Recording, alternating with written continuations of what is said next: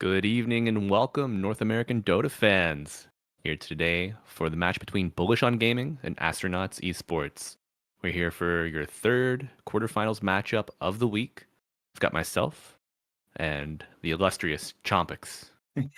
Thank you, Valibus. Well, not biased, by the way, here with the Bullish on Gaming versus Astronauts. It's going to be an intense series. Why? Well, Bullish on Gaming, I believe that they have to move to round 2 at least, else I'm going to cancel my supporter pack. No, I will always stay with them. I hope so. You know, you can transfer supporter packs this season. Who are you supporting? Currently, I'm a Fry boy. You know, right. I'd always been on the Grin win train. But then, you know, by some reason, I don't know why, I went up in the Div 2 draft. I got nominated, and Fry Boys sniped me from Grin. So I'm a Fry boy now. All right. Well, I guess the Grim didn't want you, so that's why. You know, I think the drafter had a couple twisted tees and just lost track of time. He lost a couple members that he wanted on that night, but that's neither here nor there. We're all if you want to believe that, that's on you, right? I have the DMs to prove it. They're cooked up. All right. Well, we have a Bullish on Gaming. What do you think of this? Like, do you have a favorite right now? Let's just think about like Bullish on Gaming or Astronaut Esports. Like, this is their Division 1 game, by the way. This is not Div 2. Div 2 Astronaut Esports. I was casting the last series. And wow, it was an intense. They're holding there, very resilient team, the Astronauts. Yeah, I think astronauts maybe on paper a little stronger. They did go further in the bracket last week. They made it to semifinals before falling to who did they fall to? Was it Sporkface? I think. Yeah, the O2 lost to Sporkface. We know Bullish unfortunately didn't make it out of quarterfinals. Both teams have changed a little bit though. They dropped one member. Astronauts picked up Les Shroud on the pause 5 and moved Rim to pause 1. And Chompix, who did Bullish on Gaming pick up this week? I think they have a new pause 4 player. No, they swap, yeah, but it is Destiny, maybe? Destiny, was it? I mean, Frugos. Right now we have Genitz as their post 4. Frugos is gonna be the post 5. Yeah, I guess they. What? Yeah, I think Destiny is their new pause The new 4. ones? Yeah. Okay, yeah. Yeah, so Yes. excited to see how both of these teams. We've seen a little bit of shuffle in some of the other teams that played in the quarterfinals match yesterday, and the new synergies between the players seem to work out for the better. I know that Fry Boys were missing Sammy Boy playing in the ESL qualifiers, so that kind of hurt them.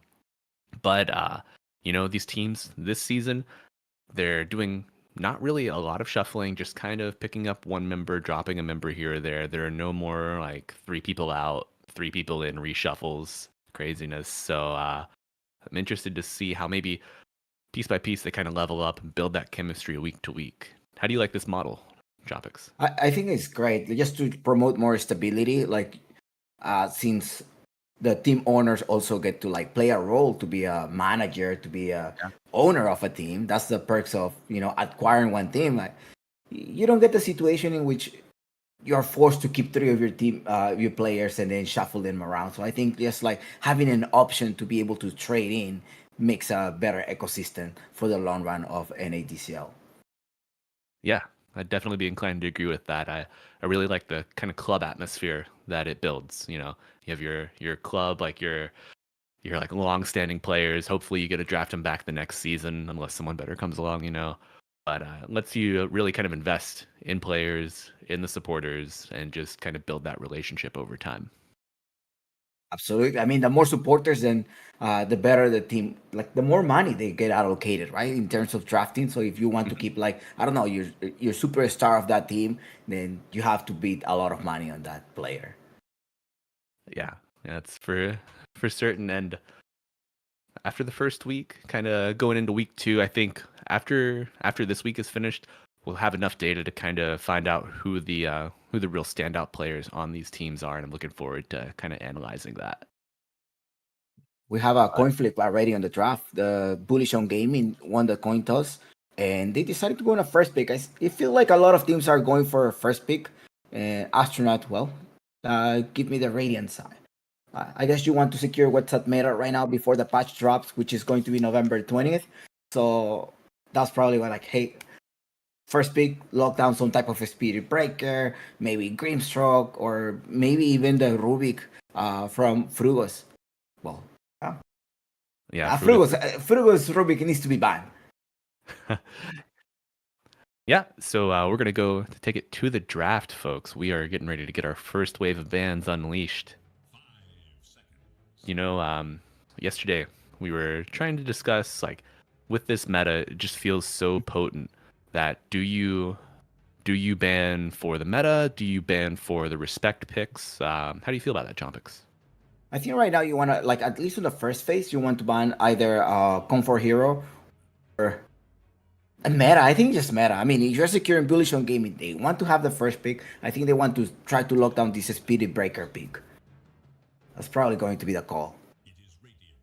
Yeah, we all know if you've been not living under a rock, or maybe even if you have been living under a rock, maybe you've seen a spirit breaker charge by and disturb your home. This hero is a nuisance, is a problem. It takes a lot of itemization or coordination to deal with. You definitely don't want to let that slip through your fingers if you are the second pick team. It brings a lot of chaos, like whenever it's something chaotic, like a single elimination match, so much chaos, you're just confused what's going on in the team fight, and it's just so annoying. The BKB personability, it's just like and the Octarine, a Wind Waker to reposition yourself, movement speed. So it just becomes so obnoxious during the team fight. So for those reasons, Spirit Breaker should be contested. Yeah. But we're not seeing that so far. I mean, Primal Beast, the Phoenix as well gets banned on Bullish on Gaming, Nature's Prophet, and Phoenix. I wonder what they are trying to target with this type of bans. The Primal Beast, the Primal Beast and Bristleback. Astronaut Esports seems like they're locking down offlaners so far. Yeah, just really taking the beefy boys out of the equation, but I'm kind of surprised to see Spirit Breaker not get banned by Astronauts. You know, they have second pick. They're interesting. Bullish don't want to take it for themselves, so they choose to ban it out. Um, we do see a good limitation of the early game, like global, kind of just removed with the Nature's Prophet and Spirit Breaker. We might anticipate a draft from Bullish that tries to play it a little slower, builds up farm. Carries that kind of fit that right now. You know, Spectre used to be in that vein, but now with the change to Shadow Step and Haunt being switched, she can play a lot earlier. So I'm really not sure what's kind of the So priority here for Bullish. with a Trend Protector, you're kind of looking for a mid late game stuff. So the Trend Protector will just like delay your game. So maybe they're thinking about a Spectre at some point. But Astronaut Ispo Willow? No, Grimstroke. Okay, Grimstroke pick here right now. So you don't have that asset. It's still open for a Rubik. I mean, you can just steal those really nice spells from the Grimstroke. Air Yeah, Spirit is banned. So a lot of movement because they don't have a catch. Remember, the Trend Protector does not have an ultimate grab. I mean, does not have any spells. It just relies on that long cooldown of the Overgrowth, BKB piercing. But that is not enough. You need something that is like trying to trap them. Like if Astronaut Esports end up picking a Weaver, I don't know how they're gonna control that. Bullish on gaming. yeah. You know, Chain Protector really doesn't offer too much in terms of control until that Overgrowth comes out. The Shard's kind of nice. It's a decently long route, and now with the change to Nature's Grasp, you can kind of get out into some spaces that you normally wouldn't have been able to while invisible. Yeah, Weaver pick here from Astronauts Esports would be a challenge for Bullish, especially paired with the Grimstroke. Weaver offers a lot of flexibility for the draft, and we see that threat realized and neutralized from Bullish on gaming with that last ban. Yeah, because like again, that position fight does not give you those conditions to stop a mobile here. Like Queen of Pain could also be nice. Just any mobile. Like look, Spirit Breakers, Earth Spirit, Weaver are also banned. And maybe they may decide on a bullish on gaming Skywrath Mage or Silence, because those are like Trend Protector and Skywrath Mage and Legion Commander. They kind of go on pair every time, and they have a. If I'm not mistaken, I want to be bold and just say like they probably have a high win rate, or at least it works really nice. Like that team synergy of those heroes is really nice. Astra Yeah, and Esports, they probably need to combine the Grimstar with some type of like a stun post one, but I think it's too early to peel up a core. So even your mid laner may be like kind of too early. Uh, are you gonna put a support? What would you prefer right now? I mean, you need to pair this movement speed and as well as this stun that the Grimstar will provide you. yeah. If I'm Astronauts Esports right now, I don't really want to reveal my one pick this early, so picking a four or a hero that can flex like the Muerta, really useful in the one, the Rubik, two, or the four. Rubik Um, is coming. Rubik is definitely an option for Frugas here on the pause for Bullish. Personally, I feel like the hero it feels like a bit of a bait right now. I know that hero specialists are usually outliers when it comes to statistics, but I just don't know if Rubik offers enough in this current meta. I mean, given a lot of these meta heroes are banned out, No, Wraithkin, never aside mind. from the Wraith Kings. The Yeah, offlaner Wraithkin, right? yeah. Just giving it The extra famous, life. It's like it's yeah. world famous position 3 Wraith King, right? Offers a lot of early game push. You can even get a little meteor hammer on your tree and protector if you are having a great game and don't have to worry about affording that shard right out of the bat. These skeletons on Wraith King, they do more damage to heroes than they do creeps or towers, and It's it so can really, annoying. yeah, it can make for a hellish early game for these supports. Grimstroke doesn't have a lot of armor. Muerta is super slow. If she gets stunned, and then by the Wraith King, and then has another stun to go on top, she's just gonna melt to those skeletons. And as you predicted, There we go. You're Ruby. I mean, you got a spell still. Like, honestly, I was thinking like a Skywrath Mage on Tron Protector, Skywrath Mage or Muerta, but hmm but since they already picked a Muerta, it's just like, hey, let me be a Muerta. So Rubik will be playing the role of a Muerta, will be playing the role of a Grimstroke as well. So many nice spells to steal from. So Astronaut Esports, how are you gonna answer? I don't think the Muerta is going to be your position one.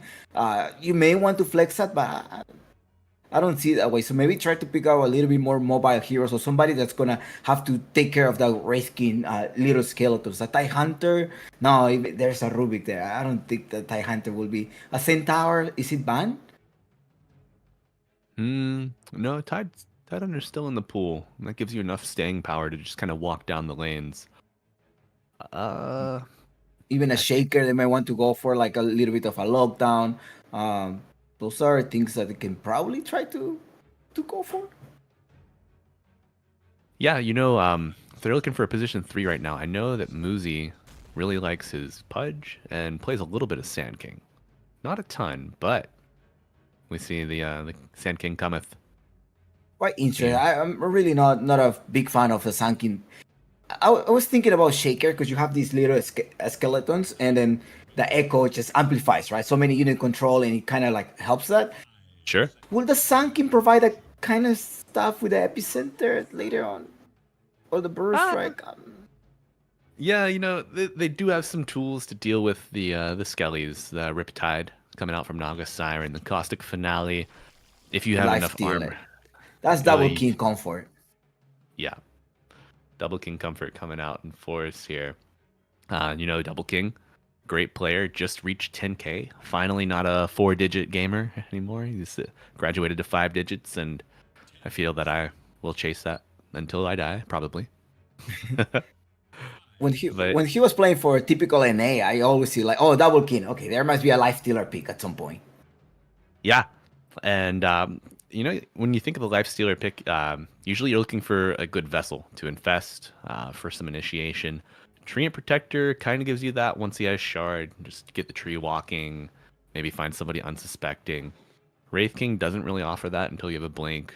I really don't think that Rubik wants to be infested. Do you think that they're picking this life stealer to have a good infest target in mind, or is that just a strict Sand King counter for you?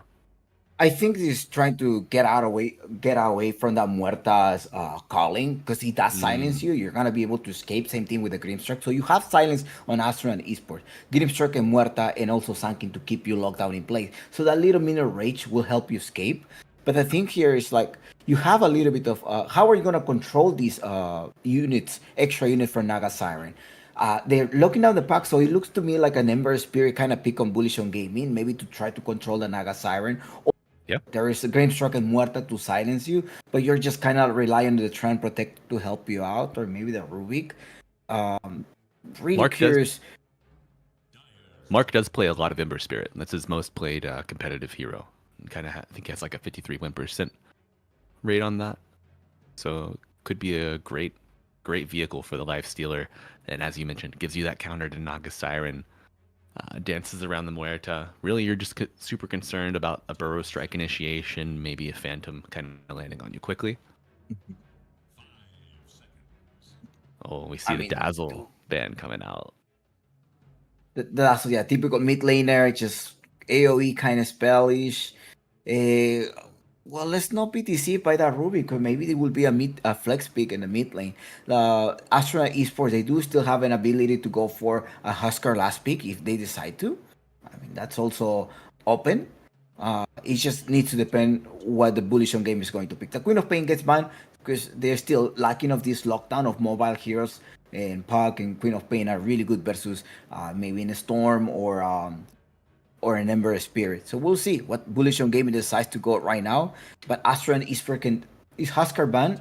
No, it's not. So they can probably try to just like play a Husker in the very last pick. Go with that very nasty last pick here and try to counter the mid lane and hopefully like to open up the map. Yeah, I mean Huskar. Huskar pick here would be critical, but Bullish on Gaming get the Magnus instead. Give you a little bit of Mark. extra wombo combo, a lot of repositioning with Skewer, Shockwave, potential Horn Toss eventually. The Empower is going to be amazing for Lifestealer Wraith King also. Wasn't Mark part of Team Magnus back in the NADPC division, like two at some point? Yeah, I remember Mark on Team Magnus with a chef kind of hat looking. All right, so maybe that's I know he Mark played for there. C-Dub. I know he played for C-Dub, and I'm not sure about his Yeah, potential or yeah. Before previous. that, he was in Team Magnus, if I'm not mistaken. Huskar last And, pick. They as sent me the script. predicted, That's why I know their picks. They sent me the script. They already tell me, hey, Chumpy, this is what we're going to do. So, Bullish on Gaming versus Astronaut Esports. What do you think here? Do you think All White will be able to like outplay Mark in the mid lane and try to open up the map? Old White's an amazing player. I haven't seen a lot of Mark, honestly. Um, I think that Bullish's draft is much easier to execute um, without considering the Huskar. I look at Bullish and I see, okay, get Radiance on Wraith King, get your Armlet, your Phase Boots on Lifestealer, go for an Overgrowth RP, and just walk down a lane after you kill everybody. Astronauts looks like a little more finessey, you know. Roseanne on the Muerta, great player, great hero for them. Lee on the Grimstroke. Not a ton of data out there. He's a newer competitive player. I think he has like 8 or 9 total pro or ticketed games. So I'll be interested to see how he performs. But the Muerta, the Grimstroke, these are heroes. Once you get on top of them, they're gonna have a really tough time escaping. And Magnus is he's looking at them like they are a snack, ready to be snatched away. So I think Bullish might have the draft advantage here. I think so. But there's one winning condition thing. I think that Bullish on Gaming may win this game as long as Furugos manage to get this silence. Without the silence, they're going to struggle on a Naga Yes. Siren when it comes online. Agreed. He needs to really be keeping that eye out for Roseanne or for Lee or for Les Shroud. Get that Phantom, get that calling, and just lock down the Naga Siren. Because they have a little bit of stun, a little bit of root, but not enough to deal with the Naga. I mean, she's got mirror image for the dispel. She's gonna get a Manta. You know, they're probably gonna build a Lotus on somebody. But also the Grimstroke dispel. It's gonna be massively helpful. Yeah, yeah. I guess Bullish on Gaming really is gonna rely on that Rubik pick because the Naga Siren later on can like be very very strong. With the Smoke of Deceit, they're already starting to play this game. Good luck, have fun. I wish you the best in your predictions. And Malibu, you gotta give me a team right now. Bullish or Bullish, Astronaut? Bullish. bullish, yeah. Okay. Yeah. Well, just by a You slight. know, I mean, it really will depend on Frugos this time. They're going on with the Smoke of Deceit. I kind of want to tilt onto Bullish on Gaming, but see, Naga Siren is starting to go around trying to get a little bit of vision. There comes the Blood Carnate as well. It's slowing them down. Let's see if Rubik is going to stay alive there. No, I don't think she's going to be alive there. no. There's a first blood at the hands of Musi. And there we go. Astronaut Esports with Musi. Former You know, Green. Was he a former Green or was he playing he at the was. qualifiers? Yeah, Grin did have Muzi on their roster during his his Div 2 tenure, you could call it, I guess. They had the likes of Muzi, LGTK. Who else was on that roster? Rojo Fireflu was on that roster as well. And then I'd have to look at the other 2 players. But Muzi getting that early first blood, the implications of that, not to be underwritten. That's going to be a very quick ring of health into a Vanguard for him. It's going to give him the tools he needs to survive against that Lifestealer. Oh no, Roseanne. I think that was very, very great of you. And you're giving that was very great. I mean, is it worth it? Likely no. Now you give the Lifestealer a free kill. Don't really have to use a lot of resources. I mean, Green Protector throws a little mana your way for the Leech Seed, but not who you want to give that early pre 1 minute kill to. A lot of gold concentrated up here in the the top lane now. Musi was trying. Yeah, they skipped the they missed that Butter Strike. In the mid lane, Mark versus Old Y. I'm sure Old Y needs to get an advantage there in the mid lane. Last pick Huskar. If you're not able to like get your items or start opening up the map, you're gonna struggle in the laning phase. A Huskar early in the game, you kind of like try to dodge him. Like yeah, let him be a Huskar. Just ignore him until we have enough assets to burst him down. Yeah, Bullish on Gaming, definitely a team that benefits from splitting the map, getting those levels, and getting that early power spike. And I really don't think they want to fight into this Huskar. They don't have a ton of control. So post armlet, those toggles are really going to be problematic for Bullish, and I think they're going to be on mode dodge for quite some time, at least until Rubik can steal something to help control them for a little longer. And Mark already with a high five is like, come here. They're entertaining each other in the mid lane. I mean, the Wraith King also in the bottom lane, he's only level 1. It's so early in the game. You need to have like level 3 to start being obnoxious in the lane. Plus, the Naga Scion will be able to get rid of the skeletons. So they do have some control on their skeletons there. So great pick on the Naga, I will say. Just really, they have to stop the Naga. If later in the game, it's going to be so hard to stop the Naga. So that is probably the winning condition in Astronaut Esports. It relies on 2 heroes rather than 1 from Bullish on Gaming. Yeah, Les Shroud knowing that they're going to have to really invest a lot into this early stage, laning stage to get Rim just the farm that he needs and ensure that mid to late game success. He buys 3 sets of tangos, has a salve already.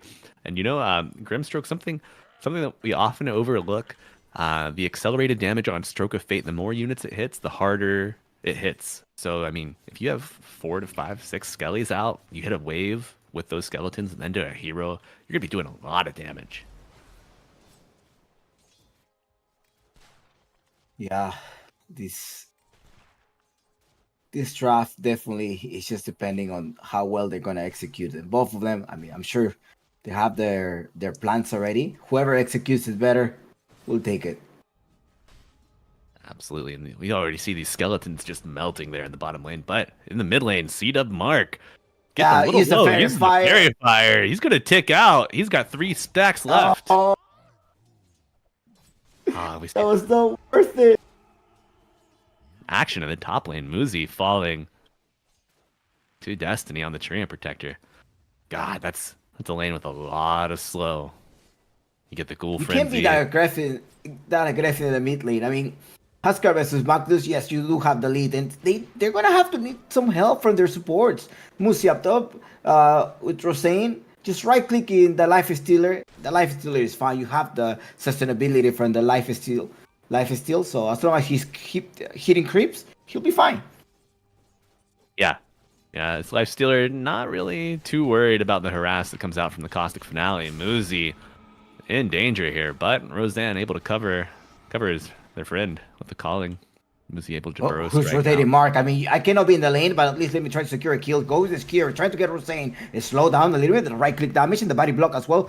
From this Treant Protector that is a dead Rosane, you're gonna quickly rotate to the mid lane. You're not winning your late. Well, I have to rotate to the top lane. I'm sure Rosane, she's like, Rosane's like, what are you doing, man? Yeah. Oh, that's so what beautiful. else he's going to do? Exactly. What else he's gonna do? The Naga Siren dying in the bottom lane off camera to myself and poor little Pop Tart over there. Yeah, Les Shroud though. Awesome. Level 3. That's where the Wraith King is the biggest threat right now. Level 3, I don't want to be in the lane. I'll do the same thing that Mark did. I'm out. Yeah, I'm gone. A little healthy all chat coming out there from a surprised Roseanne. I kind of love that kind of banter.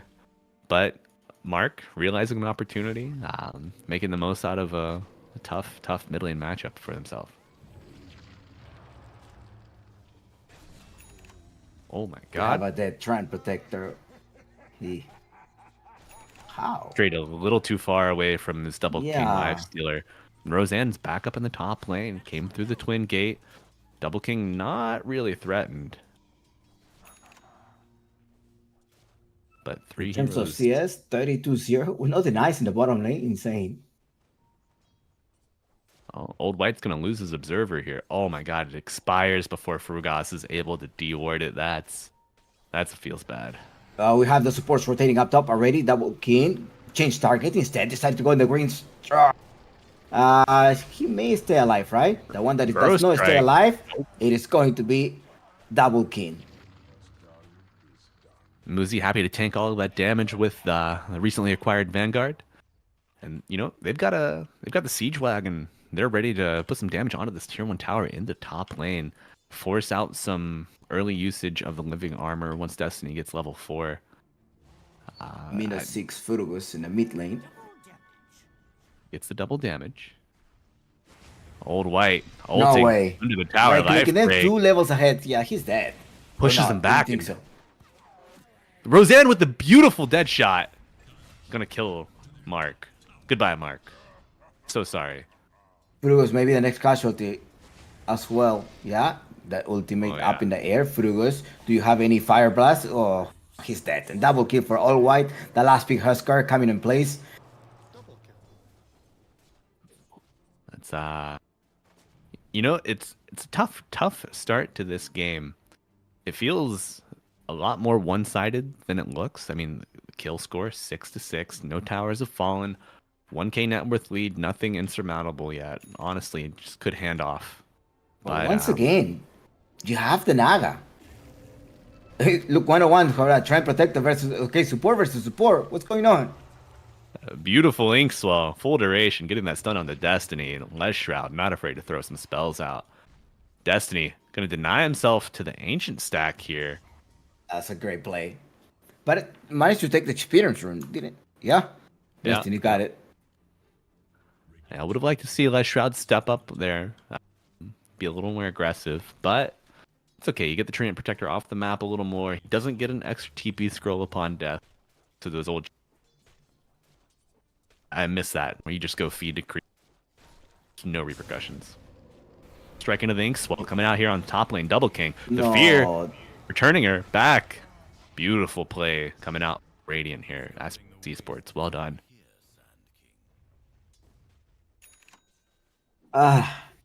That's fear. This twice the same gameplay, the same trick. And Wraith King All falls white. to Old White. That's a Huskar. That's what a Huskar needs to do. All that the Wraith King was skipping, chose to punish it rather than really well. This Old White Huskar is just seemingly everywhere on the map. Yeah, you gotta roam around and open up the map. Else, how are you gonna delay this game so that you Naga gets to farm?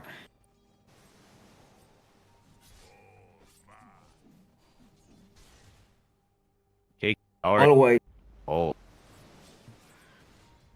He wants to kill. Do they have sight? Yeah, they already saw this Huskar. But Rosane's gonna bring with the fear. Not it's out of range. Let's see. She managed to connect 1 tree and trying to fear them, or not. the net landing on the Wraith King. Roseanne looking for the right target. Gets the calling onto Rubik. We're gonna disengage. Way out of range. Frugas not quite level 6. No calling stolen just yet. Yeah, you can't do without anything without that really level 6. Like if you're not level 6, you're just another creep. Yeah, it feels so bad playing Rubik without with only 2 spells, you know. Essentially. But later on, you're hoping that this Rubik will be able to burst down a Huskar. So Huskar's gonna need a BKB at some point. I wonder what item he's going to go first. He has the Armor of Morgan. Later on, BKB. Yeah, BKB and then probably Axe. Do you really need an Axe on him? I don't think so, right? It helps protect your vulnerable targets. It can peel off of the Naga if she gets too low. Maybe she's stunned up. She can't pop Song. So if Life Stealer's going on her, you just ult the Life Stealer. He's taunted onto you.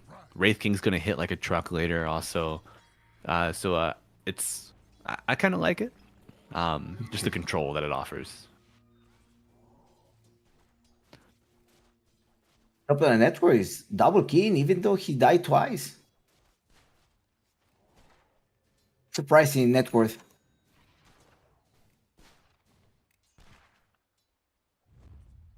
The smoke of deceit. Where are they? Where are they going? They're meeting up. Yeah, they're gonna convene on the top. Oh, okay. lane. They have the vision. They have vision of double king. They probably just want to show.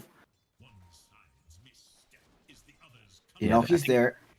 they're anticipating that they're gonna bring a hero to meet this catapult wave. And it is the level 10 or the minute 10. Moosey's smoke broke under the tower, channeling the ultimate already. The Inkswell is gonna be Oh, enough, wow.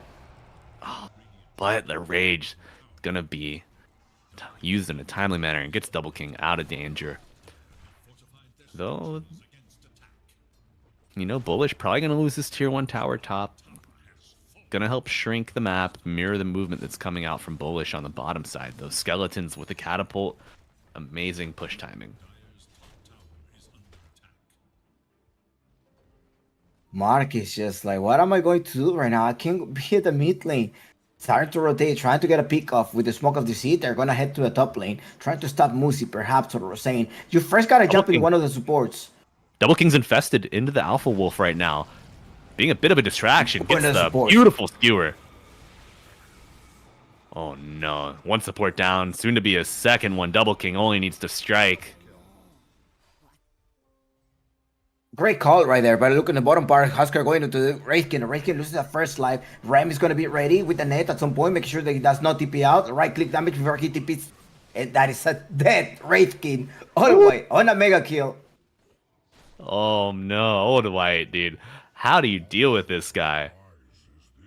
He is Gotta fine. dodge. Yeah, you gotta just like look the other way. It's like, okay, you're going bot, I'm going top. Like, I'm out. Yeah. Get your boots, get your windlace, just any movement speed that you can clutch on to run away from this Huskar and find any farm. I think it'll be very valuable. I really like how Mark, wait, hold on, the mid lane, Musi is trying to start with the epicenter, just go in the trend protector, epicenter. It feels like, hey, we just gotta like kill them all. And Overgrowth. right click damage, you have the slowdown as well, just in case from the Grimstroke, no extra movement is speed, and that's always unstoppable. Yeah, they have to farm, careful, all white, right clicks on the Grimstroke is gonna die, and that is a dead Grimstroke, King is free, you gotta evacuate by Musi, jumps in with this lockdown. Oh my god, the repositioning due to the Huskar ult onto the Inkswell and the fatal bond or the bonds. Oh man, Mark trying to contribute a little bit. Oh, It's still dead.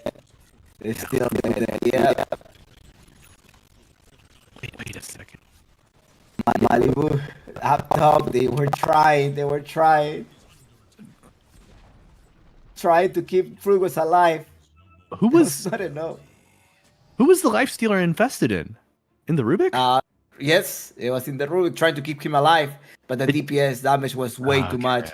Yeah. That inner fire and those burning spears just end up killing Rubik.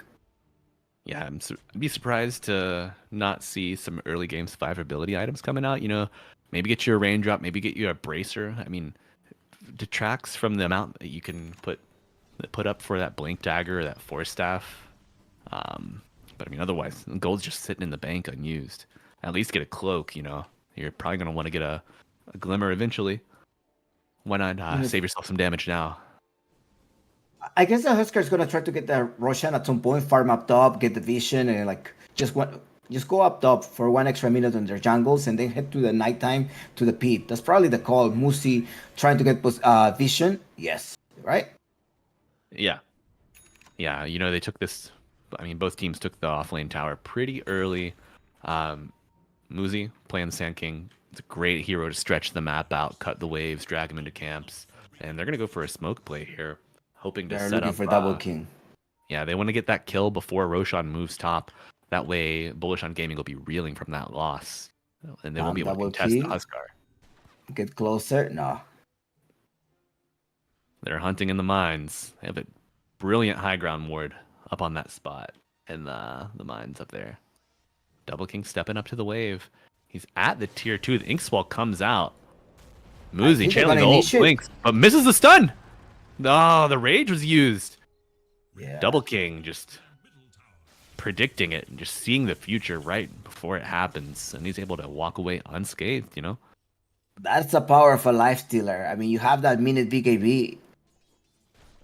Yeah. And to take care of the Naga illusions, Maelstrom, that's what I was hoping for. Just gotta make sure you have something to take care of those illusions. And a little bit of burst magical damage at some point trying to kill this Huskar, who happens to be in the pit right now. So minute 15, he was farming, expecting that minute, and it's time for him to get the rush. And with that rush, that safety car is gonna allow them to get tier 2 tower. Always right clicking, and the BKB is also gonna come, and that's going to be changed into a tier 2 tower up top and try to keep control of the map, making sure that this Naga Sirens gets a free farm. Yeah, Roshan doing his best to try to take out the Huskar, gave him a couple bashes, but Old White masterfully toggles and survives it. And this is looking more like a free tier 2 tower for Astronauts Esports, looking to convert that Aegis into some map control. See, top tower tier 2, yeah, they get it. Yeah, that's free. That's a free one. I don't think they have anything to contest right now. This Huskar is just, it's big.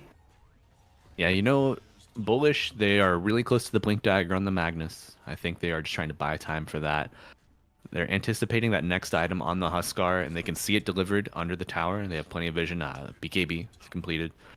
So I think right now, Bullish, they're like, guys, we're in a little bit of a tough spot. Probably not going to be able to contest any of these tier 2s due to Aegis, due to BKB. Also, they've got Song. They're going to have Epicenter up soon. So Bullish, they're just going to try to diverge and get what they can out of the map here. Rightfully so. Yeah, and they made some marks right now. Roseanne was like, hey, we got to push in the mid lane and also got to push the bottom lane. That Aghanim Scepter on Huskar is going to allow you to do that. It's just like, you be my tank. Just be my front laner. Just right click. You see anybody, just jump on them. We're going to follow you. Double King gets a spot right now. Somebody's taking their... Oh, Double King. He escaped. But look, they may spot someone right there. That is going to be the Wraith King. It looks like they're TPing. The Husker are going to try to TP, and they're going to just meet him halfway. Nah, he escapes. Yeah, the Wraith King turns off the Radiance, hoping to dodge anybody that might pursue him. Not give them another tool to find him. But smoke, 4 people on Astronauts walking into the triangle. Naga scouting with some illusions. Not really going to find anybody. This whole minute and a half is pretty much lost. They were not able to get any kills. I mean, they got the tier 2 tower, but that was it. So really nice kiting by Bullish on Gaming. Yeah, we saw this kind of style of Dota try to be played yesterday. Didn't really work out for the losing team. I'm not going to mention any names just because it's still a little too fresh. But when you cannot match the enemy team's power spike, this is exactly what you do. Dodge, farm. Dodge, farm. Lose a tower, it's fine. If you lose a tower and some heroes, then you're really in dire straits. All right, they're gonna try to initiate right now, 2 of them, and Double King goes to the right click damage. RP is ready, but I don't think he's gonna have to use it right now. Yeah, he's dead. And All White keeps right clicking, the lifesteal is gonna die, and that is a dead. Yeah, 2 of your cores are gone, and that just implies annihilate them all. No. Get the supports, get the Trend Protector, get the Rubik first. Yeah, kill the Rubik 1-on-1. You take care of that one, I take care of the other one, and that is 4 heroes down at the expense of 0 casualty and tier 2 tower. The creeps will come. There's going to be a free tower. Yeah, as soon as like 10 seconds into that fight, we see KK on the Wraith King just leave. He just walks towards the top tier 1, tries to get a little bit of farm. The Blink Dagger's flying out to him, so, you know, he loses some friends, loses another tower, but ultimately he's got his Blink, he's got his Radiance, he's going to be able to open up the map and continue to push and split these side lanes. So he's got a little bit of a smile. Something that I forgot to mention earlier was that Magnus without BKB is useless. Yep. Versus Grimstroke and Muerta.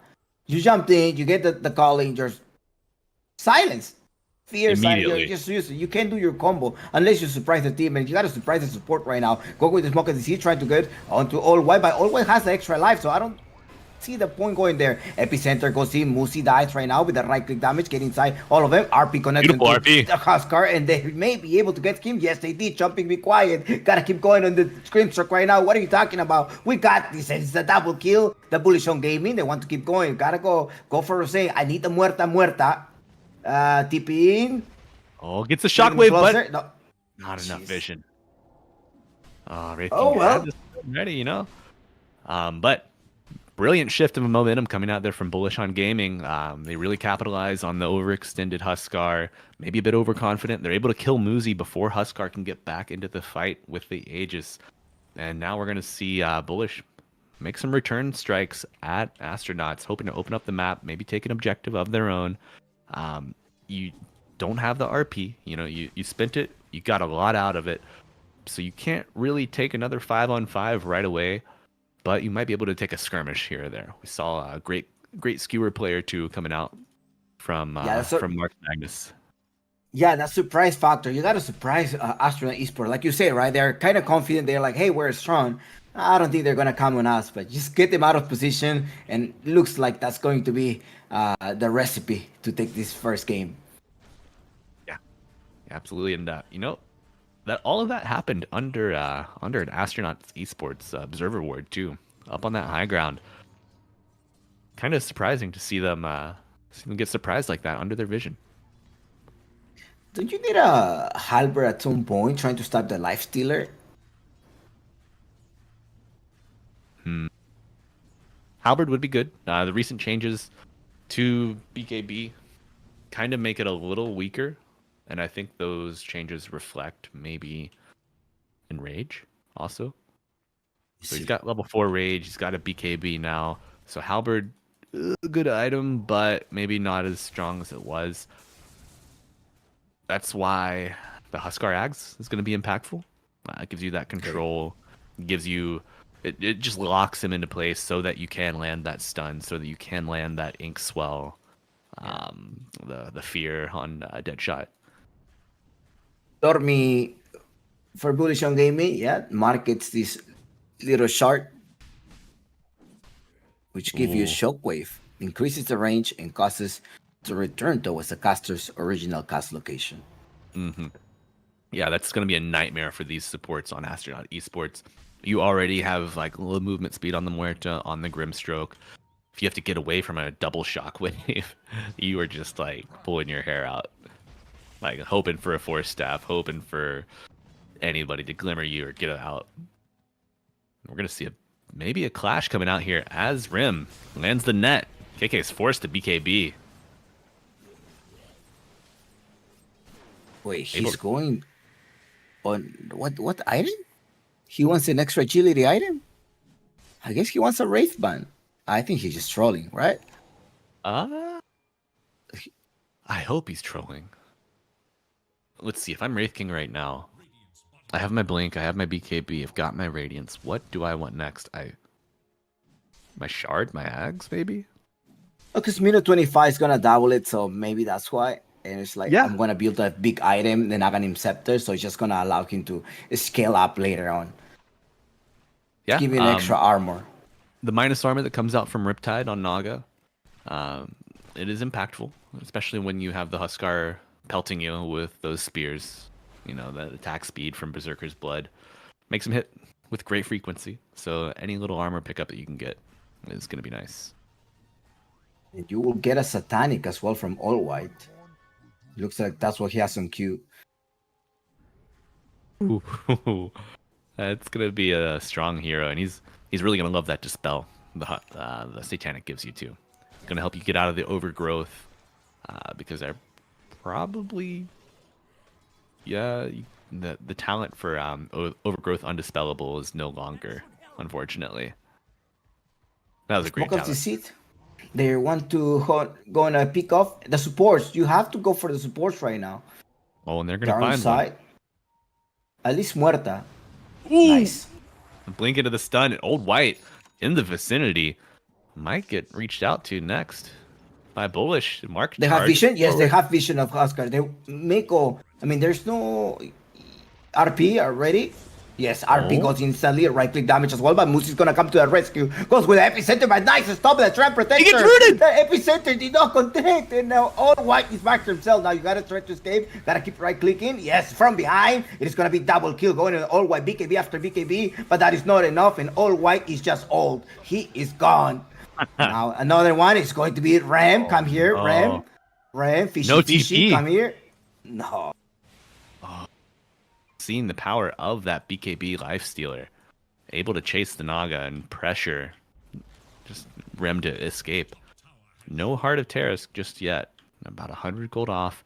And Destiny proving that they are a worthwhile pickup in this week 2 for Bullish on Gaming. Breaking the Sand King, the contribution from that, just That ruling him was out so completely. cool. Yeah. Yeah. Is that Mposhka's Smurf? Because that happened in like the same part of the map that happened to Gaiman for Miposhka when he broke the smoke and just overgrowth to all of them. That was so, because the epicenter is like, yeah, it's fine. Go pick over my Huskar. I'm coming in with an epicenter. And I was like, no, what you say? You're not going anywhere. That is a Hold that Trem spot. protector. Oh, Wait, and hold Frugas on. with a stolen Naga song. He will Oh escape, right? my. Yeah, he's. But Muzi Hit a double continues to king. chase. Yeah, they know that he's infested in a creep somewhere, but he's not gonna find the mark. And to stop the life steal later on, he's thinking of an IF Scotty. Muerta Hmm. with the Tarask. We'll find out. Well, gotta make sure that your supports don't get picked up. Supports are huge value right now for Astronaut Esports at this moment of the game. Yeah, that's been the mark of success for both teams here, finding those supports. But Double King pops the BKB, still has the rage available. He's pounding into the Nog. Muzi have the rage. Muzi to fall on the Sand King. Double King gonna chase down Lee. Ledge next. 2 to fall, and oh my god, Double King has the Aegis. He's content to just walk, just A-click through the jungle, A-click through the lane. They're gonna chase more. They're gonna find Rim is in the river. He's rooted by Destiny. Oh no. What's going on, Rim? He has to use the Trying to song to get escape. out. Lift him Yeah. up. No. Maybe a little more cast range. If if Frugas had a cast range neutral, absolutely. Eye of the Vizier would have given him that range. Sit outside of the song, but get the lift. Yeah. Well, tier 2 tower, they managed to secure that. He had a cheese, right? Yeah, the Wraith King has a cheese. Mhm. Cheese that has like 3 lives right now. Rem, are you sure you want to kill him? Oh, very dicey. Oh, and we were talking about the stopgap for KK on the Wraith King. Picks up the Wraith Band, knowing that he'll need a little bit of farm before he gets to his next item. Hold that thought. In the backside. Ooh. They managed to leash them together. The Naga Science losing so much HP. They're going on a Musi. They do detect Musi, but Rosane. Okay. The You know good why Yules. first life? Oh, Okay. Well, here's you're back gonna from be the able to get dead. at least as a position 1. Yes, Ram is dead. I think so. Yeah, The Ram. heal. Ram. Keeps attacking in. Managed to use a mirror image. But Fred Oh, was in the back. Quit the blood. And Musi, maybe the next casualty. Yes, they're jumping over. They're trying to look for Musi. But all while still alive, somebody needs to just right click all while at some point. You gotta have to use the halberd. Nice. Furugo's in the back with those nice no spells. way. Kings. But looking for the leaf. They're ready to go again. Frugas sitting in Viz, but it's not going to really contribute anything at all. Double King feared Yeah. under the tower, and he's controlled and dies. Frugas steals Burrow Strike. Great spell, but he's going to get spotted out. Muzi has the Yules to interrupt. Now he's going to stun. Maybe give the kill to Old White here. Let's see what happens. Oh my god, Frugas, he's surviving for so long. Stunned, it doesn't matter though. He falls. He's dead for 47. No Great, halberd to stop this Huskar. But great who's gonna build a reversal. halberd right now? Dude, no one wants to build a halberd on that team. Yeah, I mean, yeah, I don't think you want to do that, right? Instead of trying to get a hex, but he has to have a BKB. That's it. It's an I issue think, right now. yeah, I think they're more going to lean heavily on the team itemization coming out from the Wraith King. He just finishes Aghanim Scepter. So, Nice. you die, you're going to be able to fight for a little longer. You're going to be able to throw those spells, sling them around a little bit. And maybe they think that'll be enough of a stopgap in the itemization to get them Yeah, through the next AC as well. Like AC will come up next. Mm-hmm. Oh, did I don't- Double Wraith King King needs decide not? Did he decide not to go for the Scotty? Uh, guess. oh yeah, he's the one building the AC. I thought the Wraith King was gonna build the AC. No, both Uh-oh. of them. Both of them No, have acute. You got to talk like, to your okay, teammates. whoever gets first. Whoever gets it first. The Smoke of the Sea, they're gonna have to surprise. They know there's no BKB. Oh no, there is BKB, but still they're gonna try to fight right now, looking for a support. That's the first thing that you gotta do, Mark. He's infested going on Musi. They managed to spot There's Musi. that And silence. Musi Pump fake the RP Ravage. going on. No, Oh, he's Musi fighting is to the back alive. line. Musi Les, escaped. what? They're all surviving. Beautiful disengage coming out. Oh no. Okay. BKB is gonna get through in the first hit No bash. Are you way, kidding me? no way, no way. They're hitting on Ram. Right click Ram to death. Musi to the rescue with Epicenter. That is not going to be enough. Then they keep right clicking them up in the air. That's 4 versus 1. And Musi managed to get a burst strike stolen. And Oh Rosane is my gone. god, the ghost tree comes back from the death and gets a kill.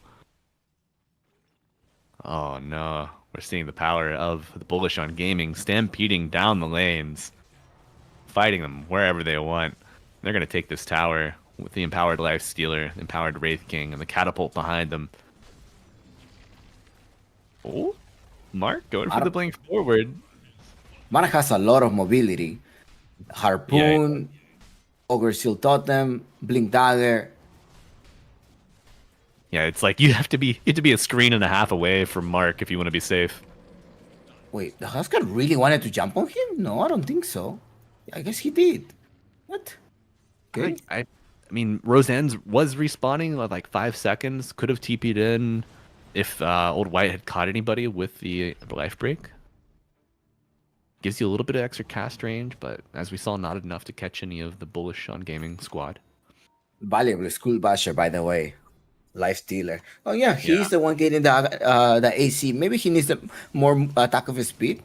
So Wraith King instead. Well, he also has the AC. Huh. oh, Wraith King just queued up. Oh my god, he can't make up his mind. Wraith King had an AC queued up, changed it. Had a Scotty queued up, changed it. Had a refresher queued up, changed it. Now he's going Shivas. Very, Gotta stop very. the region. Yeah, Because they didn't go for an Eye of Escari right now. Look at the Life Stealer. Earlier was heading into an Eye of Escari. And it seems like, I guess we just need more armor in Shivas, trying to stop the region from them.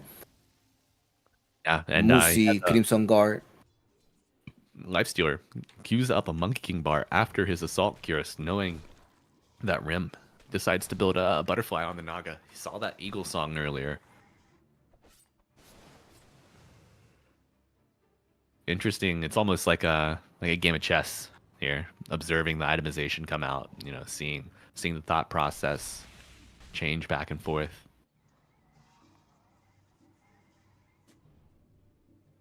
I Muzi. feel like I think I treat items like your clothes. You know, you gotta look at the weather outside and you gotta adjust to it. Absolutely. That's a great metaphor. Like you can't build the same thing. Like you cannot wear the same thing. I mean, sometimes you can, but yeah. Yeah, don't wear it twice in a And row. moving to Minnesota here, I found people like wear shorts on like a -5 degrees or like 10 degrees Fahrenheit. I'm like, oh, I was not able to do that.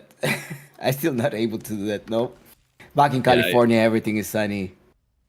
yeah, you're seeing the old gamer stereotype wearing cargo shorts in any weather. It doesn't matter. I'm fine. My legs don't get cold. You Yeah. always hear that one come out, you know.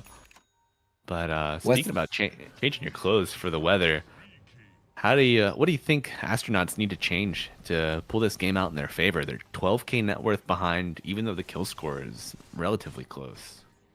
We'll find out Dagan Scepter how impactful is going to be in the Sankey. But right now, the surprise factor, I think they want to surprise him with the Smoke of the Sea. They're heading up top. Mark by himself, he does have a BKB on 6 seconds. Most likely going to try to spot somebody. Yes, they know they're up top. They already have sight of that. They at least saw someone. Yes, they saw... Okay, they saw Rem going on Rem. BKB at some point gotta pop out and keep right clicking them. Comes here with the overcut as well, trying to lock down Rem. Rem is not gonna be able to pop the siren. He did pop the siren, but that was not enough. And they keep attacking right now, all the way to the rescue, trying to right click. Life Stealer on one side, but the Basher keeps going on one. Come here, hey, what are you doing? And there is a little bit help right now coming from the Magnus Ghost. Oh In the no! backside, the Wraith King just Les Shroud literally TP's out. Oh, Destiny's so close. Had the Nature's Guys bash cooked up, would have been rooted, but timely TP coming out from Grimstroke. Buys a gem Insane. immediately upon arriving back at the fountain. Really great movement coming out there from the Bullish on Gaming lineup. I Increase that guess it's network. Lincoln's. I guess it's Yeah. Lincoln a sphere on. No, not even Lincoln's, because you're coming out with the RP. What does the Naga Siren need? Has the Or just butterfly need a support to finish. be nearby? Yeah, I guess. She has a disperser queued up also. But It's I kind don't of think you're gonna hard. have enough time. Yeah, you're not gonna have enough time to farm up a disperser. It's 3,200 gold away. Oof, And they end up losing bullish. their objectives right now. I mean, their rocks. Oh god. Oh wow. Russian time at some point. Yeah, Russian coming in 11 seconds. That's gonna be the third one. So that has a refresher up top. Did the race can finish up with the refresher? No, he may be able to queue that one. I mean, get this one or double RP. Maybe double RP. Ooh, yeah. RP has been great just to counter the BKB from the Oh, Huskar. Gives you they that have double control. cheese. They're gonna contest this. It looks like they're walking all the way up north. The team of Astronaut Esports, they want to land Destiny on breaks the Russia. Let's smoke. see. Oh Oh, Muzi no, missed the all smoke. white, perma lockdown. He is dead. They're going on Oh, already. Look what's double going king on. finishes the Roche. Muzi looking for the Burrow Strike steal. He doesn't have any free inventory space, though. Won't jump in. Oh, and his team is just melting behind him. Rim falling under half health. Double King arrives just in time to finish the job with a couple right clicks. Oh, hey. Those. Yeah. Yeah, Oh, I'm. yeah. I'm not looking at how you're gonna save your Naga Sire. I mean, the Naga Sire could be strong, but the issue is like when they are jumping on her with perma lockdown, it's so hard. Yeah, now they're gonna try to secure a kill. There's no possibility of buyback and double kill. They probably say, hey, let's force them type of buybacks. If they don't buy back in the next 10 seconds, that means they don't have it. So go for the whole objectives. Go for the tier 4 towers. Get the threat at some point. The race king is super, super, super annoying right now. Oh no, who's jumping in? Jumping in the Ooh. backside. It happens to be the Sun King. Muzi, one of the only heroes to buy back on the Radiant side. Wraith King getting a little low, but I don't think he cares. He's got ult, he's got refresher. His team's hitting tier 4s. He's content to buy that time. Mark jumps in, gets the skewer back on Roseanne. Roseanne pops the BKB, pops the Pierce the Veil. Just trying to click anybody, but they're all running away from her. Oh, an old white back into the fray. Rim just getting stunned outside of his fountain, able to walk back. KK in the fountain. That's the second death. Old white falls. Oh, and it's looking dire for the Radiant team. Rim gets skewered back near his ancient. Will they die at the same time? Let's find out. Beautiful voice line after the beautiful song, but it's not going to be enough to save Rim as he gets skewered out of the fountain again and falls. GG called from Astronauts 38 minutes in with a kill score 37-22. Chompix, Go bullish. no bullish, yeah. Oh man, what a great game played by Bullish on Gaming. They were able to outlast the Huskar, who had an 8-0 start to that game. Played it masterfully. So They got surprised. I really think like this Magnus surprised them and get them out of like positioning, and the supports really couldn't do anything to stay alive. yeah, that early game flexibility that we saw from Mark, knowing that he was getting demolished mid, he died behind his tier 2 almost. He just left the lane, got that kill on Roseanne early in the top lane, and that flexibility afforded Bullish on Gaming a victory like 30 minutes later, you know? Yeah, I mean, Astronaut Esports, they maybe have a 30-year-old player in their stock. I don't know. Hey, as a 34-year-old, I take offense to that, you know. Okay. but Chompix, so imagine this: you're the coach for Astronaut Esports. They had an amazing early game, and then they just got rolled through the mid game, through the late game. How do you boost your team up here? What do you tell them? Just like we did well. You just gotta come out, gotta think about our our objectives once again and work as a team, because I feel like they were like way too confident. They had a strong Huskar and was just diving on the towers, and they were a little bit spread out. It's like, yeah, we got this, don't worry, just keep going. And Bullish on Gaming surprised them, killed the supports, and then just killed the whole course one by one. Yeah, I They did I well. definitely agree with Astronaut that Esports advice. did well. I think they did well. It's just like later in the mid game, they lost. Maybe they lost focus, or I don't, they really, because like maybe they were just too confident. They were like, oh yeah, we got this game under the back. But you have a Husker that is an early game. That was so early. The Wraith King was building out great items, and later on, Hmm. it Yeah, was a Wraith King. the itemization from Bullish on Gaming, absolutely amazing there. And looking at Astronaut Esports, the stat lines, none of their deaths were too far ahead of their teammates, so that shows that they were doing their best to coordinate as a team, but maybe on a micro level, on a macro level, they just got outplayed. And we'll see maybe if they can fix that with the draft in round two. But we're going to take a quick break between game one and game two, and we'll be right back with more NADCL action here in a moment.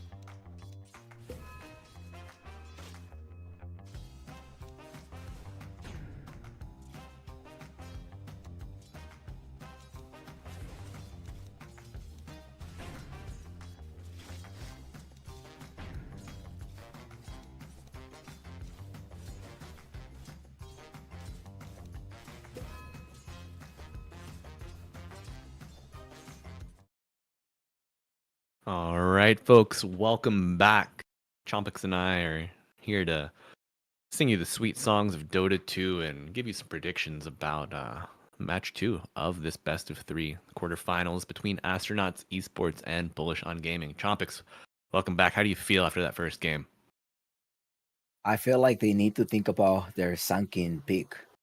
I'm not a favorite of the sunken offlaner. I don't know what strategy. I mean, yes, it worked in the early game, but later in the mid lane, what things can it offer? I mean, just the idea was nice. Something fell off. I still cannot decoy what fell off for Astronaut Esports. They had the early lead. They had definitely the early lead, but the Wraith game becomes so so Yeah, obnoxious. Like how are maybe ban on the Wraith skin or try to steal the Wraith skin pick.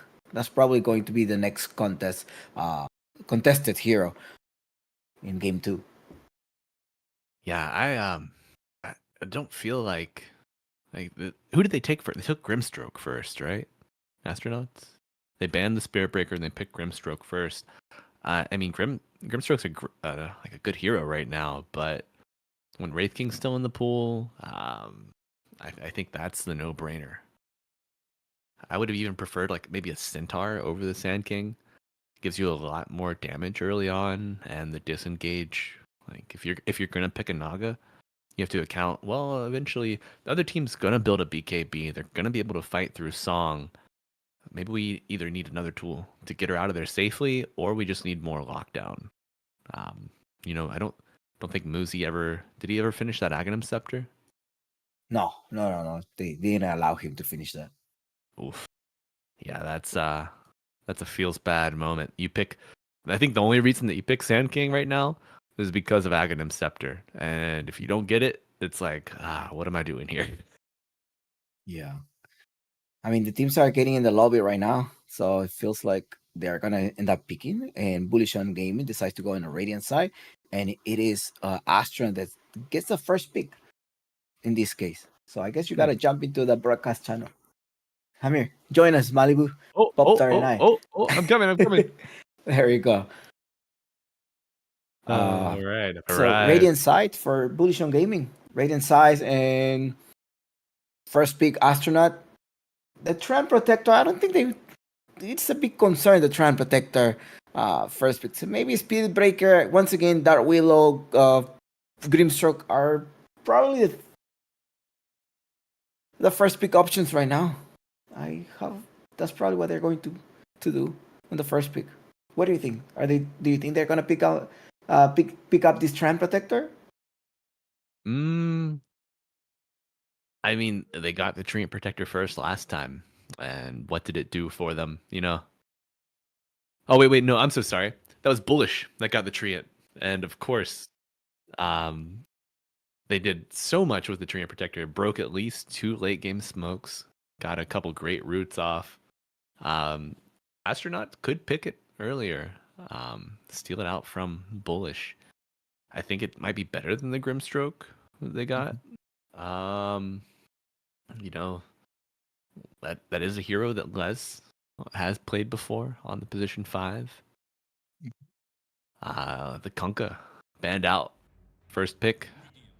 Yeah, that's a mid Like last laner, game. like so annoying. Like farms well, has way too many sablers. The torrent, tidal wave. It just brings so much utility. A hex later on, an AC if you want to, blade mail, terrace. Just too much to take care of. Like just ban it. Same thing like with the Spirit Breaker. So those reasons you decide to ban the Spirit Breaker. Grimstorm most likely and Bullish on game in Nature's Prophet. So anything that is like global stuff like Spirit, Niche Prophet, and maybe even the Spectre, what Bullish on game is going to ban. Like even if you have a Spectre right now, you can either pair it up with Dawnbreaker. That's the other global option Mm-hmm. that you have. Since there is no Spirit Breaker nor Nature's Prophet. Yeah. I mean, you could throw Zeus in there too. That makes the draft a little wonky though. Having 3 globals from your cores, it's like, well, we have all of this access to the map, but who wants to go in first? And it's a little hard to draft your initiators on your pause 4, Mm-hmm. your pause 5. That's Yeah. rarely a success. But the Bristleback band coming out from Astronaut is going to bounce back up to Bullish for their final band of the first phase. Who do they not want to play against? The Phoenix. All right, so maybe looking for those beefy heroes again themselves, hoping to pick up the Wraith King again. Um, Centaur comes to mind. Hmm. Willow. You want, I think I yeah, think it's either you pick a Willow or a Grimstroke. Once again, first pick Astronaut Esports. Unless they have like a mid laner right away. I mean, picking a mid laner this early in the game is kind of hard because then you can come out with two supports and help out the mid lane. The Primal Beast, okay, great. That's no hero, no. oh, there's a hero. Astronaut Esports snatching the CK, I unbanned think through it's the way too first early. wave. I think it's way too early to put to just go with a CK right now. Really? Yeah, I don't think it's just like that broken. I mean, it's great offlaner if you want to just go as an offlaner, extra phantasm, or even if you go as a position one. They may pair up with a green struck for sure, but I think it's just way too early. Okay. I could be inclined to agree with that. But astronauts, they had a strong mid lane, but their safe lane, their off lane, it didn't really feel like anything of note. They got a little bit of farm on the Naga, but they were able to crush it. And I think if you draft for lanes, maybe you have a better chance of success.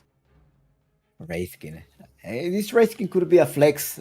Bullish on Gaming has a last pick, so they could send the Wraithkin as a post one, or it's still going on as a mid laner. I'm sorry, as an off laner. And Wraithkin, we already seen how lethal it is in the off lane. And Double King plays a Wraithkin as well. He's a king. He does play a Wraithkin. A king for a king, you know. When they're banning out the Ursa on Astro. Or Jompix, have you fallen victim to the new Ursa build, like the Wind Waker, Octarine, Ags, Heart build? It No, is but not fun to play against. So so so scary, man. You just I cannot haven't be played PUBG controlled. in a week. Not gonna lie, I'm waiting for the new patch. Yeah, you and November Ortiz 20. both, right?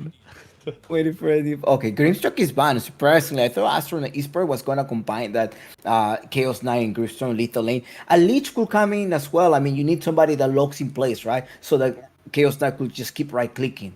So that could be a side there. Astronaut Esports. I mean, Astronaut could also like decide to go as a post one Chaos Knight and maybe go with a Timbersaw pick, or like I know we're not seeing Timbersaw that much, but Timbersaw is very strong versus strength heroes. Yeah, he got picked in, I think, some of the SA qualifiers, if I'm not Yeah. mistaken. Yeah, I saw that nutty play. The Timber Saw got X marked. He was in his fountain. He threw his Timber Chain out. It connected with a tree. He got X marked across the map, but then the Timber Chain still had connected. So it dragged him from mid river all the way back to his fountain. It was just absolute wackiness, and I love Yeah. that when it's in That, present in Dota 2. that was Italiano Gangster. Hopefully, we're gonna see Italiano Gangster Yeah. at some edition of NADCL. He needs to Ooh, come here. Yeah, hopefully. you have you have some insider information. No, I mean, I'm hoping that he comes here in the next season or the next round. Yeah, Italiano that's Gangster. something that's actually a great point, Jompix. I feel like the level of competition from season 4 now to season 5 has increased. We saw a higher average MMR between the player base, and it feels like the games. We've seen a lot of 2-0s actually, but it feels like the games have been more. I don't know. There's been more parity, more equity between these teams, and we see the Warlock come out from Astronauts. What do you think about that? Well, astronaut.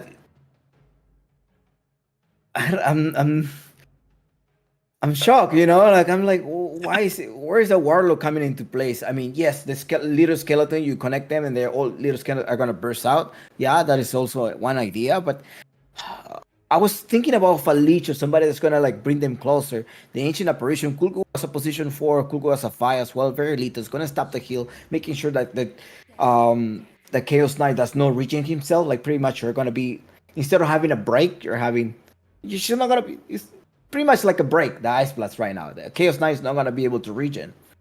Right. So that's where the Chaos Knight is gonna suffer. You have a Muerta, although I mean, if the Ancient Apparition is well positioned, doesn't really do anything. Yeah, I feel that a problem with Astronaut Esports draft last game, they had the Muerta, they had the Grimstroke, and these are heroes that kind of have the same hero profile. You know, they don't want to be anywhere near the front line. Uh, very very positioning heavy. They're very slow heroes, and they're so vulnerable to being jumped. We saw Bullish on gaming. They had the tools to jump these supports and astronauts. They're repeating a very, very similar style of draft, especially in their supports, picking the Muerta again, picking the Warlock.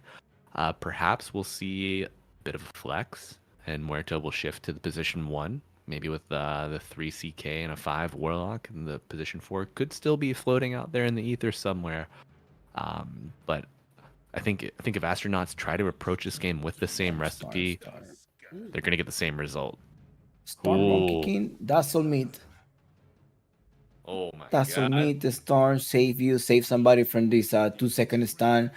Uh, Seems good. Like make some time until the Kalin is gone. A very aggressive pick on Bullish on gaming. It looks like they just want to finish up the game very early. Any task position 4, Ancient Apparition as a fight. That's all mid laning, roaming around, just destroying your armor. I think you still. Okay, well, the Dazzle is going to be in the mid lane right now. How are you going to stop the Dazzle with the Rubik mid? I have seen like really nice Rubik versus Dazzle in the mid lane, but Astronaut Esport then will become a squishy hero. Without the Primal Beast, although Primal Beast could have been nice. Nah, it's banned already. Rebels band, yeah, maybe you TIE pick up a Hunter? yeah, I mean, Tide could survive it. Oh, Laundry. this is a hero. I like it. It's a Laundry offlane, right? Or Laundry mid? Uh, I either want to see the Lone Druid in the 3 or the 2. I don't like the Lone Druid 1 so much. Mhm.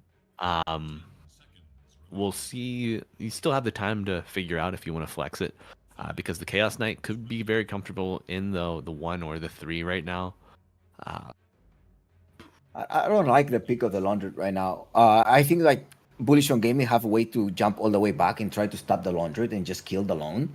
So that's what I'm like. He has to really, really be a level 25 laundry right now, because I think it's a hard game for him. Like, yes, your little bear could kill the ancient apparition and maybe even the dazzle, but if they jump on you, you're gone. You're leaving your team with 4 versus 5. Um, Wraith, I'm still.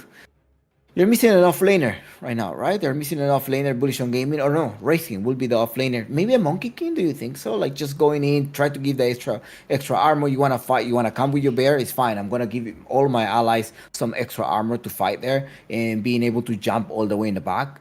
You don't have a way to stop me, kind of. Yeah, What I other mean, position 1 do you think?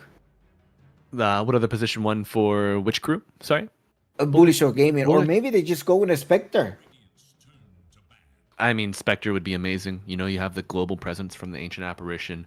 Uh, a snowballed Wraith King is absolutely terrifying. And oh Is my god, yo, is Chomp, Bullish on gaming like listening to me right now? Because like they end up banning this TIE Hunter. I mean, they listened to you last game and it worked out for them. But Brewmaster out of okay. do the Wraith King skeletons do they benefit from Tusk's aura? Do you know? I will assume, right? Because it's for all allies, or Oh my god, for tag team, dude, imagine that's those it, skeletons. They hurt so freaking bad already. or is it only like hero base? Like I'm not sure. Oy. I'm sure We're people gonna in have the to, chat knows it. Yeah. yeah, Chad, if you know it, go ahead and type it for your chance to win a NADCL coffee mug. You can talk to Peter about that one. Yeah. Let's see. Oh, the It, Spectre ban. Oh. so tag team just says causing enemies that are attacked under it to take bonus physical damage. Affects attacks from allied heroes, Tusk, or any of his units. So not skeletons are not heroes. They feel But like it though. Astronaut Esports banned the Spectre. Yeah, the Spectre could have been really good on Bullish on gaming because you're gonna have the task and the dazzle in the ignition operation rotating, and then just like surprising with an Spectre and a Batrider peak. Honestly, that's gonna be a Batrider meet. You need a Willow. No Willow. No. I mean, you need somebody that's gonna try to stop the movement speed of this Batrider.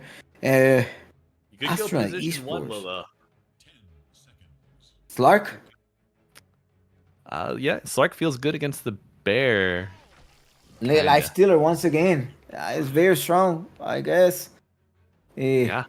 Run it Rand back, plus you one. know? Mark All on the right. Dazzle. Dazzle versus Batrider. That's gonna be a fine exchange there in the mid lane.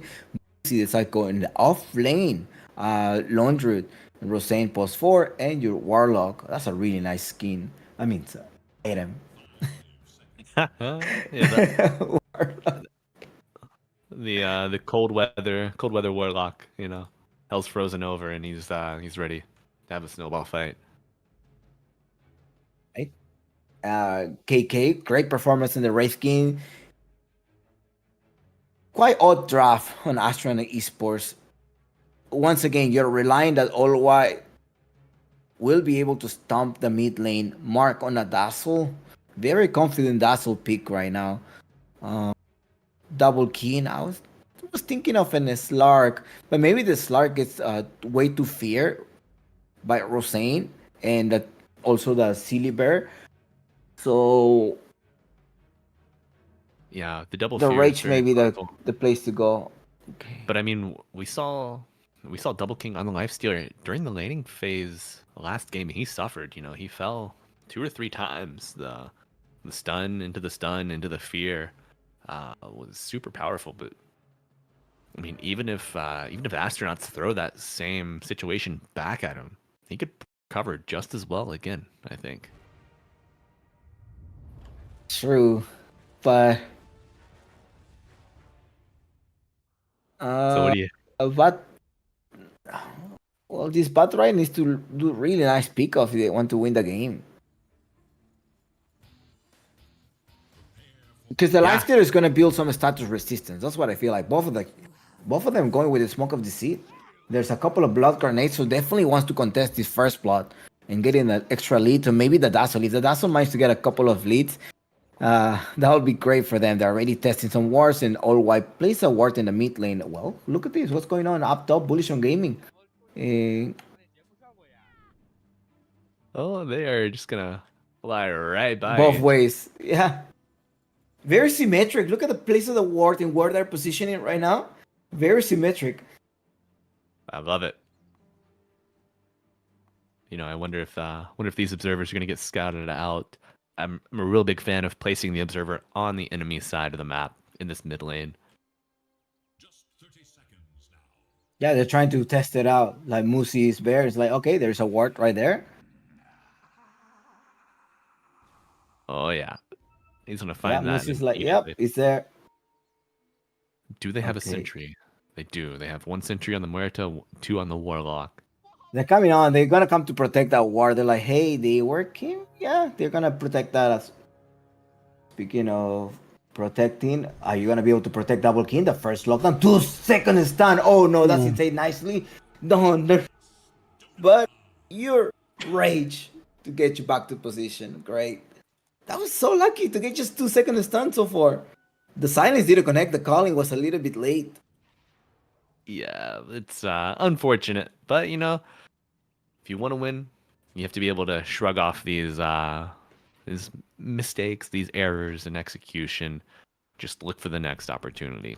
Always be looking forward, you know. He's on gaming. All right, Destiny finding that early sentry ward blocking his easy camp, so he's gonna get a free spawn there unless it's body blocked at the first minute. I don't think Roseanne's gonna be able to position for that. The chilling touch is far too strong to go toe to toe with. But you Have you know, seen Musie's performance on Bear? not recently, but I do recall Muzi enjoying the Lone Druid. You know, I'm gonna have to eat my words because Roseanne bold enough to walk over, get the courier snipe, and the creep can't block. So I am both a fool and wrong. Great job, Roseanne. Oh, that chilling touch, chipping her down though over time. Up Yeah, it's so annoying to play versus an NAA. and interesting here. Okay, yeah, Warlock ripping out those fatal bonds early, just trying to buy the CK. A little bit of space. Chaos Bolt's gonna land onto Frugas. Getting the Tusk Glow, and we're gonna see a first Oh, blood come out here for CK. This is not the hero. This is not the player that you want to give a free start. Reality no, Rift immediately pulling Ren. KK. Oh, you know, So the fatal bonds, right? Going on those little skeletons as well later on, it's gonna hurt. That's mhm. probably the reason why they go for this Warlock. Yes, it's gonna help you in the early game.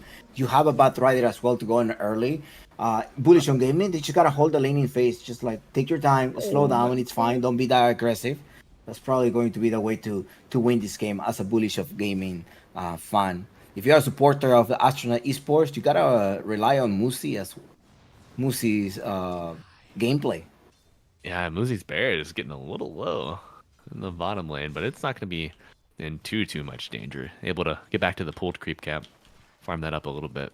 He does have the resummon available, so it won't be super punishing this early. Roseanne gets the fear onto Destiny, pulls him back. Mark goes down. Oh, we got a kill in the mid lane. Old White taking down Mark under his tower. Bat Rider versus Dazzle. What a matchup. They're gonna try to do some mental damage right now. Mark, they're receiving a couple of tips. That's all me. Yeah, right. Yeah, I feel like you got to punish anybody who picks a dirty pick like that. But speaking of punish, Frugas gets stunned, gonna snowball back to the creep wave. KK gets pulled with a reality rift. See, yeah, Wraith King matching with the Wraith Fire Blast. Oh my god, more action across the map as Ancient Apparition falls to the Roseanne Muzi combo. You know, the LD route into an easy dead shot calling Mark combo. is in trouble once again. No support in the mid lane. Needed to rotate to Oh, help Mark. Mark is gone. So please do not try this at home. Don't pick Dazzle Meat if you know, like let them play. Let the pros do it. Please on your pop. Don't go for a Dazzle Meat, please.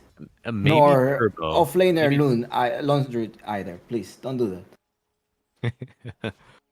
You know, I did not think that Bat Rider had the kit to match Dazzle so strongly, but now I think I'm getting like PTSD flashbacks from trying to play mid against Bat Rider, realizing that I'm a support player. Yeah, that's only his help in the mid lane for the from the Bat Rider. Like that's always is losing a lot of experience. But wait, what's going on in the bottom part? Is double kill, right clicking Musi. Rosen comes with a fear, but doesn't really care. But another fear comes in for the bear and just start exchanging a couple of hits there, and they're all alive. Yeah, As a life stealer, you just want to hit creeps to get those HP back. yeah, a little bit of blood spilt, but nothing terminal. You know.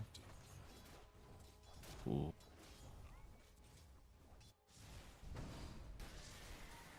A lot of Slowing action it here coming down. out in the top Snowball lane. A trying to beautiful stop them. snow. Excellent. Oh, and the shards blocking off Warlock from walking any further, though those fatal bonds still attached Yeah, to Wraith King. One more creep left with him. He's gonna be able to scurry away. nice save by Frugas. Frugas gonna need a dagger later on to try to save anybody from that flaming lasso. Yeah. Blink Snowball, great tools against the lasso, against the Reality Rift pool if CK has some illusions out already. We're Against seeing this same thing right from game one.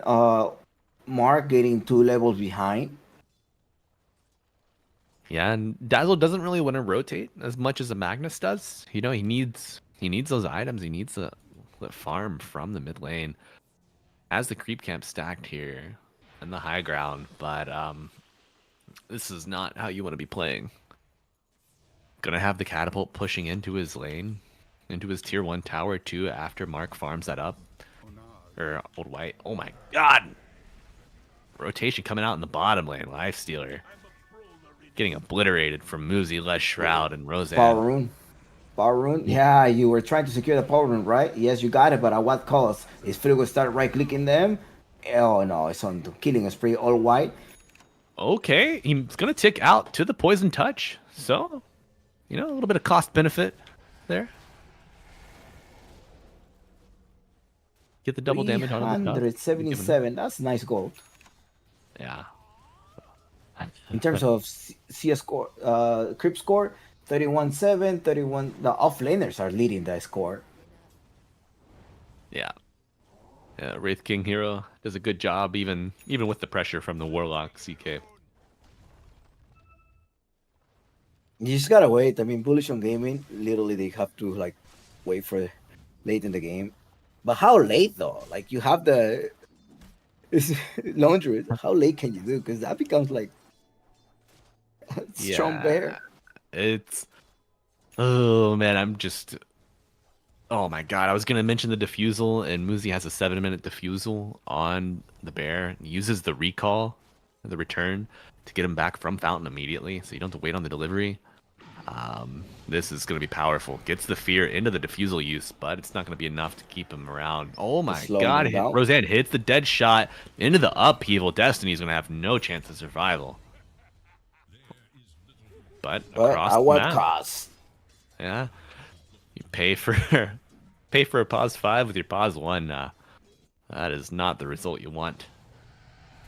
They're going to little bit of a rage. Rosane happens to be there. Does she have the calling ready? No, the fear goes in, the right click damage, and double keen. Nice trap. Left, right. No, high ground vision. Nicely done, that warlock. Right click now. Then there's an ancient apparition being in slowdown and Musi right click stand down. The bottom lane, it's gone. I mean, yeah, I think it's gone. The whole like heroes, the tower. Well, yeah. I mean, Purgos is going to throw out another shards, but they're not going to really do too much other than pull the creep aggro back behind the tower.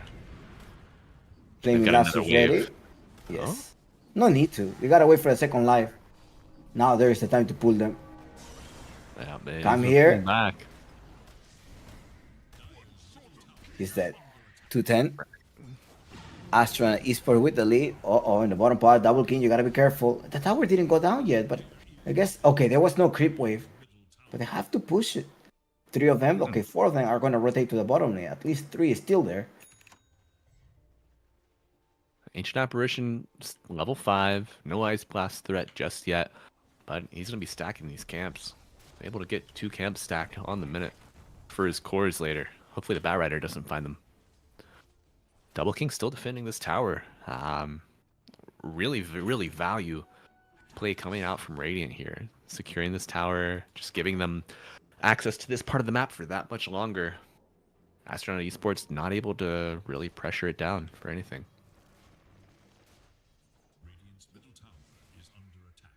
Chompix, Roseanne decides to get another level in her W instead of going 1 point in the Pierce the Veil at level 6. How do you feel about that?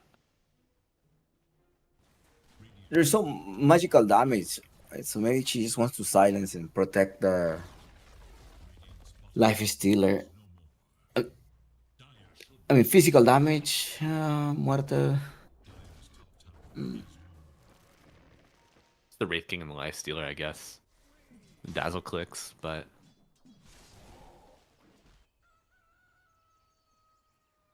They're playing very aggressive. Muzi's gonna find these stacks. Oh, what? Okay, we see a ping come out. Yeah, I think skipping Pierce of Veil is fine because no one is jumping on her. Yeah. So it's just you're just dressing for the weather there, right? Yeah, no one is jumping on her, getting the extra duration, 1 second, super valuable, and the dark slot as well as the silence of 2.5 seconds. So great. Oh no, Bat Rider, Old White finding these stacks that Destiny had made for his cores. Oh, that's such a feels bad moment. Muzi gets the phase boots onto the lone Druid Bear.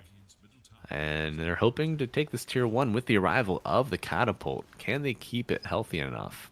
Muzi trying to get the hits onto his bear. Creep wave has arrived. Mark's going to be happy to defend this tower. Throw out some spells. Oh, but Destiny's in trouble. Will he get the ice blast off before he dies? I don't believe. Oh, he does. Yeah. It's onto the Muzi. Hits the bear. Hits the hero. Bear dies. Hero takes a lot of damage. Yeah, Musi He had has to the transform to stay alive. Yeah. Oh, Mark. That's the silence. That's the silence. There's an extra point. You're right. We see no hesitation from Les Shroud dropping the golem there. Oh my god. No hesitation from KK with the Wraithfire Blast, getting the priority targeting on those skeletons. All right, same as before. I guess Bullish on Gaming just gotta wait. Honestly, they just gotta Mhm. wait. Your race game is gonna be becoming strong later on. Give them like a good 20 more minutes. Yeah, hopefully astronauts don't shrink the map on them quickly. But Old White picks up the travels. Has his shield really bottle. He's not happy to walk Oh, away. Blast is ready as well. So just gotta wait, making sure that race King dies once. Mark in the back to the rescue.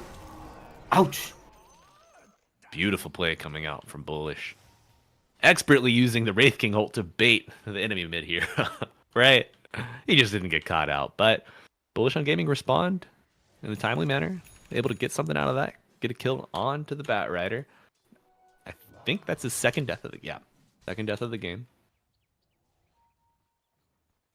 Let's see if that can open up the map for Bullish at all.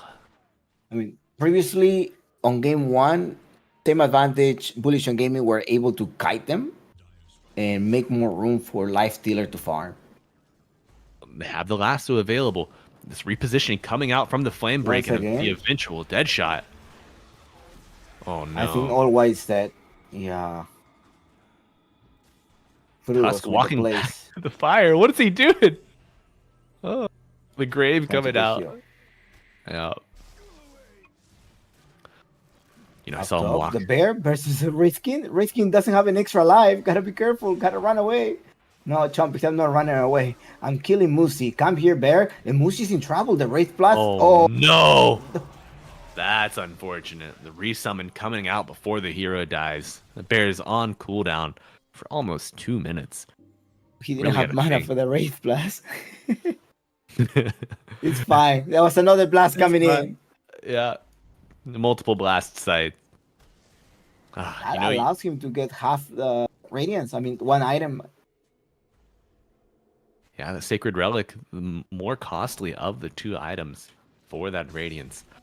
You know, you lose your Bat Rider twice, you lose your Lone Druid, you lose 2 bears. Like, the map is really opening up for Bullish on Gaming to accelerate that farm, get a little bit of space.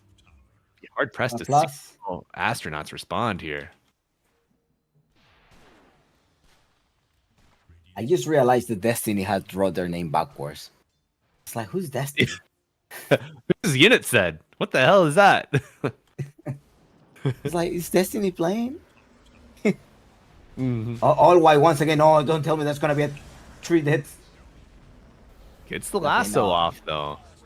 Yeah, that's Upheaval. valuable. I mean, yeah, that's valuable. I guess they're probably gonna try to initiate an All White once, like after the task respawn. Oh yeah. Old White No, saving waiting up. on KK. Doesn't have Uh-oh. mana.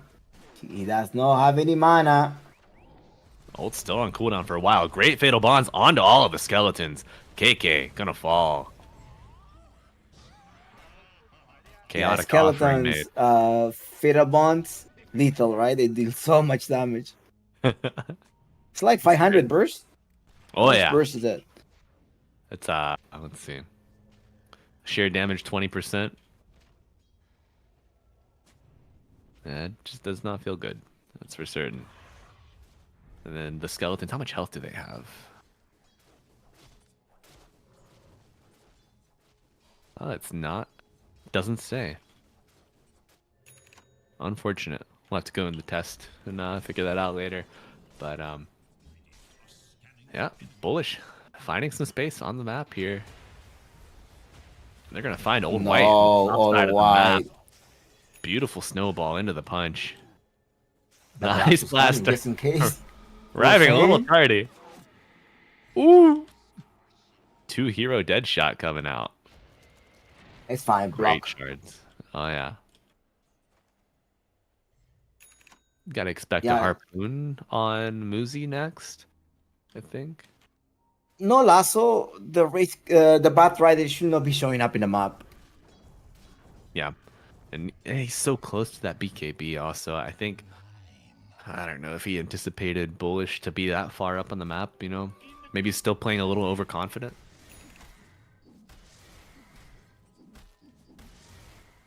Speaking of overconfidence, Old White doesn't know that he's next to an invisible Tuskar. Yeah, Uh-oh. Frugus is gonna come here to a rescue. Let's see. Frugus managed to be on the spot there. Yes, come here. Well, nice blast. Gonna land on no one. Unexpected But there. Frugus is alive. He's alive. KK.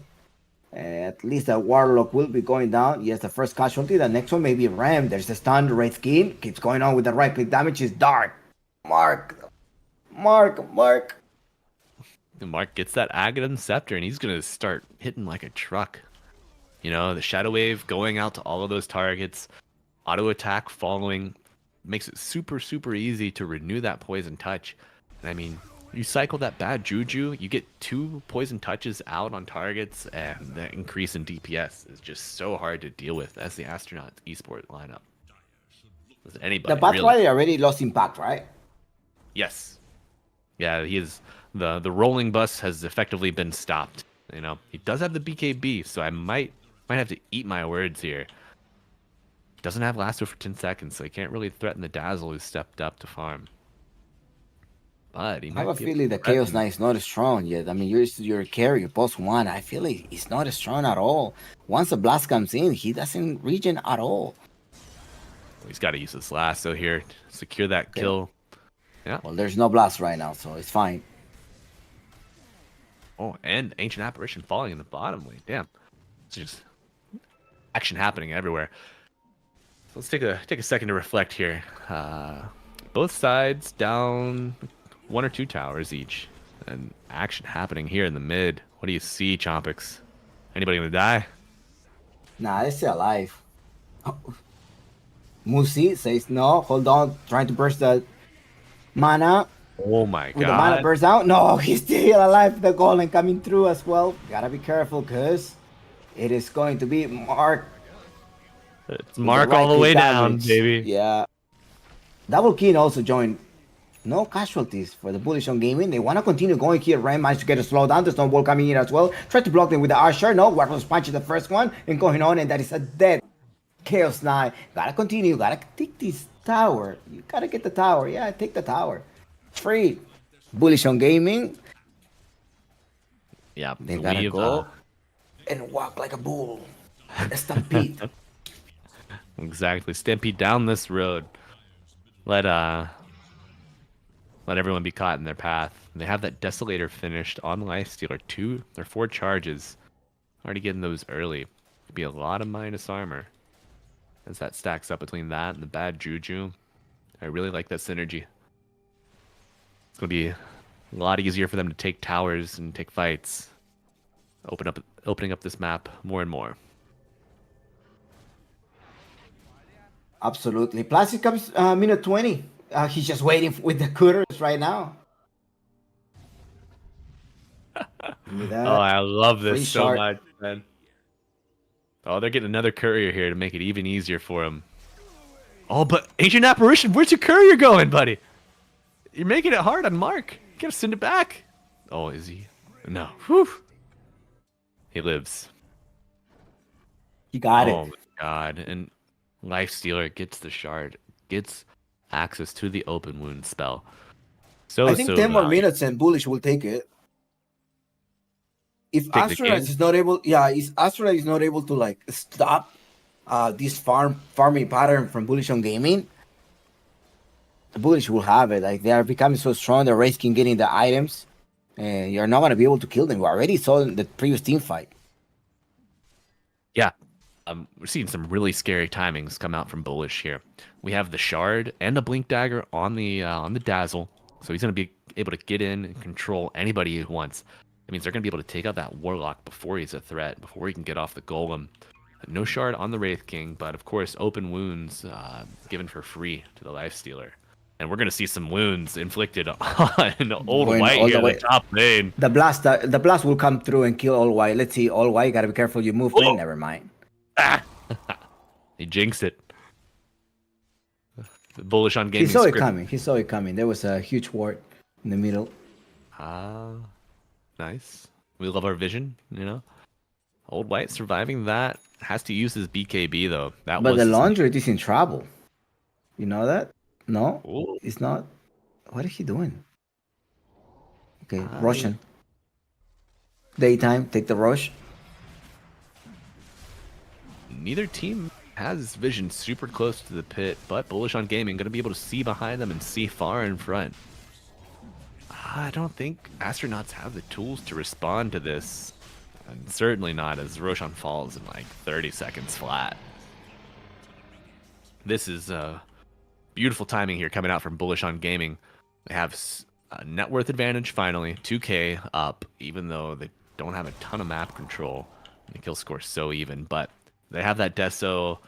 They have just everything they need to walk down these lanes. How do you think Astronauts can match them? Oh my god. KK blinking forward, getting the stun. There's detection. Detection. That's not really. Yeah, they don't No need detection. detection. You gotta. Oh, buddy, walk! Look at this, buddy, walk! 600 damage crit coming out. Oh, we're gonna see the other. In the Radiant side, we have a Bullish on Gaming. They're taking the Oh, you gotta kill this Stormy. Roseanne. And in the Almost. Dire is your Astronaut Esports. Oh my god. Roseanne farming Bullish on Gaming side of the map. Wraith King had sent the courier up the hill. Roseanne hit the courier once, but didn't get the double, the gunslinger proc to kill it. Wraith King able to finish his Ags. That's going to be huge in this next fight. Nice blast. See, he's useless. So once the blast kicks in, that's it. He's dead. All White has a flaming lasso. He may not be able to use it with an extra 7-second double keen, and as well as the ancient operation, start right clicking them on the side, and the big golem is down. The Wraith King is so lethal. Right click, Musi is dead. Snowball to lock them down. 3 heroes down at the expense of the nation operation. Hold on, I want one more. Wraith King jumping closer. Okay, The juke! visible. It's fine. He's not gonna be able to escape, is he? He has 6 extra No. seconds. The Wraith Blast coming closer, and one more extra second. Juke him all the way back. Go the other way. Yes. No, he knew that. What's going on? Dancing. Okay, there is that dust as well. Might to get revealed. There's Snowball coming through with Frugus and 4 heroes down. Buys a little bit of time, you know. He did his best. Snipes the Tusk Courier with the Blink Dagger on it from Old White. Well played. He's able to cut bottom. He's going to grab an Arcane Rune in the top river. Right now we're administering all of the Copium possible. Old White. Oh my god, he sees the Wraith or the Lifestealer Courier go past with the BKB recipe on it. Not able to get the kill. Ugh. The next for a swing. So big, dude. It looks like a mountain almost. Win probability 92% in favor of Bullish on Gaming. You know, we've seen it wrong before, but oftentimes Gaben is right on the mark with these win probabilities. What do you, Chompix, what do you think is like the golden scenario for Astronauts to reverse this game? How do they do it? Power outage and double king. Power outage and default forfeit, right? Or honestly, do you think if Bullish had to play this 4v5, could they just click the Lifestealer and follow him? No, you need the rage. Yeah, it's gonna be hard. You can't do that. Yeah, it's so strong, double king right now. We'll see. I mean, look, he's just melting your tower with the extra 1.5 minutes that you have in the Aegis of Immortality. Doesn't really care. Just keep going on. The rage allows him to just walk out of there. Rage King with the Aghanim Scepter, giving the extra seconds to just launch more spells is great. Yeah, and also like if somehow you lose your Lifestealer, he dies once, just able to keep clicking. That could be the difference between getting a full lane and just getting like a single tower, you know. And Frugus does not have his dagger yet, so I don't know. Okay, gonna All right, start right clicking, get rid of the Warlock. Warlock is down. Now it's time to right click another one. Get inside him, yes, infest him, but he's not able to use his shallow grave. And he managed to go down. Right click, Rem. Okay, they're getting rid of two, but Double King is still there alive. Goes on Moosey, goes on the big bear. Now go with the little bear right now. And a little bit of a lockdown. The bear, like, get the 300 gold, please. Get the 300 gold, yes. gold achieved. Roseanne landed a dead shot on the Wraith King to scare him back away, but it wasn't enough. They get the resummon on the bear from Muzi, and Old White is in the fight now. We're going to see the first life spin on KK, but at what cost? Batrider to fall. Muzi still alive, walking away, get the Rod of Atos onto the Wraith King. We're going to see the second death from the bear, and that might be enough to kill the Lone Druid hero. Oh, not quite. He's able to get back to the fountain, and the Ice Blast. Look at the blast. Gonna land onto 2 heroes! 3 heroes! Who's going to shatter first? Skelly. Oh. No, Rhyme went down. See, once a Ice Flag connects on your CK, the CK is just useless. That was a great pick. This is a counter pick. The Ancient Apparition, just after. That's why you should not pick out like a CK in the very, very, like, pick number 8. No. What did they call the drafter? The 30 years old? I'm not sure what they were calling earlier in the league chat. So if you want to get like these juicy talks, make sure to be an NADCL supporter, because that's where you find all of these talks right before every game. Yeah, they ramp up right before every match. You know, everyone wants to get their shit talk in. Smoker, do you see it? Is this the call? No, I don't think so. Look at the Ice Flag connecting once again. Okay, connection all white. No Ice Flag. But it's an insta buyback right now. The Red Skin is so strong. It's just infest inside. Okay, he's infested. It's fine, but Rosane. The Reality Rift. Gonna get the kill on an Ancient Apparition, but KK in the fountain. He has the shallow grave. He's not gonna die. Even if he does, he's got the ult ready. He's just cleaving him down. Wraith King, first life spent. Muzi walking out of the fountain for some reason. I don't know why you're trying to get out of there. Maybe trying to help out your Rim on the CK, but now he's all isolated. Ooh. No, they want a fountain drive. They just want to like dive in the fountain. It's like, it's okay. Give him the ultra kill. Once again. Give him the ultra. Or the rampage. No rampage. No, it was about to come. Bullish on gaming. Victory. Go Bulls. Go Bulls. Seeing a 2-0 victory. Bullish on gaming gonna move through from the quarterfinals. Their first semifinals berth here for the team. You know, that has to feel good. A little bit of roster shuffling, maybe a little bit of change in the drafting dynamics. Gives them what they need to push through over Astronaut Esports. We see another 2-0. Jompix, it's been a whole 2-0. Go ahead. Yeah, it's been a whole 2-0 yesterday as well. We had 2-0 in Jody Brody and 2-0 Vanguard. The Honor Vanguard, so maybe Sport Killas versus Green Esports will be another 2-0. I really think like just drafting wise, Bullish on gaming has been better. The Warlock, yes, it makes sense early in the game, but yes, you have the early advantage, but then how are you turning this early advantage into objective and trying to stop the life stealer from farming? So yeah, I think we see the value of the Ancient Apparition right now. You know, everybody wants these tanky, beefy boys. They want everybody with lifesteal. They want everybody with healing and enough HP to just last forever. But Ancient Apparition just cuts through all of that. Do you think that if you have the chance to pick the AA, you need to get it as early as possible? No, I think the AA was a very conditional pick just based on the CK. Okay. What about Wraith King? Do you feel like he's first round material every time, if available? Not necessarily. I think maybe you could have opened up with a task, but the task is not. You haven't seen that much of meta in the task. It allows you to flex it. But having a double king that can play the Wraith King as a position 1, then you can flex it out. We have seen a nice performance by the Wraith King in game 1, so maybe that's the reason why they decided to pick. I mean, you're looking for right clickers, melee versus melee CK. So else you wouldn't just pick number 8 on the Wraith King.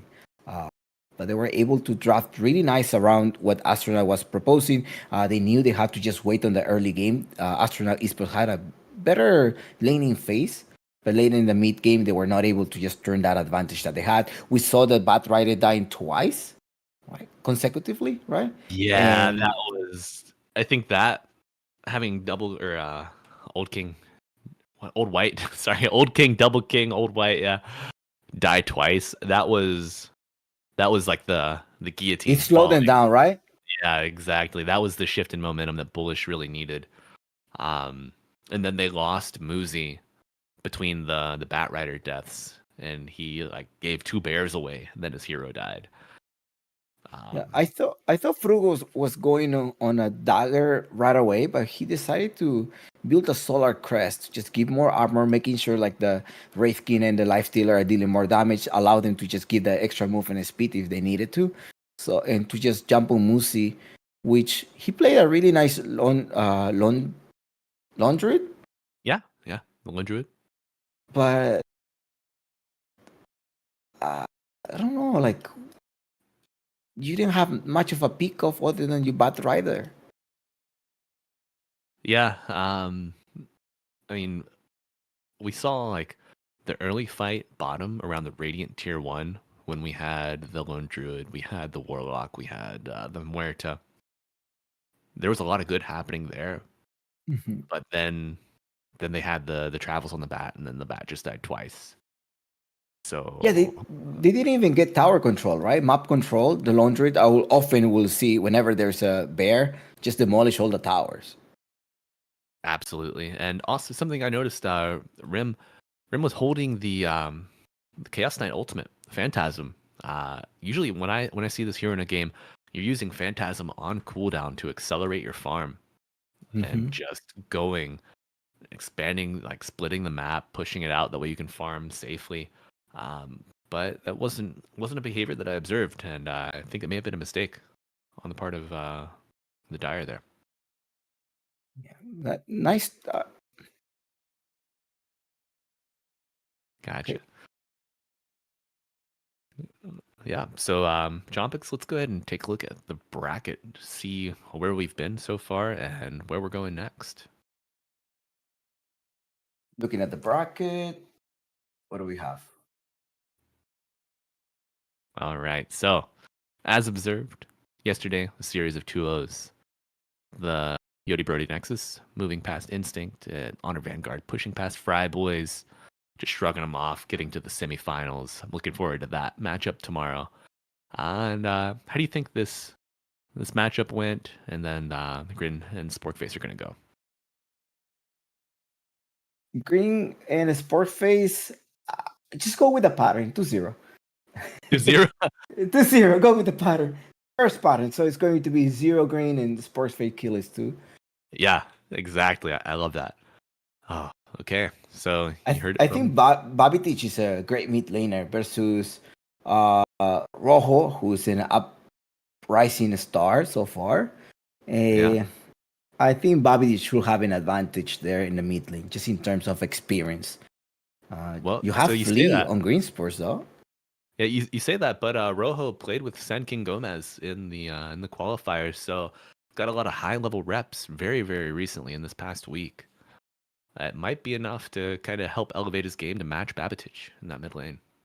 Be very, But very Bobby Teach interesting to see. was part of Wildcard Gaming, right? So I think there's still like uh, More more of an reps. experience there. Yeah, but then you have Flea as a position 4 on Green Esports. You have Chives, who had been in this team for a while. I remember Chives for like 3 years ago. I have seen Chives play. Yeah, So he's been around, like we haven't probably seen him at DPC, but he has been around for a while. So hiding in the shadows. yeah, he's a very experienced player as well. So Vini isn't he NA upcoming Rise superstar, upcoming star as well. Yeah. I've seen him a lot, he's very active at the NA scene. So Vini versus Chola. I still want to say that probably those mid laner it's on the mid laners to make it through. You have Okay. Fate, I want to say like Green Esports. I just need to look Fade at is how so they're gonna good. be able to carry the game. Job versus Lim. Do you have any information about them? Mm, no, no, I do not. But something I am interested to see. You mentioned Flea on the position four. This past series, we didn't see the supports get super involved in the mid lane. Uh, Oh, that's but true. I'm really, really interested to see how the sports are going to connect to these mid lane players, and just help either push the game forward or maybe feed the enemy mid lane and lose it for their teams. But No, I think Flea is gonna be very active in the mid lane, just going around and try to secure, making sure, giving Rojo a little bit of help just to stop Babitic. Else, Babitic could mhm, probably solo carry you. That yeah, is my and take on this Grimstroke versus Sparkface. nice. And there was a hero that I don't think it went. I don't think it got banned or picked last game, last series. The Necrophos. That it Mhm. doesn't really stand out. Um, and that hero is super, super meta right now. We saw High Shaggy put on an absolute clinic yesterday with the Necrophos. I mean, the guy's got like a 70% win rate in competitive play. Um, so maybe we'll see that busted out in the next round. But folks, we are going to take it to a little bit of a break. We're going to keep the stream running so you can stay in chat, BS with all the friends. But we have Grin Esports versus Sporkface Killers coming up in about 30 minutes. We'll probably start the stream about 5 minutes before we go on. So we are going to go to a short break. But if you've been with us, please take this time to join the NADCL Discord. Maybe get a supporter pack, maybe join the club, hang out, cast a couple games, hang out with myself, Chompix. Um, but for me, that is all I have to say for tonight. Chompix, you got anything before we go? Thank support the NADCL scene, please. The whole North American scene. Buy your supporter packs, even though like you can still play next upcoming round if you want to participate in maybe in a new trade of Division Two as well. I think they're thinking about doing a plus 30 league at some point, a plus 30 division. So make sure you join there. So I'll see you soon. Well, also next game is Sports Face Killer versus Green Esport Estate. Still in. Don't leave. Don't go home. Just get your a little bit of a snack. Just don't leave. Don't leave. All right. Get a coffee, get some chips, maybe order a pizza, stay in, plan a Netflix movie for later with your friends, or if you don't have friends, with people in the Discord, because we'll be here. So All right. that's it for me. I'll see y'all All right. later. Go bullish. Bye bye. See you soon. Go Bulls.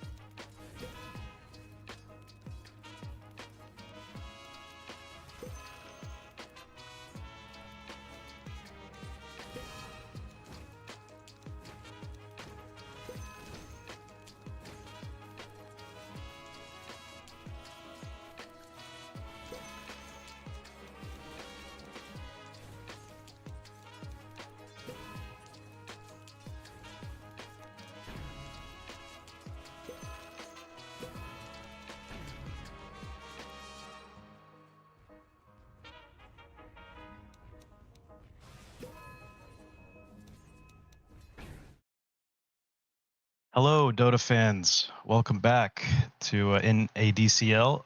I'm joined here by Sandwich. What's up, man? How you doing? Hey, what's up, NADCL, baby? Yep. And here we are in a lobby. We have Green Esports and Sporkface Killers gonna go at it in a BO3. You excited about this one or what? Of course, has a Rojo Fireflu. Big fan of that guy. He's part of Yeah. Grin. And of course, the Henry of Sporkface Kills. Absolutely. These guys didn't meet actually last tournament, so first time we're gonna be seeing these two teams go at it. You got any favorites? Win this? I mean, Sporkface has the MMR advantage with Babatich and Fade. But I'm a believer in Rojo. Yeah.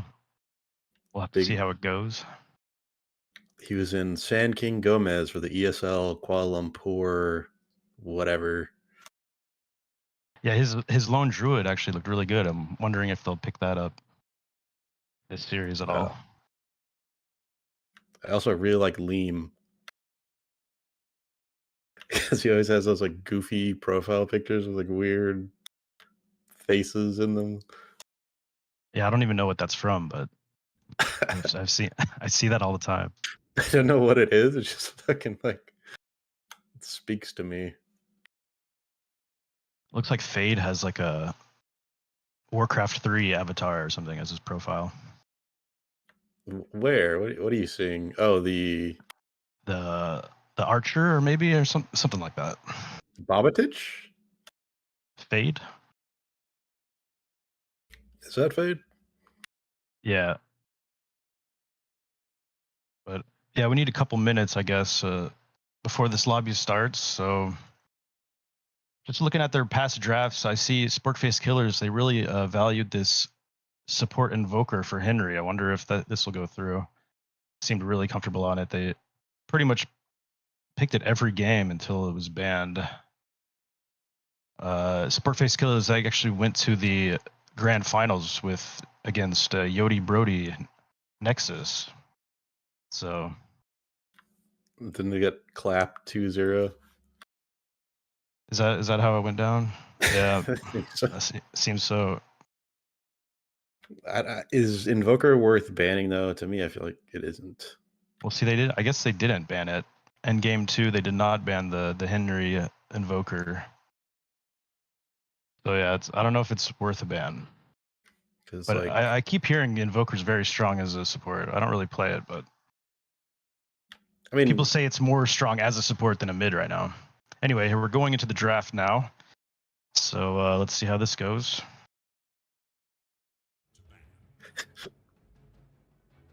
Here's the draft. Spork flag, just like a scared Spork, like in fear of his life.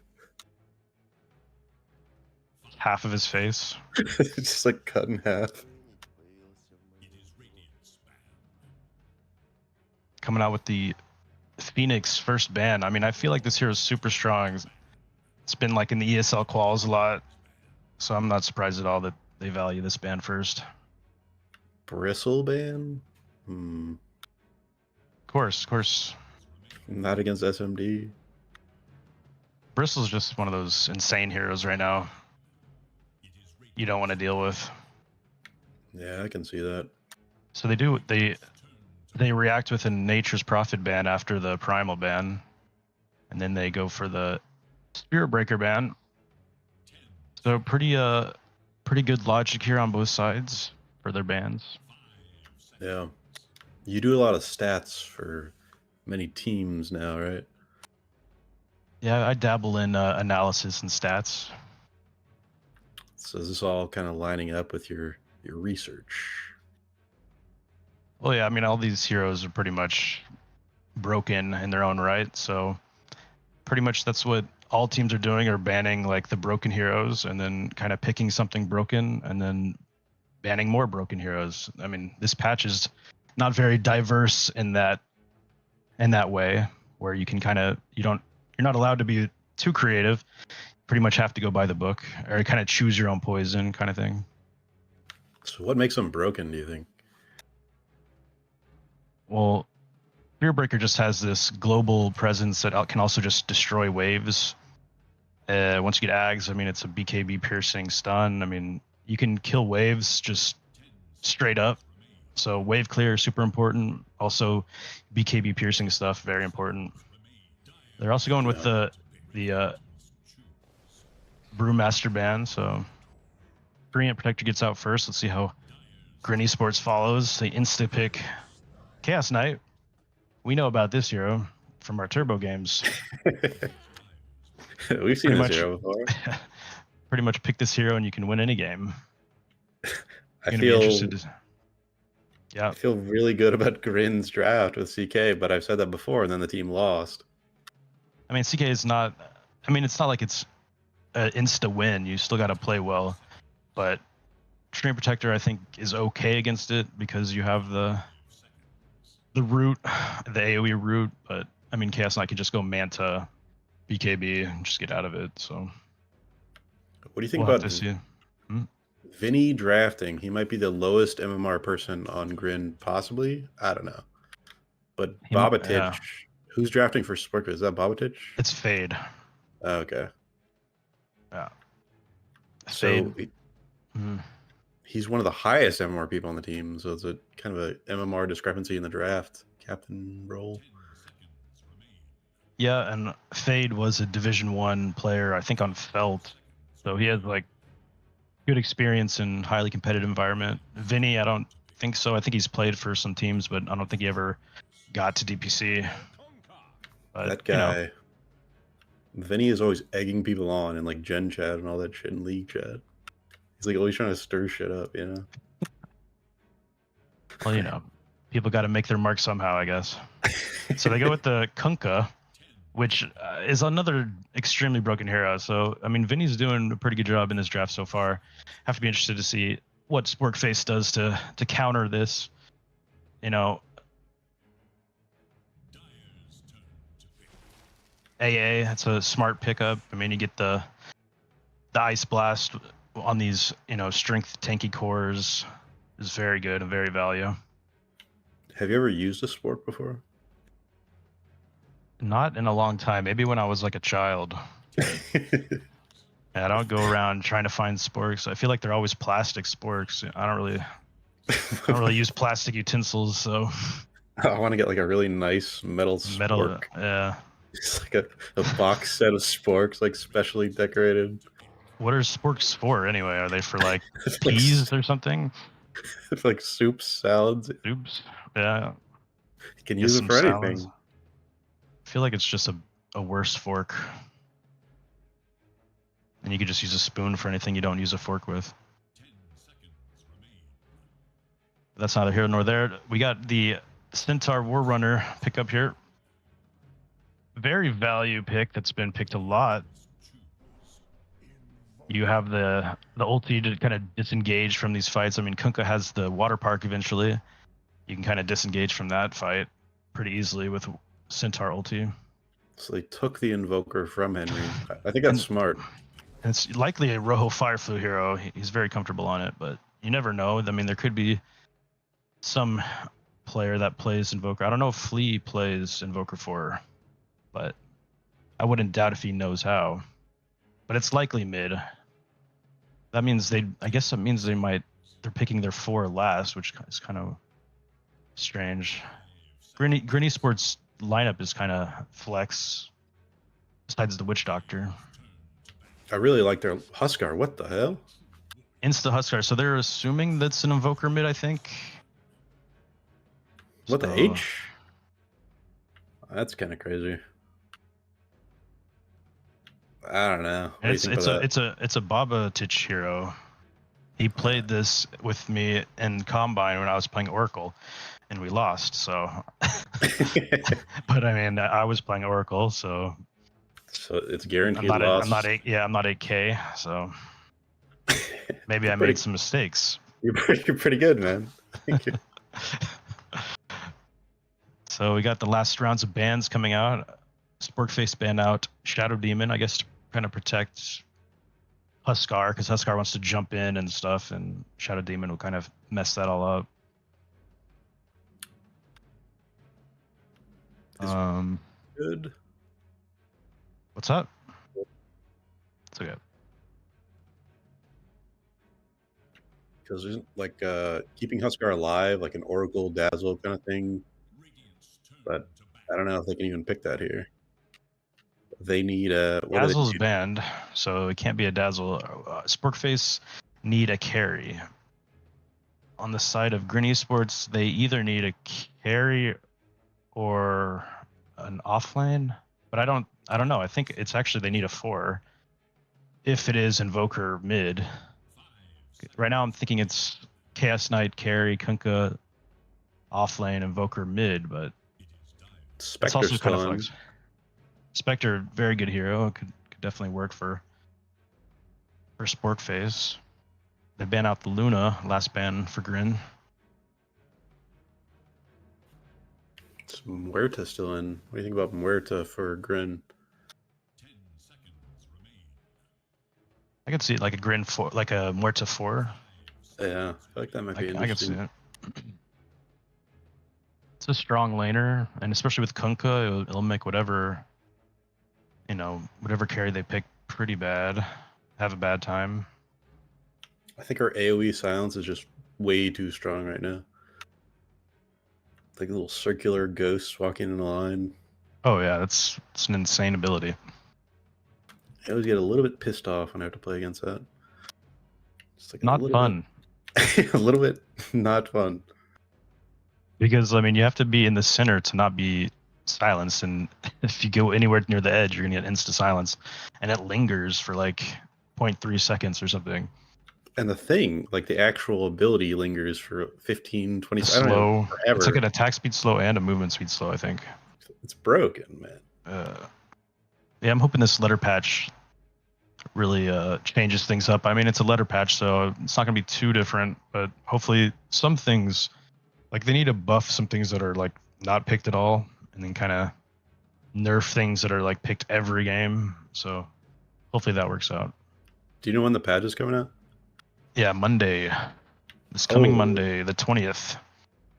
That's crazy. Huskar looks so small next to Centaur. It's like a 5-foot bro versus a 6 dude. Like a manlet. It's like a little man. So they get the Wraith King last pick. I mean, strong hero. It's okay. It's okay. I mean, the one-on-one matchup against CK, I think CK wins, but I mean, it's Wraith King is still a very strong hero in its own right. I feel a little underwhelmed by Sporkface overall draft right now. We'll see. They have a team that can run you down, is the thing. So they have to win lanes, and they have to kind of get momentum that way. I mean, playing from behind in this lineup is going to feel very bad. So, like, Huskar needs to win his lane. Centaur and probably Ancient Apparition. I mean, I think it's a Treant 5, but Centaur and Ancient Apparition kind of have. Okay, so this probably a Flea Wind Ranger is what I'm guessing, but I know it's Rojo. Okay, so Leem. Okay, so Flea's playing the Chaos Knight. I guess he's just going carry. What the? I guess I don't know if this is the roles they had last time, but I've always seen Flea 4, right? Yeah, in the past at least. I don't know if that's what they did last week. It's a Vinny 5.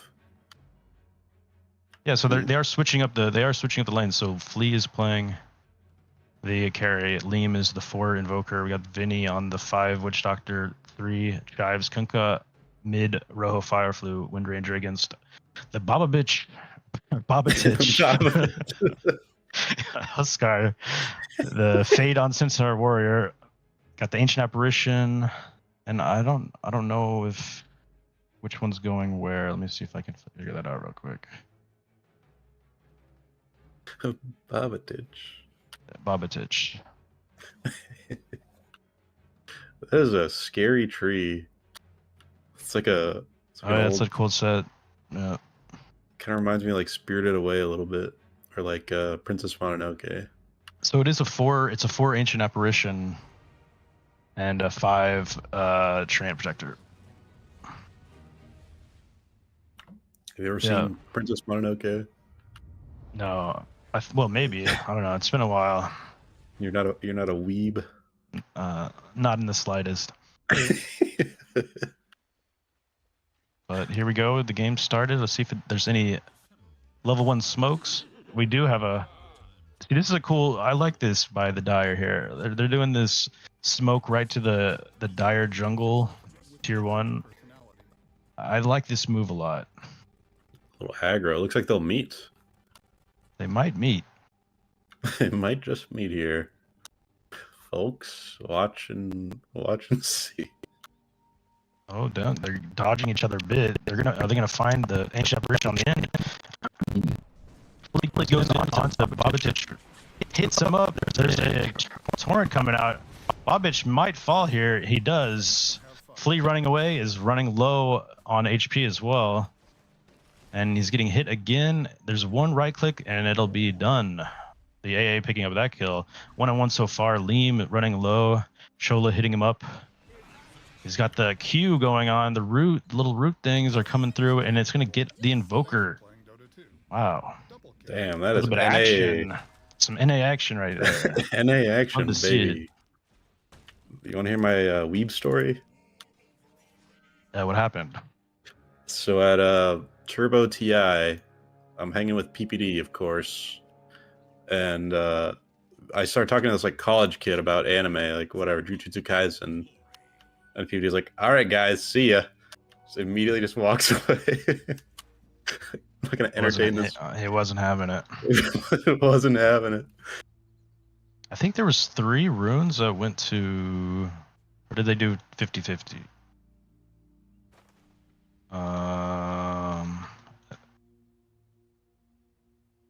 Okay, 3 for Spork. So they got the advantage on the kill, and they got 3 runes. Pretty good start for Sporkface.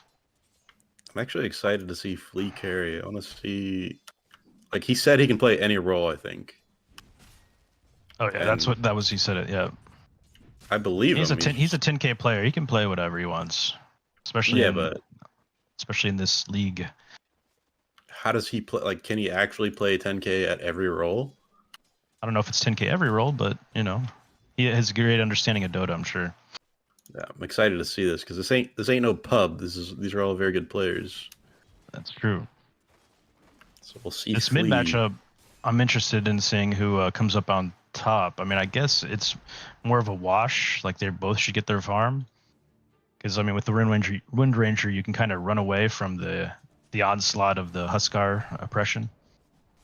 Yeah, I mean, Babatich has the MMR advantage, but, I mean, I'm a Rojo fanboy, so... What are you going to do?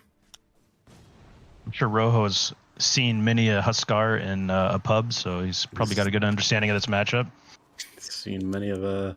He has the lead on last hit so far. Owning, yeah. Almost 2 minutes in. Rojo's owning. I don't know. I feel like, to me, just the Grin lineup has a little more charisma. You know what I mean? Got Leem, Rojo, Chives is great. Okay, so Henry's getting got on, but actually, is it the Vinny who's going to fall here? Bottom lane, Vinny does fall, but will Henry go down too? Flea chasing him around, hits Fade a couple times and just thinks better of it, walks away. Not bad. So Vinny falling down here. Yeah, on paper, Spork has the better MMR average. But who cares about paper anymore? We're in the fucking technology age, man. Yeah. So just because something on paper makes sense doesn't mean in practice it makes sense. Exactly. Like my marriage. Rest in peace, I guess. But anyhow, let's look at top lane a bit. We haven't looked at top lane very much. We got the Kunkka and the support Invoker. Like, they're kind of trading farm out, kind of both teams kind of getting what they want without too much harass coming out. But Chola gets the Healing Lotus. 3 minutes. Yeah, this Centaur is looking good. It's actually ahead on last hits. I mean, he works out. He's got like a 6-pack. Oh, just in general, yeah. Like a nice How body. how does the Centaur do sit-ups? Oh, it looks like we missed a kill. Or no, yeah, okay. So Henry falls to Vinny. So a little bit of trading going on here. This early game laning stage. I think he just like leans top lane, forward. something going on top lane. We got a torrent into a EMP blast, but probably not much to follow up on that. That's why he does sit-ups. He just leans forward. Just leans forward, and that's what you got to do, I guess. When you have 4 legs and 2 arms, half horse, half man. It's a lot of man right there.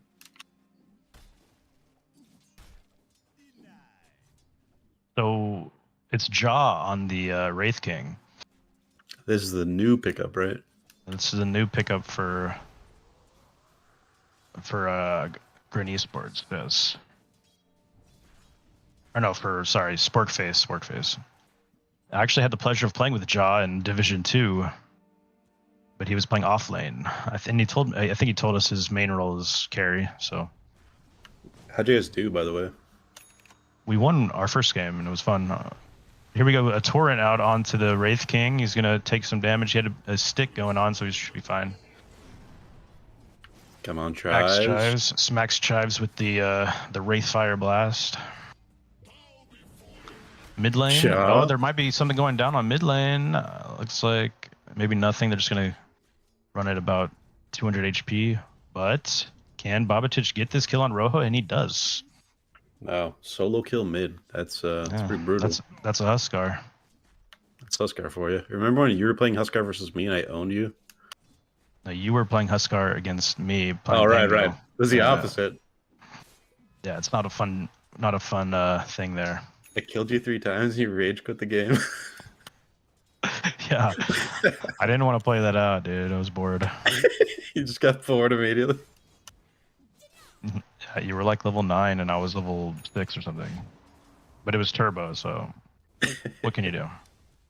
So Rojo is level 5, Babatich level 6. Rojo has to be careful. So every time this win run is on cooldown, Babatich can feel good just hitting him.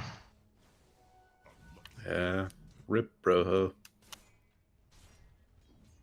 No, Babatich, like when you get a solo kill mid, it's like fuck. Like the lane is over. Like, unless you get back? like a support. I mean, I think a support needs to come over and help you get a kill. But it is Huskar. I mean, you kind of run the risk of feeding Huskar more if you bring in a support that's like level 3 or whatever. Yeah, speaking from experience, of course. Yes. So Fade getting got on with the Maledict. He's gonna be fine just walking away with his horse feet. It's got those little horse feet moving pretty fast. Yeah. They're It's hooves. pitter pattering. They're just. Do you think he has horseshoes on his hooves? He just puts them on every morning. Just puts the I forget nails what in. that's called. There's like a term for it, like what people do. They get paid to do that or whatever. Horse people. Horse girls. I don't know. So anyway, laning stage, about 7 minutes in, we're very even on the gold. And XP is a little bit in favor of Sportface as well as gold. Wraith King has. Yeah, down on bottom lane, Fade will actually get the Vinny before he falls. That's huge. Yeah, now he can go back to base but he's not level 5, so Flea actually has the level advantage. So we're looking at top lane here. See what's going on. But Wraith King has a 400 gold lead on CK and net worth, so the carry to carry comparison is Wraith King's on top. Indeed. Which is a little surprising, you'd think. Because Flea is a 10k player and this guy is not 10k. Was he 7.8 or something? 8k? I think Flea may have had a harder lane against the Centaur and Ancient Apparition. damn drafters' faults. Oh, so Rojo's going in on Chola. He sees the tree and he's gonna go shoot it, and kills him. So pick up for Rojo Fire Flute. Only Very nice. that's my Rojo. Not biased at all. I don't know why I like Rojo so much. Can't explain it. He's a genuine lad. It's one of the boys, you know? It's just a lad. Here we go. Mid lane, nothing really happening, but Rojo might go bottom, looks like. Actually, Vinny stole his rune. I don't think Rojo's happy about that. Rojo is running down there to pick up the rune, and Vinny snatched it first. You ping your bottle. Yeah, that's when you put your items on the floor and watch and sit there and pretend you're gonna shoot them. The Rojo's running in on bot lane. They're gonna go on this Centaur. Centaur ultis, taking out Vinny. Will Vinny fall? He's walking away. He seems to be fine. Rojo, he does fall. Babatich comes in and ultis flee instantly, TPs, and he gets out. Liam is kind of caught up in nowhere, but do they have any detection to get him? They do. They got Liam as well as the Witch Doctor and a 800 gold swing in favor of Sporkface. It's falling apart, man. I mean, it's still very early, but 10 minutes might be a rune for Rojo to take, but the Henry Ancient Apparition just scoops it to himself, and he's gonna farm a little bit this mid lane while Babatich does his own thing. Yeah, farm it up a little. So Gotta farm up when you're a pause 4. You gotta find your farm somehow. yeah, that's your main role, right? Pause 4, or is it 5? I like 4 and 5, but I think I like 5 a little better. Fair enough. You know, there's not enough good supports in the world. Yeah, I'm a pretty sacrificial player. I like to buy wards, and I like to beat the enemy team without any net worth. Yeah, I'm a handicap. I'm a mid player, so I'm just kind of like a man whore, you know. I think Henry is also a mid player playing 4, which I've heard from people that the 4 position is good for mid laners. Like, it's an easier transition because you kind of get to play a little greedy. Yeah, Kind of get to find your own farm. So for sure. Mid lane, nothing really happening so far. No big moves coming up on either side of the teams. They're kind of just trading farm, hitting their creeps, trying to go for timings probably is the main thing. But Kunk actually has his blade mail going into invading the dire jungle here. He's gonna just hit some creeps. But they do have Ghost Ship and blade mail. It's a good timing to maybe get a kill if they can find one. Problem being, Wraith King has double life, so doesn't really feel that good trying to kill him. So this Kunkka is Chives. Yeah. Part of the legendary Save Chives combo from last season. I don't think Save is playing this season. I did not see him. Okay, so mid lane, we got Henry getting got on by Rojo Firefly. Will he be able to get the pickup? He does.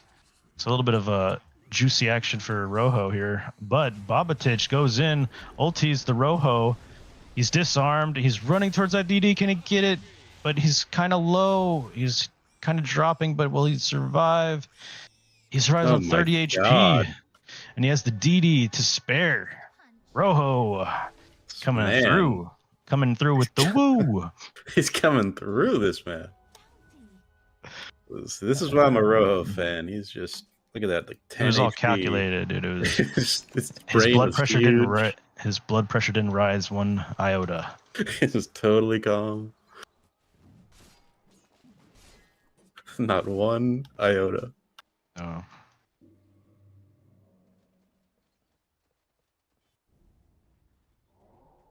So, like, top lane, they're kind of putting a little bit of pressure on this top lane. But really not much you can do. This Wraith King's just going to hit his creeps and send out skeleton boys. But mid lane, actually, there is a death ward that goes out onto the Treant. Treant falls. Henry sends out his Ice Blast. Doesn't really do much. Mm-hmm. Vinny is 3-3. Interesting. This WD. I feel like WD is still pretty underrated as a support. Oh yeah, I mean, you know, it's a pub stomping hero, but yeah, it hasn't been really picked up in like pro meta that much. Seems really strong. He can definitely take over a game if he has a good game. We see Vinny here stacking ancients, you know, so I feel like Green Esports want to take the long game here. They want to get their timings.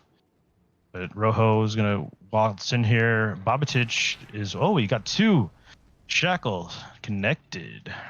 Connected, Did he even know he was there? I don't know. They have no vision there. Dire team kind of grouping up near these ancients. I wonder if they are cooking something. They actually did smoke. Fade coming in has his blink dagger at the ready. I think he's kind of chasing him, trying to see what he can find here. He might see this invoker. He does. Henry comes out with the ice blast. Should be a dead Leam, and he will fall. Damn. Meanwhile, Grin goes to the top lane. They want to take this top tower, open up the map in that regard. But I think Sportface. Oh, actually, there was a kill on the bot lane. CK just did CK things onto the treants. Yep. And Babatic is going to be happy hitting this mid tower, see if they can actually take it. But there are some rotations in from Fireflu and Vinny, as well as the Invoker. Lane, what you can do. So going to get onto this Henry. Henry Raw Dota will fall. Henry Dota. He's out of there. I met Henry too at the OG watch party. In Seattle. Yeah, seemed like a cool guy. Nice. He's been part of the scene for as far as I can remember. Despite the controversies or whatever surrounding him, I don't know. Despite his negative reputation on Reddit or whatnot. So they're gonna hit this tower a bit. Nothing to really come of that. It's a 2K net worth difference so far. In favor of Green Esports, yes. Interesting. And Wraith King was ahead, now he's behind. CK is just farming monsters. It's not, 16 minutes in, if the Kunkka and CK are ahead of everyone, I mean, it's not a good look if you're on the enemy hosting that. Yeah, because CK can use his ult to just pull way ahead, and Wraith King doesn't really have There's a that Centaur kind ulti bottom. I think it's just to run away. He's gonna get out of dodge. But yeah, I mean, if you have this Kunkka hero hitting his timings, I mean, he's going straight Ags. Like, if he gets this Ags timing before anyone gets a BKB, I mean, it disrupts an entire team fight. Yeah. So, especially if Centaur ult's down, you can't run anywhere. So we'll see how that goes. Well, Huskar is pretty close to his BKB. A couple hundred gold away. Yeah, so he will have that BKB ready. But that's just one hero. I mean, who else do you even buy BKB on the enemy team? I guess Wraith King, maybe? I don't know. I mean, Wraith King will probably get a BKB, and then I don't know about the Centaur, but it's possible. Probably. I mean, you kind of have to buy a BKB against like Invoker spells, Kunkka, Water Park. Yeah. Even Shackle to a degree is very threatening. They might take over the game before that's possible. They're kind of grouping up mid. See if they decide to go for a smoke. I think Treant has a smoke at the ready. They're kind of just hanging out here. So someone's drawing on the map.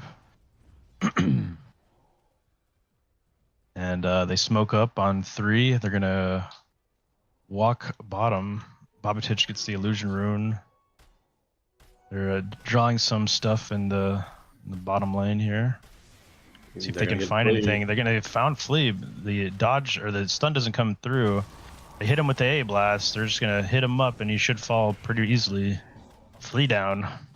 He's not cooking something. Well, he didn't cook something there. It's like he ran out But of... Babatic is taking this mid tower in the meanwhile. He gets torrented. Ghost Ship comes in. He does get the BKB off. Rojo's coming in with the physical damage. Does he have enough? And he does. And the big water park also disrupting everything. I think Henry is in big danger here, but he does have his two friends on the high ground on this other side. It's not a... Okay, so Fade jumps in onto the Witch Doctor to see if they can blow him up quickly. He does have the Glimmer Cape. They get shackled to the Treant and the Torrent to follow on Fade. So they do actually get the Witch Doctor, but nothing else to happen after that. The Wraith King's in. He has mana to survive. Second life. Fade jumps in, smacks Rojo. Rojo is down. Flea's in. Flea does his ulti. He's taking out the Henry. Maybe he does. Flea's running away. This might be at the cost of his own life, and it is. Damn. Chives running away also. Fade jumps on him again. Smack. Dabaroo gets him with the last hit. Dabaroo, baby.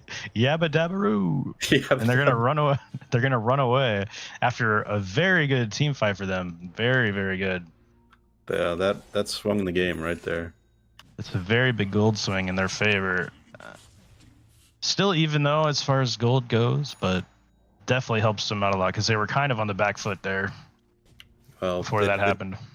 Catapulted their Wraith King ahead of the CK, who was getting an who already has Radiance ready. But Rojo's coming in. He's not taking any breathers to farm. He wants to take this guy. Well, he won't. None of his team is around. Familiar with the catapult? It was an ancient kind of weaponry. Do you know what I'm talking about? The catapult. The catapult, yes. It was it would load things into it and then they would launch it great distances. Indeed. Babatic might just... Oh, he's toggling his armlet. He's doing a good job of it. They're gonna just take this, I think. Yeah, looking a little free there. Looking pretty free. No response. Rojo's getting got on. They do glimmer him. They do have the detection. They do. Yep, that's dead Rojo. My Rojo. What? And Jaws just walking in, kicking this tower, smacking this tier 2 tower bottom, and the whole of Sporkface at the ready. Chola defending this mid tier 1. This tree hero can... Well, actually, is there going to be a follow-up with the ghost ship? There is, but immediate TP reactions from Sporkface means Chives has to get out of there. Damn, Henry's in. He throws out his Ice Blast, and they're going to just run these guys down. I mean, Vinny's going to fall. Flea's just chilling, split push, and he's trying to get this tower in a trade.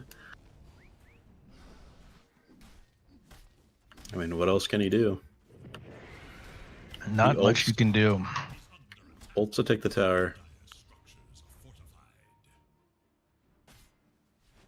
This Wraith King just walking up. He is the answer. The Wraith King? He's the answer? He's the one. The truth? Remember the Matrix? Are you saying Jaws the truth? He's Neo. The chosen one. The chosen one, man. Workface are choosing to win this game so far. See if they keep it going. I mean, he's doing what he can. He's trying to salvage this game right now, but we'll see. Vinny's going in with an aggressive. They want to take this Wraith King out, but do they have enough to take him out twice before the other team reacts? No. He has no mana, but he has the shard. He wakes up, but Shola and the Ice Blast coming through. Flea is running a little bit low. He gets hit by that Wraith Fire Blast. And it might be Flea. No, Flea has the Shadow Blade. There's a water park coming through. Vinny is running low. There's a lot of stuff going on here, but no one's falling. But actually, the Maledict tick does get the Treant Protector. Corona. Interesting name there, Henry. Oh, I thought it was like an anime reference or something, but Probably is. he just Damn weebs. yeah, they like what they like. Can't fault them for that. Like a little anime here and there. Yeah, I'll watch a little bit of anime here and there, but meanwhile, Henry does die to Flea. Flea's gonna TP out immediately, get what he can, and yeah, I mean that's really good for Flea. That's a way for him to slowly start building back into this game. He's only about 1,000 or 1.5K behind the Wraith King, so it's not really like super out of the game or anything. But these are the most impactful heroes on the team.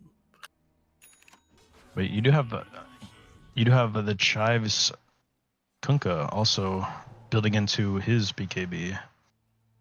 Ah, yes. And he's very high net worth, higher than a little bit. Well, I guess he's same net worth as the Huskar. I wonder if they're going to do anything with this Aegis. They got 1 minute left on it. I wonder if they can find this Kunkka. Yes, they won't. Just kind of loitering around. Like that female from my house yesterday. Oh yeah. Just like that, huh? Loitering around. Loitering. Like, you gotta go. Get out of here.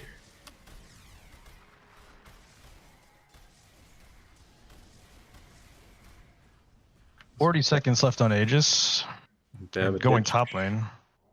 Doing a little loitering. Doing a little loitering himself in the Radiant Tier 2 area.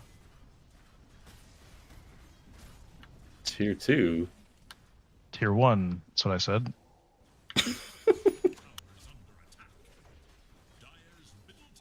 They're going to take this without any resistance, I imagine. And Wraith King TP's mid. Nothing really going to happen. I don't think either of these teams really want a 5v5 because these team fights are so like chaotic on both sides. They kind of just want to find pickoffs and then kind of build up an advantage that way. It comes down to the initiation, and I feel like Centaur is a much better initiator than Kunkka, probably. Because he can just blink in and just single someone out. And Kunkka can do that with X, but not as well, I feel. They found Flea. Bai is lonesome. Flea's kind of in the middle of nowhere, and he dies for it. Damn. Is that a throw? He was trying to cook something. Heat wasn't high enough. It just... Damn. Because Flea was on Bullish on Gaming last season, so I got a little bit of bias there as well. Yeah. Good player. And pretty cool guy. I had the pleasure of playing some Combine games with him. Very nice. And his go-to line was, he's cooking something. Yeah, you got to keep it light, you know, got to make the boys laugh. It's the best way to keep up the energy. I had a great time playing with him. So Huskar has the Heaven's Halberd as well as his BKB, and he's going for the Ag, so he hits his timing. Not much you can do. I mean, you have to have a BKB if you want to fight in this Huskar, or else you're going to be disarmed. Yeah, I hate playing against Huskar. Such an obnoxious hero. Not a fun one. But for Rojo Fireflu, he's like kind of in between two heroes here. They're going to go onto this Centaur, but does he have the damage to take him out? I don't think he does. He BKBs, and he's just going to TP. And it was a good try from Fade to get that like lingering, you know, stun, but it doesn't end up connecting. Yep. See what they can do. So kind of getting squeezed out of this game a little bit. Squeezed like a fresh lemon. A fresh, you know, lime. Fresh lime on some rice. Tacos. All right, so we're gonna do a little bit of defending here on Chives. Bottom lane though, they found Rojo is sniped with the ice fire blast. Boom! Bada Damn. bing! Got the fire flu. It is. Snuffed out that fire flu. That's not great for the Grin boys. And then Tree actually falls also bottom lane to Flea, doing CK things, but Fade doesn't really seem too phased by it. He might consider going on to this guy. Actually, AA is coming in too. Flea better be careful. He's gonna get hit. But do they have detection? He has a gem. Henry, he does have a gem. So, but he's taking so much damage from the CK. Do they have enough to take him down? They do. The Fire Blast comes in. 60 Fire seconds. blast, baby. CK down for the count. It's out of there. Sit down. And there's some aggressive writing on the map here by Flea. He doesn't seem happy with that one. Doesn't seem too happy about that. Probably telling his team to do things. Fade coming in onto this Chives. They running at him. Here comes the EMP. But here comes Babatich. And there is the water park to come in too. He hasn't BKB just yet. He does BKB. The Death Ward comes in, hits absolutely nobody. Wraith Fire Blast hits the Vinny. Vinny's gonna fall. Damn. And here he comes. Here comes Sporky. Sporky's coming in. I like how the picture is literally a spork, like just a spork. It's not the Metal logo. Spork. It's a fine metal spork. It's a finely crafted. How much would you pay for a spork? What can a spork cost? $20? That seems expensive. Oh, really? A luxury spork. So, have a little engraving on there. So they're doing the Roshan in bottom lane. They're going to take it. They also have the cheese this time around. Should take it with 0 resistance. And Babatich is circling the the Radiant area of the map. So it looks like they're going to go through the portal and see if they can make anything happen that way. And the squeeze continues. Just They're like squeezing. that girl last... Oh, whoops.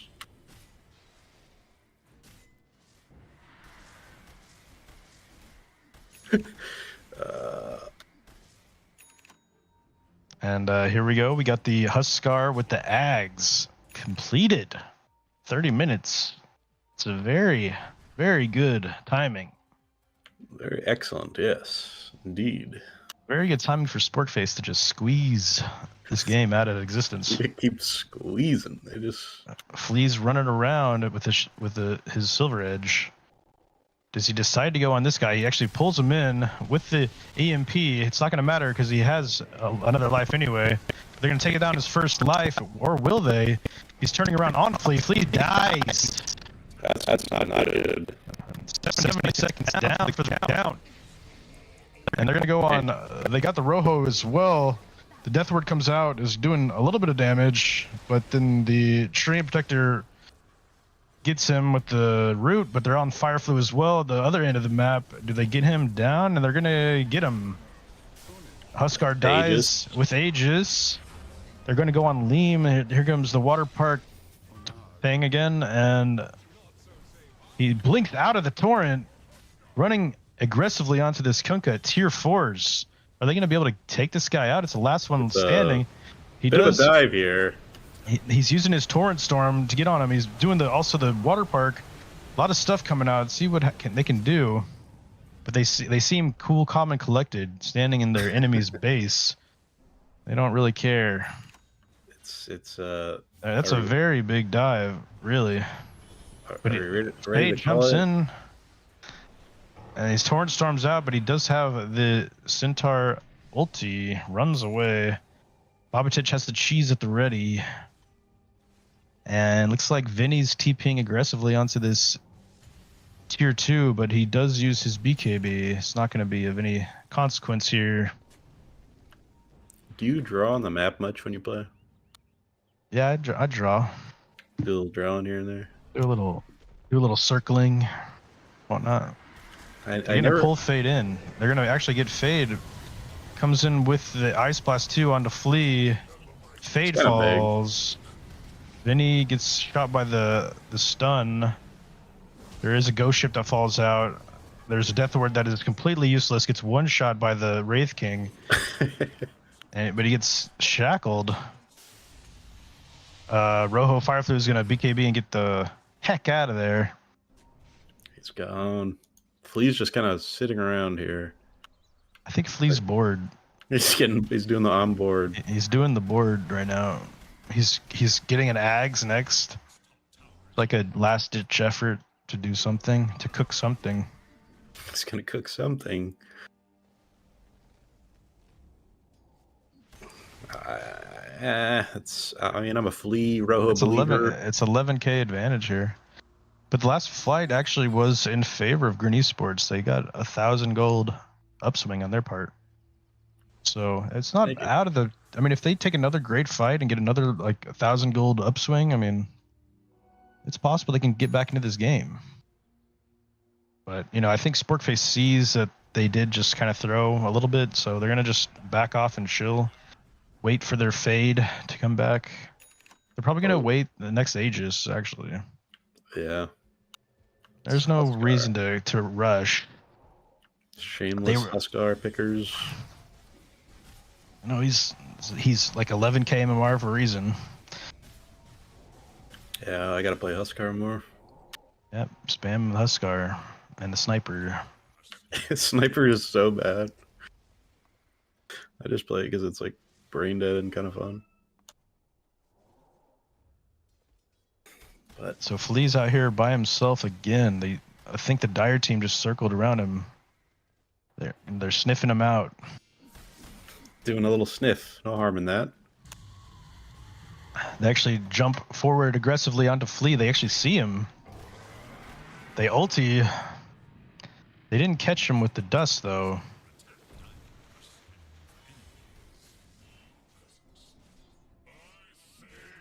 And they just retreat. They just got out of there. So, see how this game keeps going. Both teams are kind of at a standstill here. They're waiting for the next Roche, etc. High ground push is going to be the difference maker here because they don't really have a lot of good high ground defense on Radiant. What do you think? I think their high ground defense is great. They have Kunkka Torrent Storm. They can just it's like a, you know, it's a displacement tool that you can push people onto your high ground and get them out of position. But anyway, Flea gets attacked here. But do they have the vision on him? They really don't. He's just running around, doing his own thing. He's living his life. He's just... They got Flea's courier, though. Or no, Flea actually killed Fade's courier. That was pretty close. Actually missed. Did he TP out or something? Yeah, he managed to TP out just barely. Before what? Centaur Stomp. Oh, wow. Yeah, I actually missed that one. No worries. We're all here to watch some Dota. Bobatich really liked the play. He says, amazing Flea, in all caps. With 2 exclamation points. Wow, let's get mad respect going on between these players. Yeah. Flea with his Ags done, there's going to be a lot of illusions running through. This could be the difference maker in the next team fight. I believe. I'm a believer. Rojo jumping into this, but he thinks better of it, walks off. Chives just with the Scythe of Vice pickup.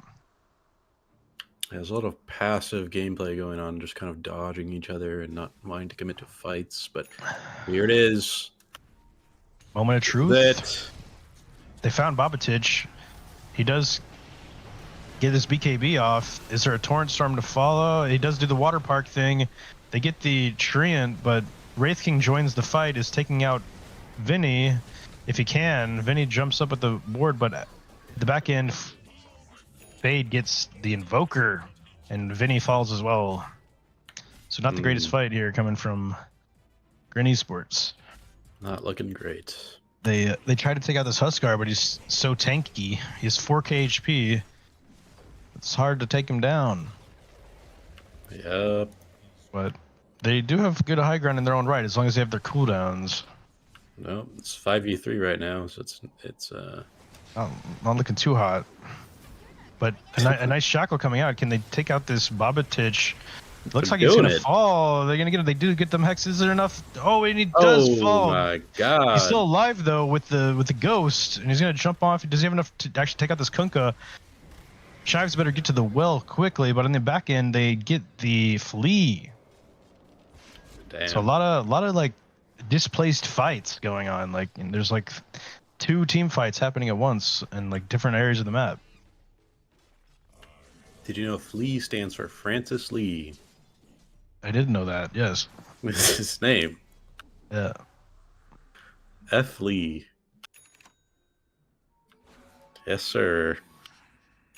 You should follow him on Twitter. He has some pretty base tweets. I never really used Twitter much until NADCL was a thing. Yeah. Me either. I had to follow the updates on the Fry Boys, of course.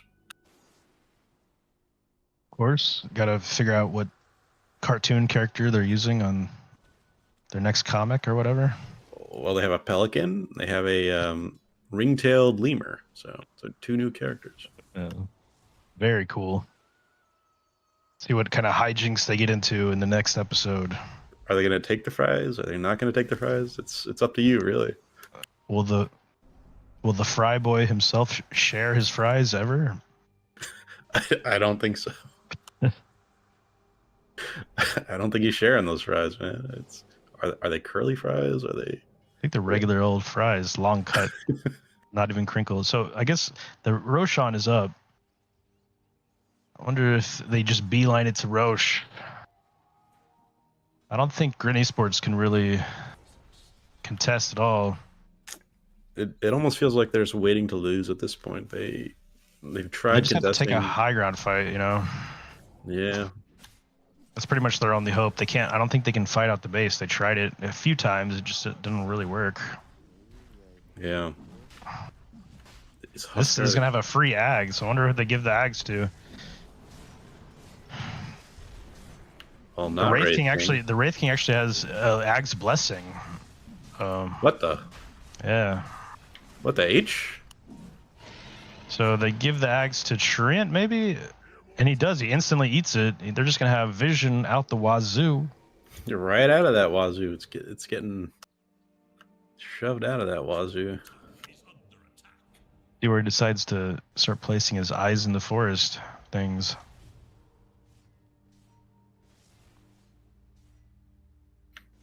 Is this a good spell for pro level gameplay? What? Eyes in the forest. I mean, it can be good. I feel like it's kind of hit or miss though a bit. But anyway, bottom jungle, there is a fight breaking out. They're finding the Rojo. He's going to be KB as well. Throws the shackle, doesn't connect. Yeah, so it's going to break apart as fast as it came together there. But that was I don't know. BKB. As far as the ags on the Treant, I never really want to build it in a pub if I'm playing Treant because it just feels kind of weird. Like it's like it could work, but what if it doesn't work? You know, what if all the words you put don't do anything? Well, and really, you just need a gem and a quelling blade, and you just kind of yeah. But if you're ahead, I think it's really good because you can like if they're trying to sweep the map of your little eyes in the forest, you can just get them. And Rojo currently has a gem. And the way these fights are breaking out, it's actually super value because there's like 3 team fights happening at once, and if he uses his ult and it catches him in the eyes of the forest, everybody gets rooted. Oh yeah, I forgot about that. Yeah, that's a really good mechanic there. Really good Valve. Ice Frog. Ice Fraud. Be careful what you say. Shit. Don't be too based. Don't fly too based to the sun. Yeah, now. So That's Flea's gonna crazy. use his ulti. He's gonna Dude. farm a bit. He just made a game like a Warcraft 3 custom map, and now he's just chilling. Like, Yeah, he's doing what he loves. He works at Valve, like straight up. It's a dream job for a lot of developers. yeah. He was doing some Neon Prime. I wonder if we'll ever get any news on that one. Yeah. Classic Valve. What was that recent game that just came out that was like a huge disappointment from Bethesda? Skyrim? Space game? Yeah, I know what you mean. I never played it. Haven't played it, but apparently, yeah, classic Bethesda wasn't that good on launch. Did you ever play the original Fallout? I never have, actually. I've never played any Fallout. I played a good bit of Fallout 3 and I enjoyed it. Mm. Fallout 1 and 2 are like turn-based RPGs. It seems kind of interesting, but Yeah, I like haven't- those. it's also dated technology, like from 1997 or something. But Mm. it's probably fun. What's the most recent really old game you've played? Actually, I played Half-Life 1 for the first time over COVID. I think that was the last old game I played. Anyway, there's Centaur old, and it was for the first time I played it. That's crazy. It was an amazing experience. It's still a good game, I think. Yeah, it was probably my favorite game I've ever played. Jesus. Single player game at least. You played I Half-Life think, 2? yeah, I think it's better than Half-Life 2. Damn. High praise. Yeah, Half-Life 2 is really good. that's really good. But I actually played Alex. That's an amazing game. Dude, I kind of want to play Half-Life after this cast. Half-Life, it turned 25. They released like, oh, actually, there's a fight though. Speaking of this, they don't really get anything going though. Just kind of poking a bit. Just like that girl last night. Oh, shit. We don't have to talk about that.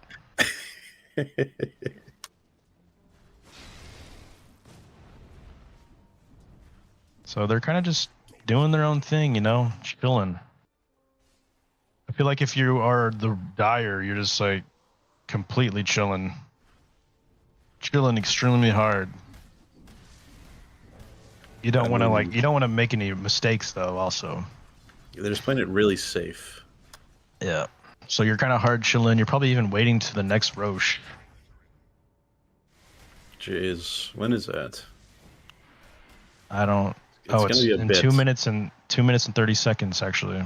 Next Roche may respond, so it could be even as far as 5 minutes away. Yeah.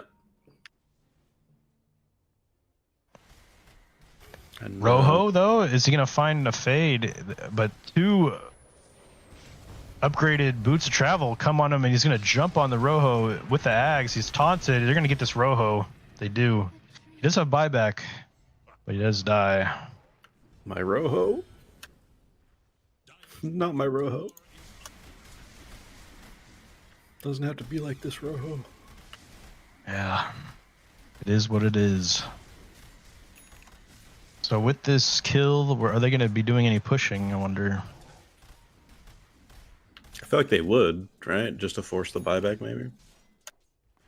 Lee has the Octarine core completed, so he just wants to use his ulti as much as he can.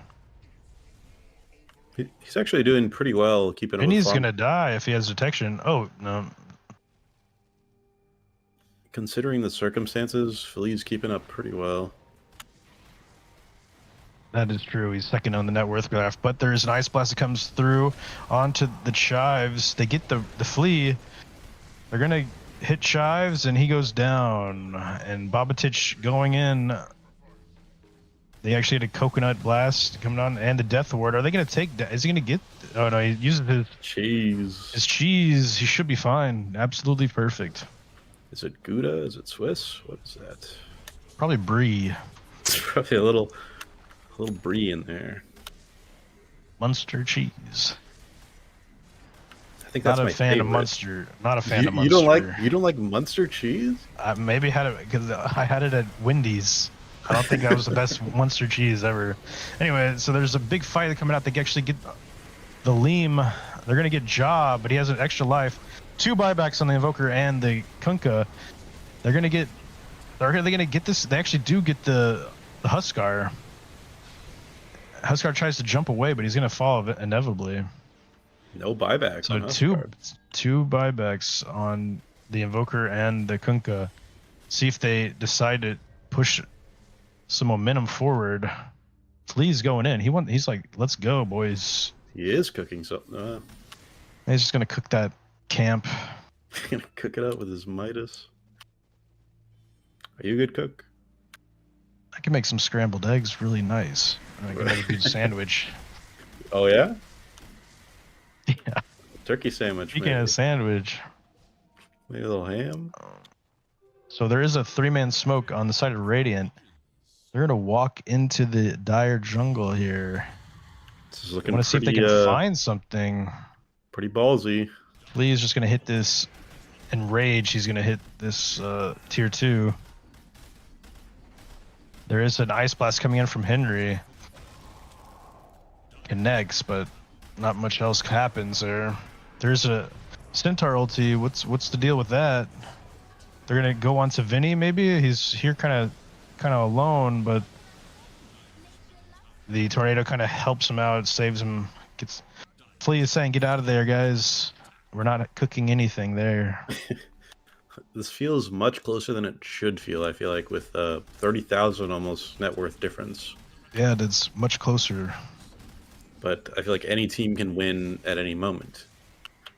A What little the bit hell? of throws. I mean, if they keep diving tier 4s for some reason instead of hitting the base, so.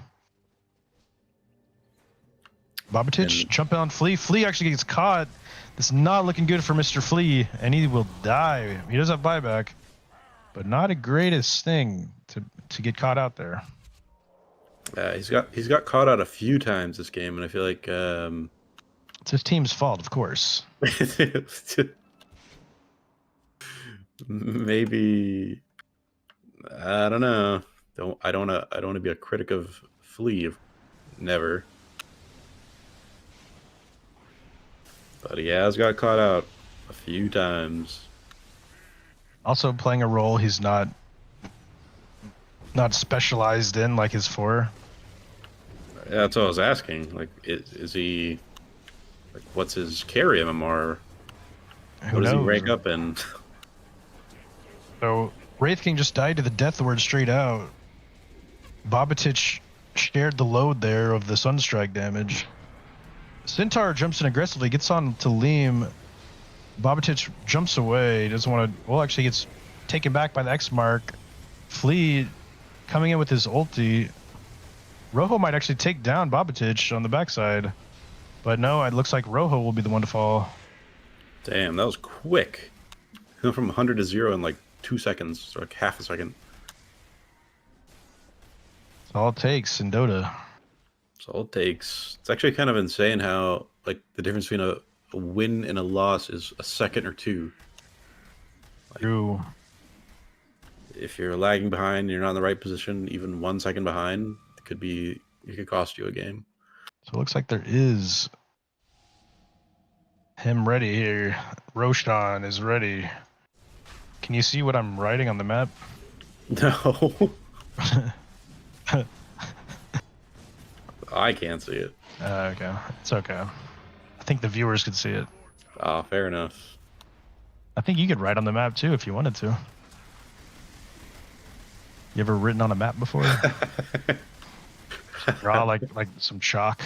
Get a little pencil and Hops. We could do some hopscotch. Some tic-tac-toe.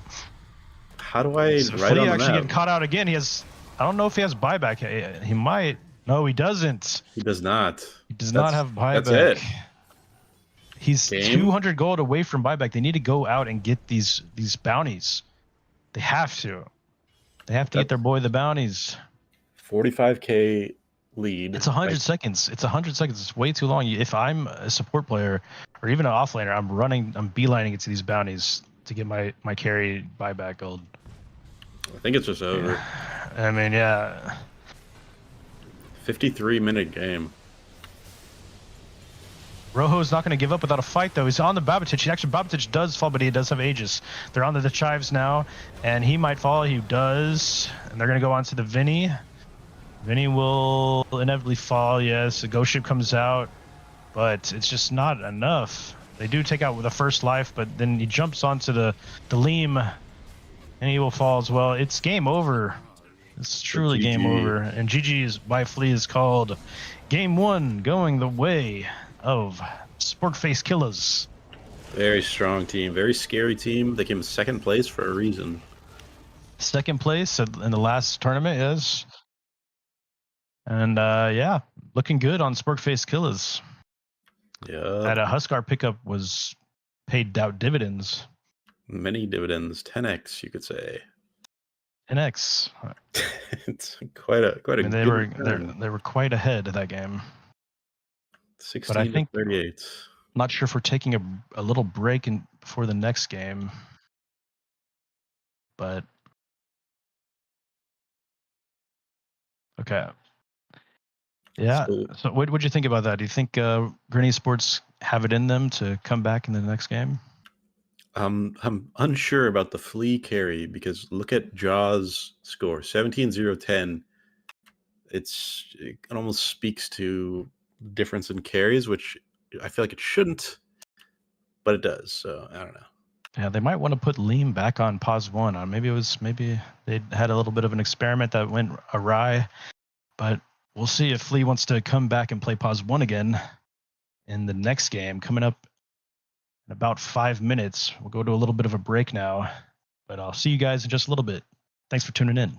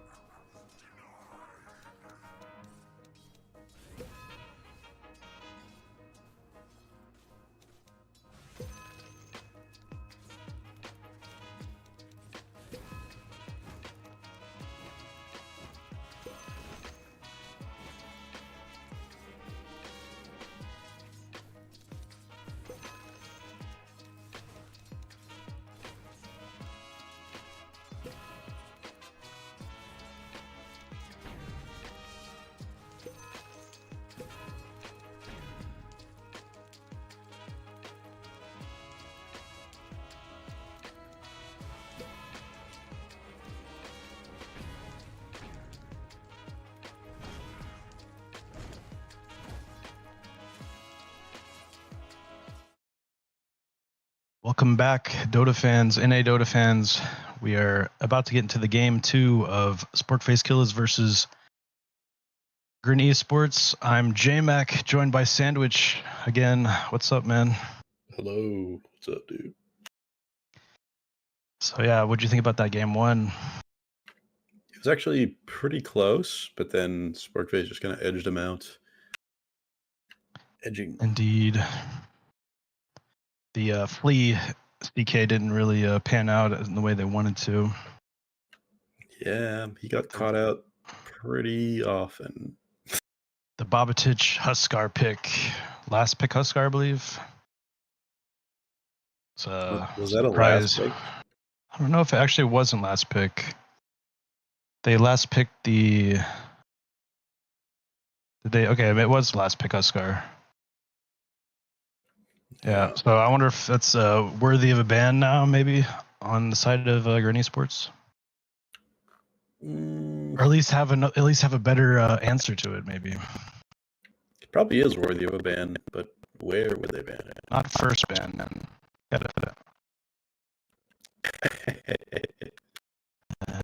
Green Esports did forget their logo. It's maybe a little nerves coming to these Grin boys. Forgot to do the ticket.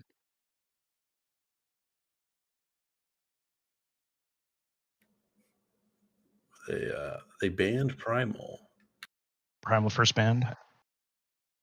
Okay, Same Weaver ban. also banned. I don't know. Weaver wasn't first banned this last time around. They actually first banned the Phoenix. So I wonder if they want the Phoenix. Well, from Grin, it's the exact same bans. Bristle Primal. Sparkface not opting to ban out the Phoenix. They do have second pick though. So if they let the Phoenix go through, maybe it's Green Esports going to take Phoenix. We'll see. Yes, sir.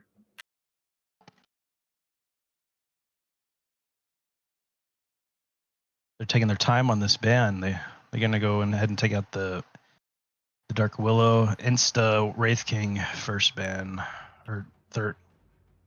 There's strange bans, to be honest. Dark Willow On the side of Sporkface. Yeah. Yeah, maybe it's a comfort pick for the supports on Radiant. You can take out the... I don't know, I have no idea. But it's just one of those heroes that's pretty strong. Kind of flexible too. I mean, people don't really run it as a core. They did in TI, but I haven't really seen it in this league played as a core at all. It does have and it's one of those heroes that can play 4 and like eventually build into a core. But Sporkface does have the first pick. They're going to take the Treant first. Isn't that exactly the same as what happened last game? Yes, but Treant was on the side of Grin Esports last game. Are you sure? I thought it was No. You're right. Yeah, they're just picking the same hero first. So. I guess they, they like what they like. It's just one of those heroes that has like an insane win rate in pubs. It's just very strong laner and really good team fight. Just completely negates a BKB seconds. You can't really do anything. The Spork logo is so funny to me. It's like terrified. He's staring out half of his face on the flag. They're playing pretty good though. This keeps getting to me. So they do ban out the natures. They don't want to deal with the global presence in the laning phase. So Does he have a little blush on his little cheeks there? I don't think so. I do think so. I think that's your monitor. No. They go for the Kunkka again. So first picks are exactly the same so far. Well, I mean, you don't think Green would want to run it back after they just lost? I mean, I don't think it's going to be the same exact because there's Wraith King was banned by themselves. They picked CK last time too. They first picked CK. Indeed. So they opt to not see it right now. And, the Phoenix is still in the pool. I think it'd be a good pickup for either of these teams. Yeah, there's a lot of really good heroes in Dota right now. AA ban. AA ban. So it could be telling us. Actually, they banned the AA for what? I wonder. They respect ban the Huskar. Yeah, they banned the AA. Maybe they want to pick Huskar again. What the? Witch Doctor. Witch Doctor. So it's kind of comfort, I guess, coming out of the Radiant side. Probably going to be on Vinny again. I mean, Vinny's drafting, He's going to draft himself his most comfortable hero to win these games. I was not impressed by the Witch Doctor play, to be honest. It seemed extremely low impact. Yeah, he definitely had a hard game, that's for sure. I don't know about this pickup. And here comes the CK on this side of Spork phase, yeah. Of course. And it could be a 3 or a pause 1, so I don't know if it's really a fade hero though, but I'm sure he can play it. Yeah, I'd imagine it's a 1. They got another pick here coming through. Come through. See what they decide of. Not going to bleed into the reserve time. They do take the Phoenix. Strong hero. Yeah. Now they need egg hitters. I mean, one thing they could do is pick up a silencer, but it's like you don't really want to pick up a silencer in Witch Doctor support duo, so I don't think it's going to happen. They could maybe take a Snapfire, but that hero's kind of in the dumpster as far as meta statistics go. So yeah, I think Spork is out drafting so far. they take the Luna, so that is an egg hitter. What I'd like to see is I'd like to see a Beastmaster here, but it kind of would reveal all their lanes. It would mean a Kunkka mid. But Beastmaster good against Phoenix because you get the aura of attack speed. We're gonna go for the Muerta. So it's a pause 4 Muerta. Luna is their pause 1. Their Kunkka, a little bit of flex. Could be 3, could be 2. See what Sporkface answers this Muerta pick with. I'd like to see Kunkka mid, to be honest. Yeah. And like a beefy offlaner. I think Kunkka is better as a mid. Usually you get a little bit more farm priority. And I feel like they were trying to be a little shocking with the Wind Ranger at the last pick, and it just did not work. But they still have the LD. You could always take LD for Rojo for mid. I think that would be pretty good, depending on the matchup. Yeah. Because you can, but they do take the Dazzle. This is likely a Dazzle mid. I mean, yes. That's it, definitely. So I don't know what the matchup is against like a lone druid, but I think Dazzle is just one of those oppressive mid laners. It's kind of hard to beat. Yeah, kind of just dominates the lane. So the last set of bans, you got a Lina. So that's one answer to a Dazzle. Is you can outrange the Dazzle with Lina, and the spam of the spells makes it hard for Dazzle to compete.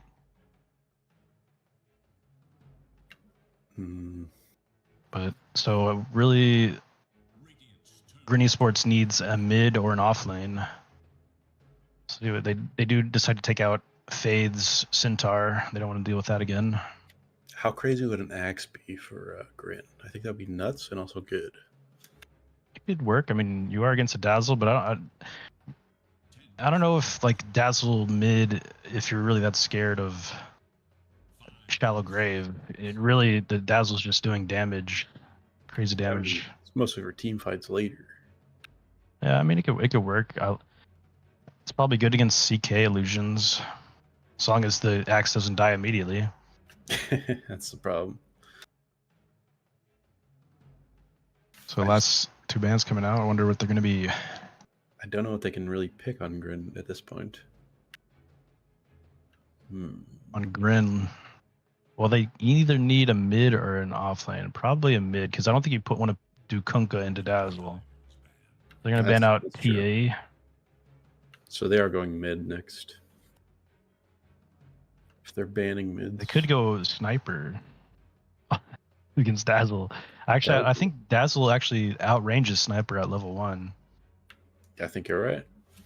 So I don't know. Sniper's just not a meta hero either. Be pretty meme to pick it up. I love it though. Yeah, turbo sniper mode. No, I played in rank too. Yeah. I own in 2K bracket. They do ban out the Wind Ranger. They don't want to see the Wind Ranger. They're going to take Brewmaster. It lasts until the last pick. We're going to see a fade Brewmaster here. Get a master class on this heroes. To me, it seems a little difficult to play. There's a lot of micro going on. Yeah, but if you can do it right, I mean, if you can just put the Luna in the air and you can just kill everybody else. So it's just one of those heroes kind of, you take somebody out of the fight, let everybody else do the work. Works probably well with the Phoenix. Yeah, he seems like a stocky boy there. The Phoenix Brewmaster lane is going to be pretty tough for this Witch Doctor to kind of get a grip on. I mean, it's not going to be an easy lane, that's for sure. I'll be honest. I'm loving Sporkface's draft, not loving Grin's draft right now. This could be the last pick to rule them all. It's going to be a Puck. That's a hero that can shove out waves and kind of do okay against the Dazzle. So I don't mind that pick, but they are. I mean, you know, it's decent. You got the Puck ulti with the Kunkka stuff and the Luna stuff. I mean, I can see a team fight working, but they just have egg problems right now. If the Luna's not available to hit. So I do think Sporkface does have a better draft here, but we'll have to see how it pans out. They got a lot of tank on Spork, not a lot of tank on Grin, and they also have Dazzle. Dazzle extends the life of these tanky heroes. So. I don't know. I think it'll be a little bit of a rough one. Flea is playing the Luna also, so he's running it back. Pause one. Let's see how this goes. I think he got a little greedy last game. He kind of farmed in foreign territories where he got caught, and I don't know. That might have been a symptom of his team losing map control pretty early. Indeed. But here we go into game one. This man's got 5 wins in a row as Witch Doctor. It's kind of a pub stomping hero.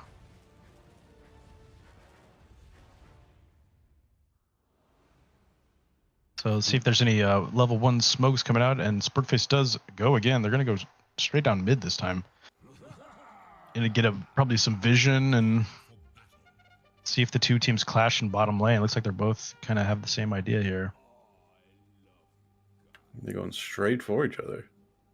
But the side of the Radiant not opting to smoke, so...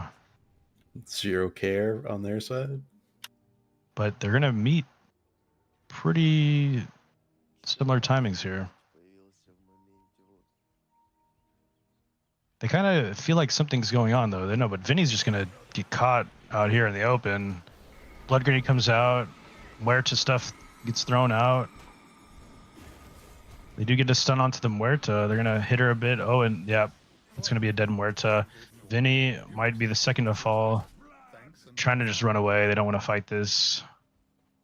Vinny will be safe, but almost got him with the stun, but no. Yeah, I mean, you can already see the symptoms of having a bunch of strength heroes versus a bunch of non-strength heroes and how they just outlive you. Yeah. And I think that's going to be the story of this game. In my 2K opinion, of course. Okay, masterclass opinions. Flea's going to try to see if he can take this rune. And he actually gets it. It's good for him.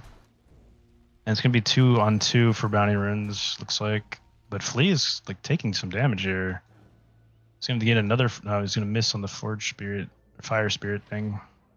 And Dire have these 2 pretty deep wards from that skirmish. And I think these can be very important in this game. Definitely.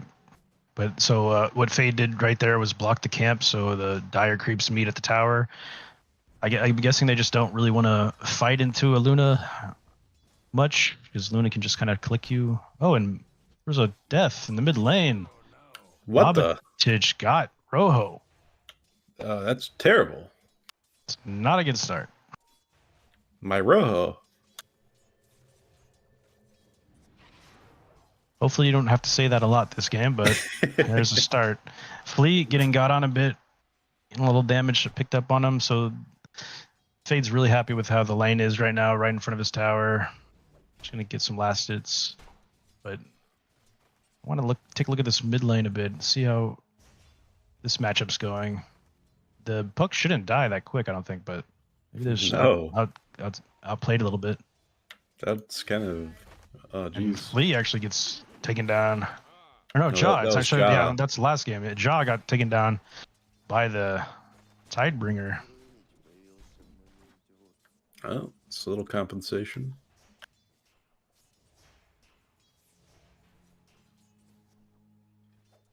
Can't feel too good about that, but you know, life goes on. I feel that, man. Mid lane, Rojo taking some damage. It's gonna be fine for now. Just for now. It's a lot of action in these lanes so far. I just feel like he's getting bullied so hard in this mid lane. Yeah. He's complete. Oh, he has 3 last hits in 2 minutes. It's awful. 14-3. Rojo did not eat his Wheaties before this match. I mean, that can be like maybe demoralizing.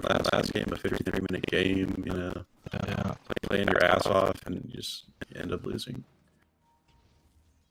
It happens to the best of us, but yes, mid's looking a little over. A little sus. A little sus. I was playing Among Us earlier. Nice. You ever play Classic. that game? Over quarantine, I did, yeah. It's actually pretty fun. I was thinking about getting it in VR, but I never pulled the trigger on that. Do you have a VR kit? Yeah, that's how I played Alex. Damn. How much is a VR whole setup? And when I bought it, it was like $1,000. Jesus. I think it's like 500 now. Or I think it's on sale. Oh, but in mid lane, will Rojo die here? But the Babatich is taking damage to the tower. It misses. The It's miss. like an uphill miss from the tower onto Babatich. That was insane. Yeah. I didn't know the towers could do uphill misses. Yep. Is that what happened? That is what happened. I saw it with my own two Wild. eyes. So that's a second death for Rojo. Yes. 3 minutes. Kind of crazy. This is so nothing good to say about that one. My Rojo.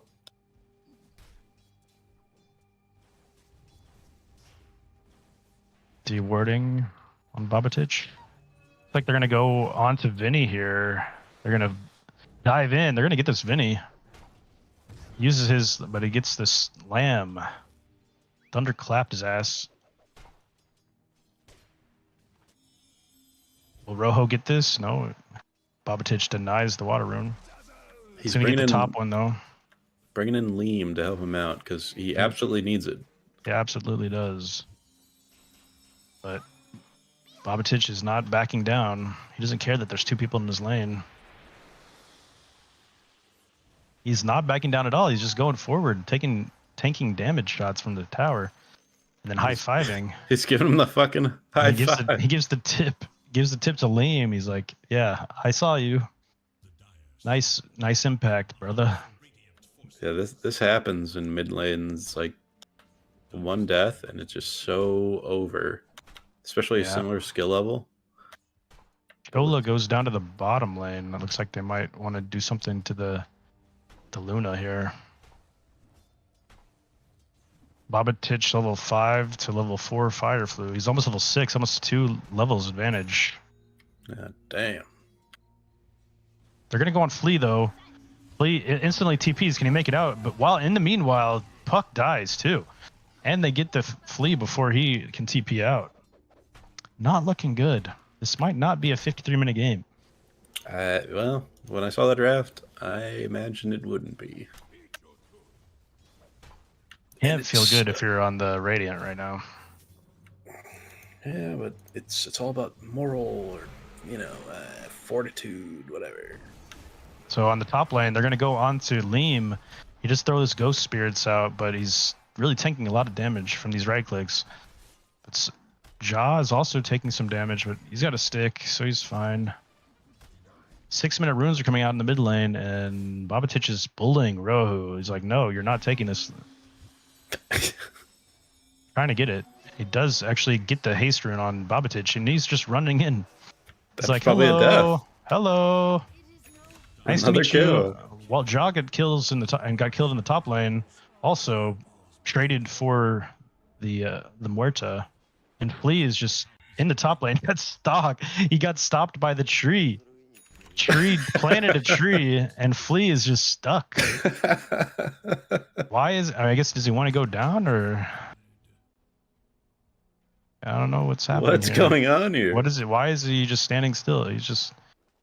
He really wanted to go that way, I guess. I guess they're going for the 7-minute runes here. Vinny, they really want this, but he just goes to farm. Cholo's waiting in the wings for that rune. Yeah, he really is. And he might take it. He's gonna try to. There's so many heroes though. I think he's gonna think better of it. Just leaves. It might be worth. Do you think it's worth his death? Probably not, since they already have a lead. It's like, why give them anything? Yeah, I feel that.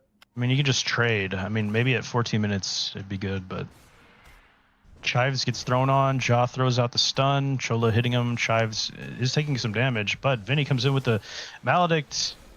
They're going to be able to take out Ja again. The fear into the tree lines. They're going to get one more kick on him, and he's dead. Another Ja death. So this is, all things considered, your mid lane's going great, but your carry, your pause 1 is dying. I love that NPR. It's your third death. Yeah. All things considered. Hello, welcome. This is All Things Considered. I haven't listened to NPR in a long time. Dude, am I old? I put it on in my car. I used to do that, but Because I started listening to sports radio instead. Okay, what's your sports teams? I mean, I'm from DFW area, so I like the Cowboys. The Rangers just won the World Series, baseball. Fair. Mavericks, you got Luka Doncic. You college football? I don't really watch college ball. I do like Notre Dame though, and I like UT, but I don't really watch college ball. Georgia Bulldogs, baby. Kind of cool. There is an ulti on. I think Ja used his ulti. Wonder if they're cooking something. Where's Flea at? See how this net worth graph looks. So it is the Dazzle way out in front, and then followed by the Brewmaster. They're going on Rohu. Rohu does throw out his ulti, but it's going to be of no consequence. I mean, Ja is 0-3, and he's still ahead of Flea, so That's not a good look. that's not the best. If Grin wants to sell merch, this is not the way to do it. So they're going to go on Chives. Chives throws out his ghost ship. It's going to connect onto the Dazzle, but at what cost? Looks like he should be fine. He has 2 bracers. He's very tanky. So yeah, he's going to get out of there. And this is the meta of beefy boys in game and real life. Real life. Be a little beefy, yeah. Get a little beefcake going on. Still on that, huh? Bringing it back. right back to where we started. So they're gonna look at Chives. They're gonna dive on him. Oh, they egg immediately. He's not gonna. Are they gonna have the damage to kick this egg? And I think they might. One more tick, and it's gonna fall. But they do get the Kunko as well. They're gonna get this Treant. Ja wants to run and get some kills. He's gonna look at Liam. He stuns him up. I don't think he has enough to hit him down. Does he? I don't think so. I think he's gonna dead shot him away. He's good. This Rohu Fire Flu. 3K net worth at 10 minutes. Yep, pretty much half versus the net 6K. Worth. Actually insane. If you see this in a pub, you're just like, wow. It's just GG out. It's just GG. But this isn't a pub, and there are ways to get back into this game. These are pros here, folks. These are professionals, and they're gonna Chives combo missed. He missed the X mark and torrent. maybe a little nerves going on. Maybe a little nerves. You just can't wait to Good see old- what happens. They want to see if they can take this game. I mean, there's some money on the line. You know, $1,000 to first place. You know, they don't want to take this lightly. Some chunk of change right there. $100. $200 a person. $200. Yeah. Yeah, I mean that's not nothing to sneeze at. But you know, what'll that get you? That'll get you like a half a night at a strip club. I don't know if these Dota players are worried about that, but Like 10 orders of Panda Express. Not sure. yeah, you get 2 sides of Panda Express with that kind of money. That's some serious coin there. Bobatich, 6K net worth. He's working on his Ags. He's gonna have a very early Ags. But what I always question is with Dazzle mid, it's dominant early, but then what does it do mid and late? It always And there seems- is a death on Flea in the mid lane. Oh my Fade god. got him. The top lane, Jeez. there is a tree ulti out on Vinny. He is maledicted. He's probably going to take death to this tick, but Vinny will also die. On the side here, we got the Fade used his brew ulti. They're going to run down Chives. He's nowhere to go, man. He's done. Dead on arrival. Cooked. That is what Well he was done. Medium rare plus. cooking. Oh, you like your like a little medium rare there? Medium rare. Medium rare plus.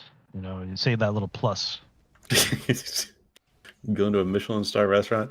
How'd you like your steak cooked, sir? I'd like it a Medium rare medium plus. rare plus. Of course. Are you stupid? You gotta have the plus. Got a little pizzazz, you know, the plus gives it pizzazz. But mid lane, we got the ulti from the puck onto the Phoenix. He's gonna die. Brewmaster does not have ulti. He gets Torrent X marked. See if they can do anything else. Deadshot misses. Uses his Tanky. Midas. Tanky boy almost 2k HP at 13 minutes. It's the story of this game right now. Too tanky. Does go in favor. That fight did go in favor of Radiant, though. All things considered, they are not too far behind. They got some stacks here for Flea. They're going to ghost ship the stacks. Going to let Flea have a good time here. He's going to get a little bit of catching up to do here. But he's actually below the puck. Like, Flea had a terrible start this game. That's crazy. It's not good when your carry and mid have a bad start. It's It's Who do you not fall back good on? at all. just They're going a to take this combat. mid tower. It's going to help open up the map even further. Fade aggressively goes into their jungle here. Signature. He's top of the net worth. Yep. And What he's a going for a beast. Radiance. This guy's like almost 11k for a reason. True. So is he, Uses his ulti to farm some waves here. is he looking Or for a farm team? Ancient Camp. Fade? I don't know. This I think he was. I LFP think he was on one. I think he was on a stack for the quals. I don't know if they made it. They might have made it to close, but I forget what team. I think he might have been on the Flea stack actually. Really? I think so, if I'm not mistaken.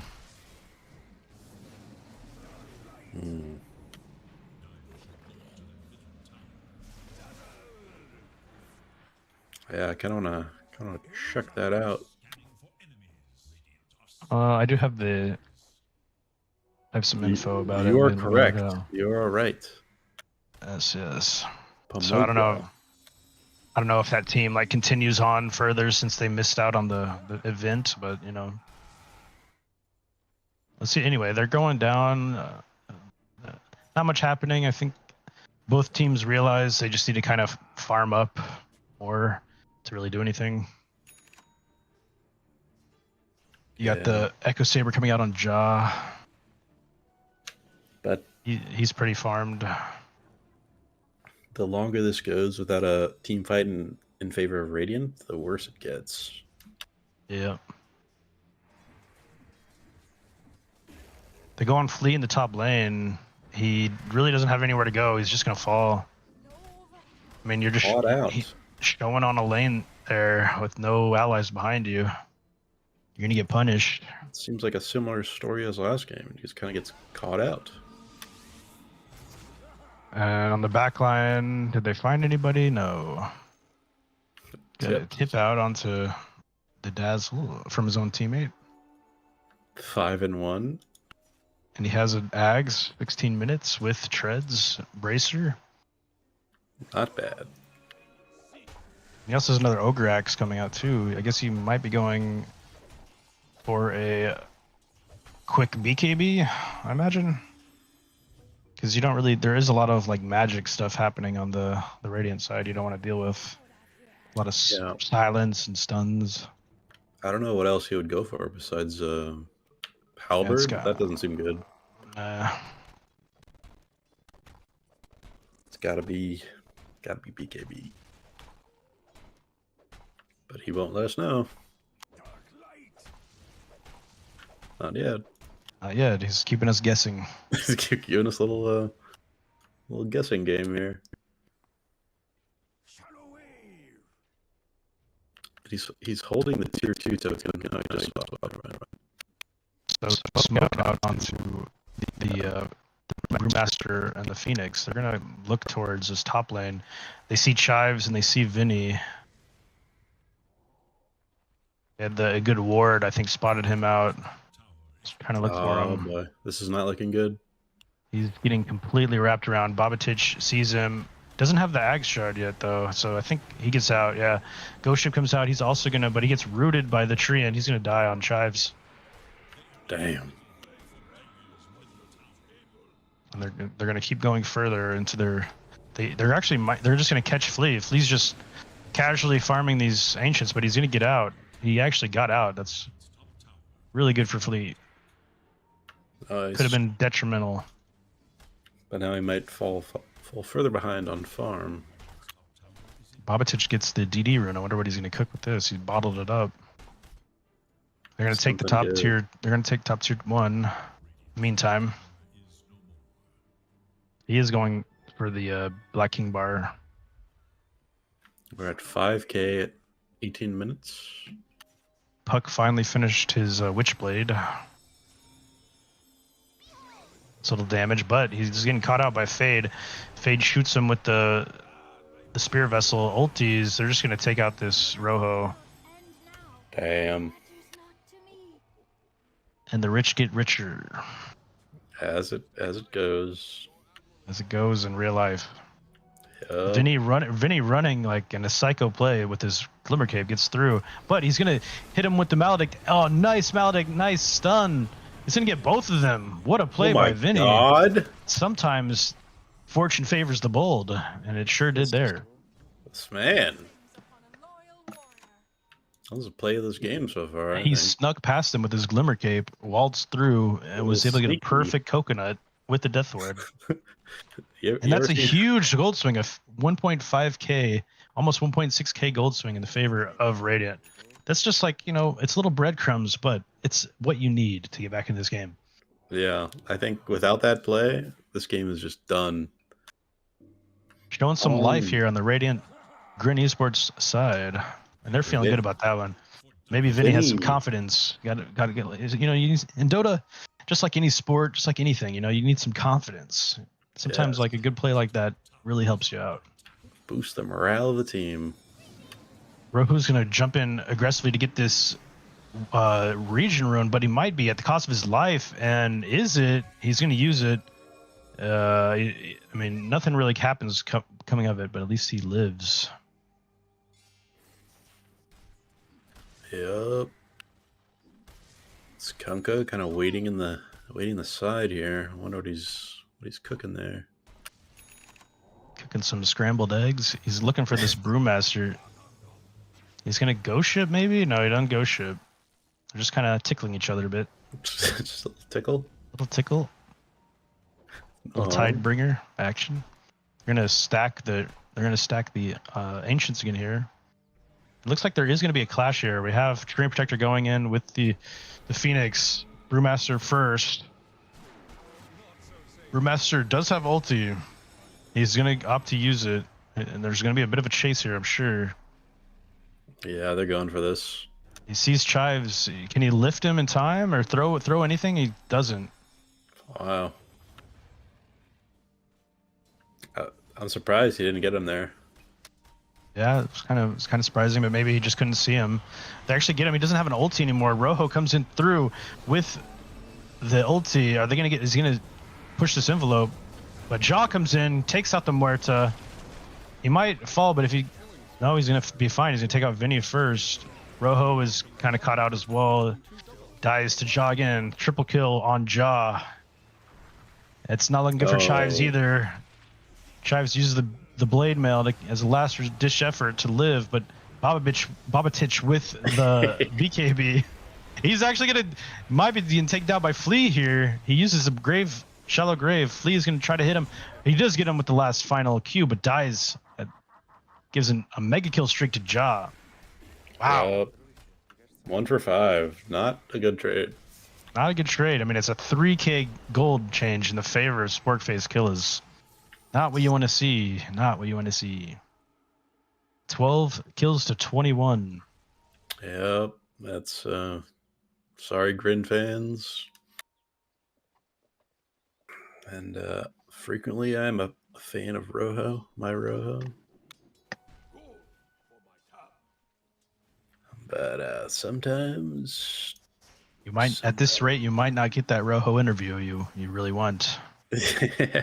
I've always wanted that. Who do you think they're gonna send on Sporkface? Probably Henry. Really? That's what they did last time. Well, I'll say, hey Henry, remember me? Did you get coaching from Henry? No, I met him at the OG party. Oh, right. We talked pretty briefly.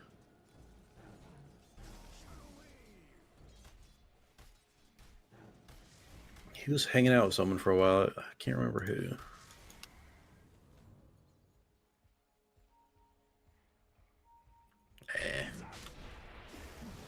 They're going to just take Roche. 23 minutes. They're going to just get this quick Roche. And there's nothing Grin Esports can really do to combat this. Not at all. It's going to probably go to Jaw, I would imagine. I feel like Fade is baiting mid, showing himself to say, hey, we're not doing Roche. It's actually going to go on Dazzle, which makes sense. Dazzle's kind of the weaker HP pool of the two. Yeah, not that beefy. Mm-hmm.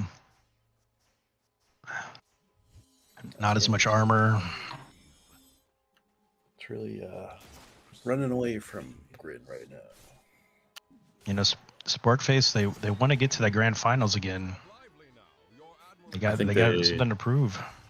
They're looking good. Looking pretty solid. So Jaw is the new member of this team? Yeah. He looks good to me. It's good. He's a good player. And this is the role he is most comfortable on. Question is, can they challenge Yodi Brody? I wouldn't count Bullish on Gaming out. They 2-0'd I forget who they played today, but they 2-0'd them. Astronauts? Astronauts, indeed. Yeah, that's true. I have faith in my boys, my Bullish boys, but 2-0 was pretty impressive. Yeah, and they actually took a game off Yodi Brody, if I'm not mistaken. Or did they not? I don't think they did. Yeah. I think Fry Boys did. Oh, I see. All right, anyway, top lane, there's something going on with Chives. He's going to throw out his ghost ship. They do get rooted by Chola. He gets lifted in the air by the Brewmaster. They're going to turn their eyes to Muerta. Muerta's going to fall first. They're going to go to the Chives, and he will fall as well. So not the best Grin fan. If you're a Grin fan, you don't want to see that, of course. Continues to compound. Instant TP mid by Chola is looking at Rojo. He's going to get this root off first. Boom, got the root on to Rojo. He instantly tries to escape. He sees the invis rune there. It could be helpful to get out of this situation. Precarious situation, to say the least. But he's fine. It's a puck. He's pretty slippery. Spade running onto Flea, but does not have a way to disconnect that TP. They just ping, and Bobatich just pings the mid tier 2. He's like, come on, boys, let's go. Go push them. I have Aegis. And I think they should. I absolutely think they should, but they're kind of farming jungle. AFK farm jungle time. We have Aegis. Let's farm jungle, boys. We're 13k net worth ahead. But, you know, they do have timings. I mean, Brewmaster wants his Octarine Core. If Henry, I guess, is looking for, he's going to go with Hex first, which I've seen Phoenixes do a lot. But actually, he's going to just die to Rojo. Fade is actually caught out alone here. They pull him back with the X. They get the Luna ulti on him with the dead shot in the back, and he actually gets gravestoned by the Dazzle. God. Shallow Grave saves his life. He's done. He's dead. He's dead. And the ticks take him down. He needed a TP there, but he didn't have a TP because he TP'd earlier.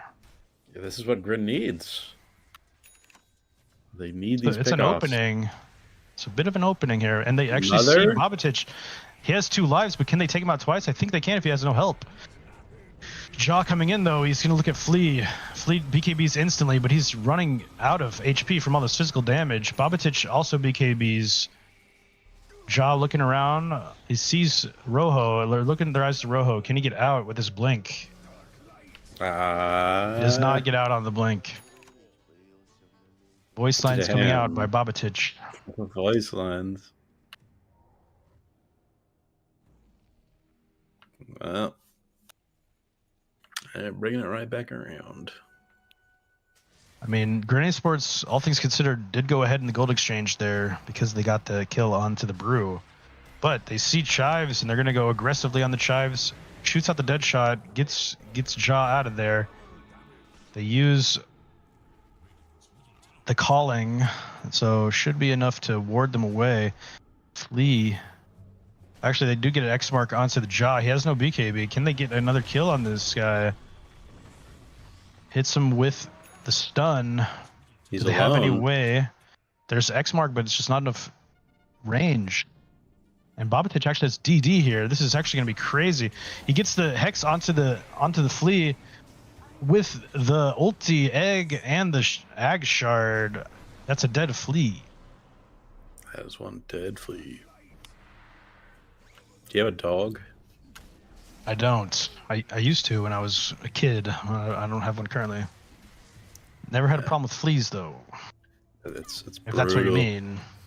Yeah, when you get fleas on your dog, it's really brutal. I had to go to the vet and get like special medicine to get the fleas off. Yeah. Because you know these Georgia trails out here.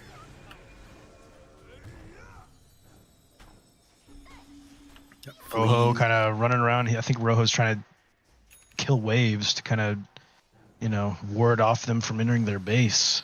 But he's actually, Henry's running at him. I do like this Scythe of Ice, like first item. He just goes Hand of Midas, and I think they did their Tormentor for the Shard, but the Scythe of Ice is just so good. Yeah. How much of this success of Sportface do you think is attributed to Henry? Well, I don't think he's not really a 4 player, but since he is a mid player, I think he has a good understanding of how to work the map at this level. So I think it's mainly Bobatich probably, but he actually dies there in the mid lane. They actually throw everything on him. As you say that, he dies solo. It's a caster curse. As soon as I said that he's the main brains of this organization, he dies in the mid lane. And a massive 1,000 gold. But actually, the Witch Doctor completed his Ags off that. And now, like, a lot of Death Ward action coming down. Could be big. But they're just not going to let them have any motivation by getting that Vinny really quickly. It throws out the ghost ship to nothing really happening. But on the side, though, they see Henry. They're going to get him. Fleet just BKBs and destroys that egg. I just don't know if this Vinny draft is the way to go. So you think Flea should draft? Definitely. Yeah, I wonder why they have their lowest MMR player drafting for them. He might not be the lowest, but he's definitely not as high as Fleet. Yeah. But maybe it's just a friendly kind of thing.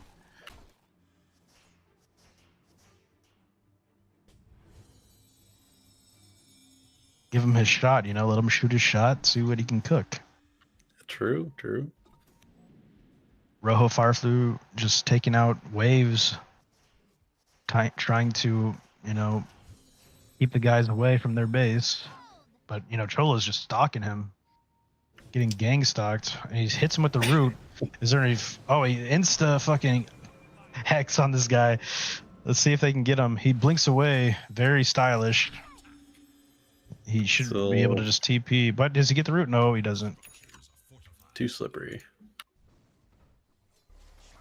But I think I've been pretty impressed by this Jaw guy. I think he's a nice addition to Spork. Yeah, it's a good pickup. Might give him the edge to win this Might be whole able to go the tournament. distance. Yeah. Then again, They see Flea. The Flea was in Viz there, taking the, but they don't know he's there. It's crazy. The earliest Roshan could respawn is 30 seconds. yeah, just barely missing that one.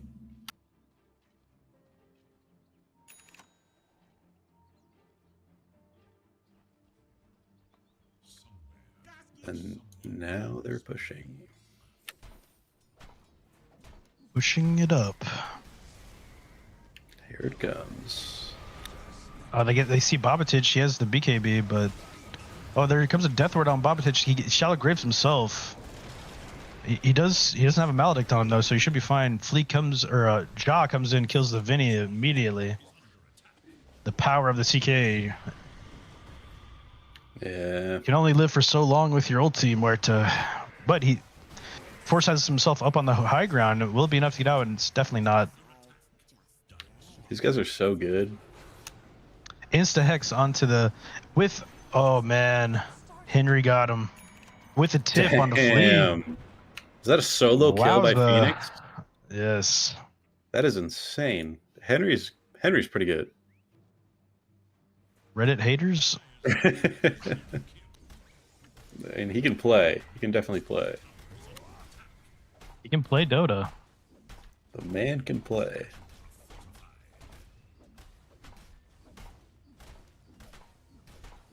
It's looking like they're going to try to close this one out. They have 40 seconds to push.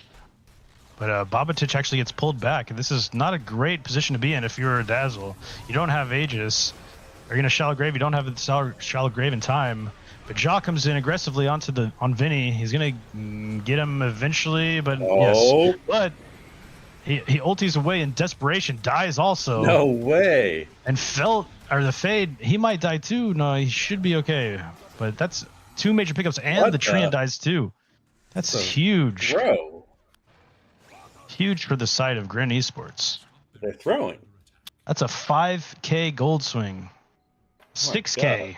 6K gold swing. What are these guys doing? Focus up, boys. Radiant could actually use this and keep going.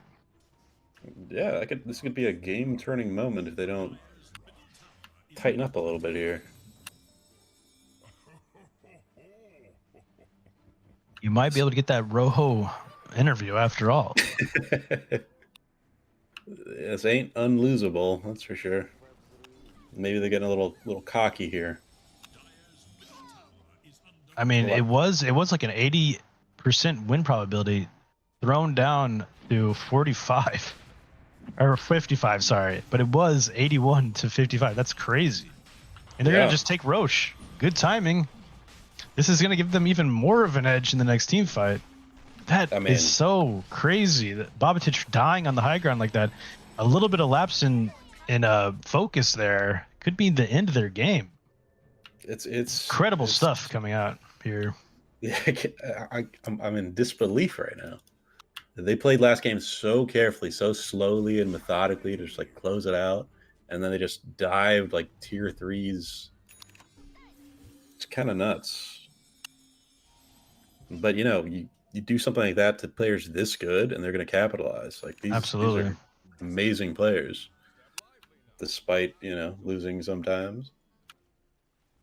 So Flea is leading the charge here. They're 5-man smoke. They want to find more. They feel the momentum.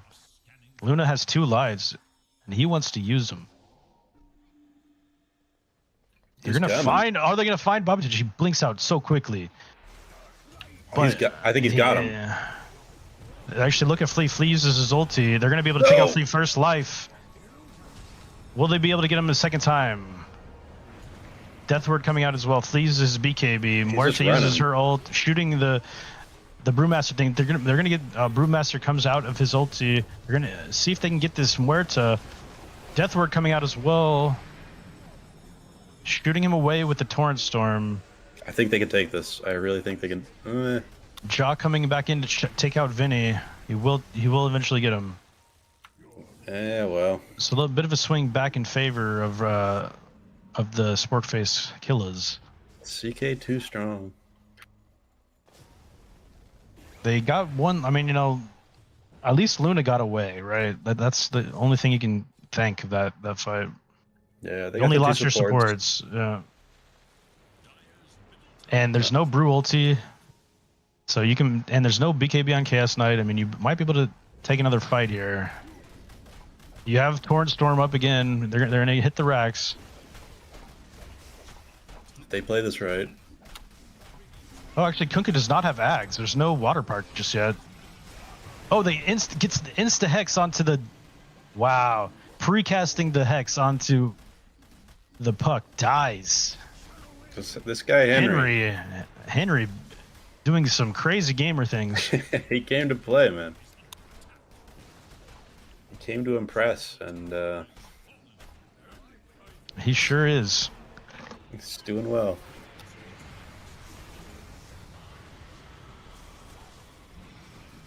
Yeah, this might be game here.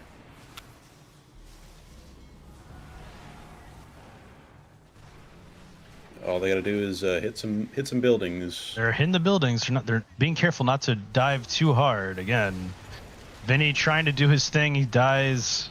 Flea, is gonna fall here. Does he have buyback? He does. But 3 heroes down for the count for at least 50 seconds.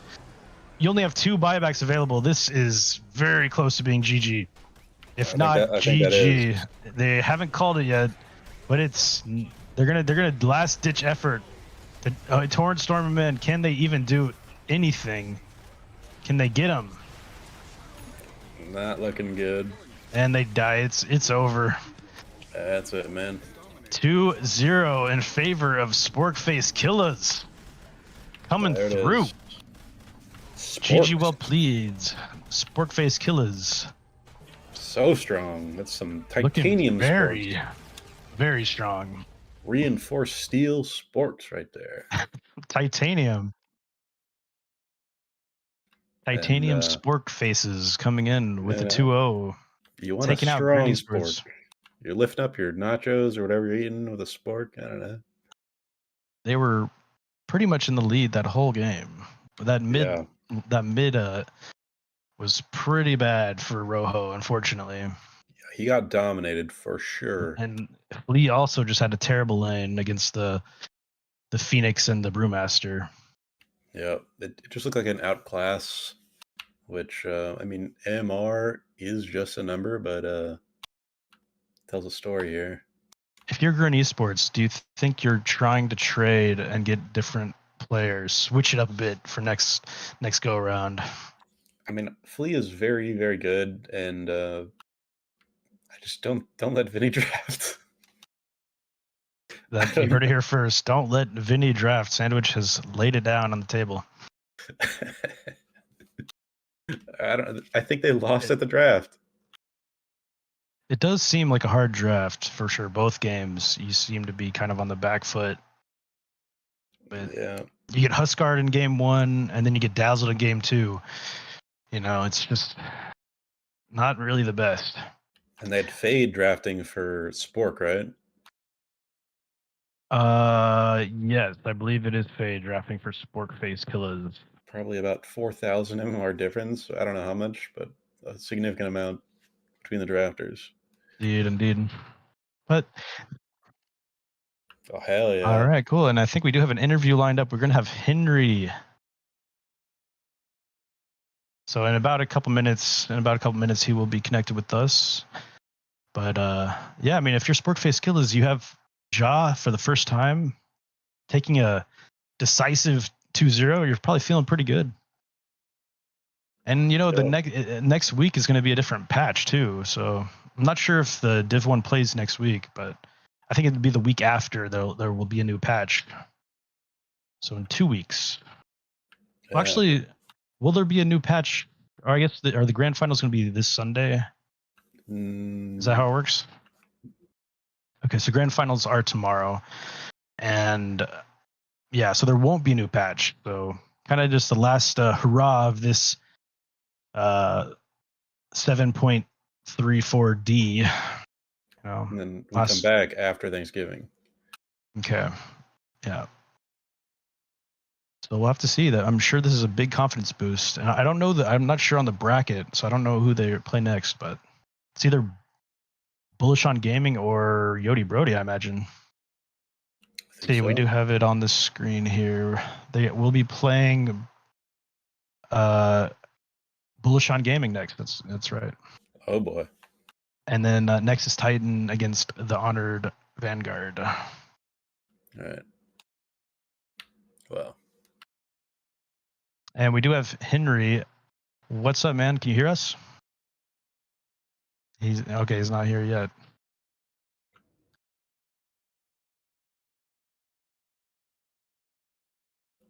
Wayne. What a good-looking man. Yeah, we have Henry on call. We're just waiting for everything to connect through, so just give us a second.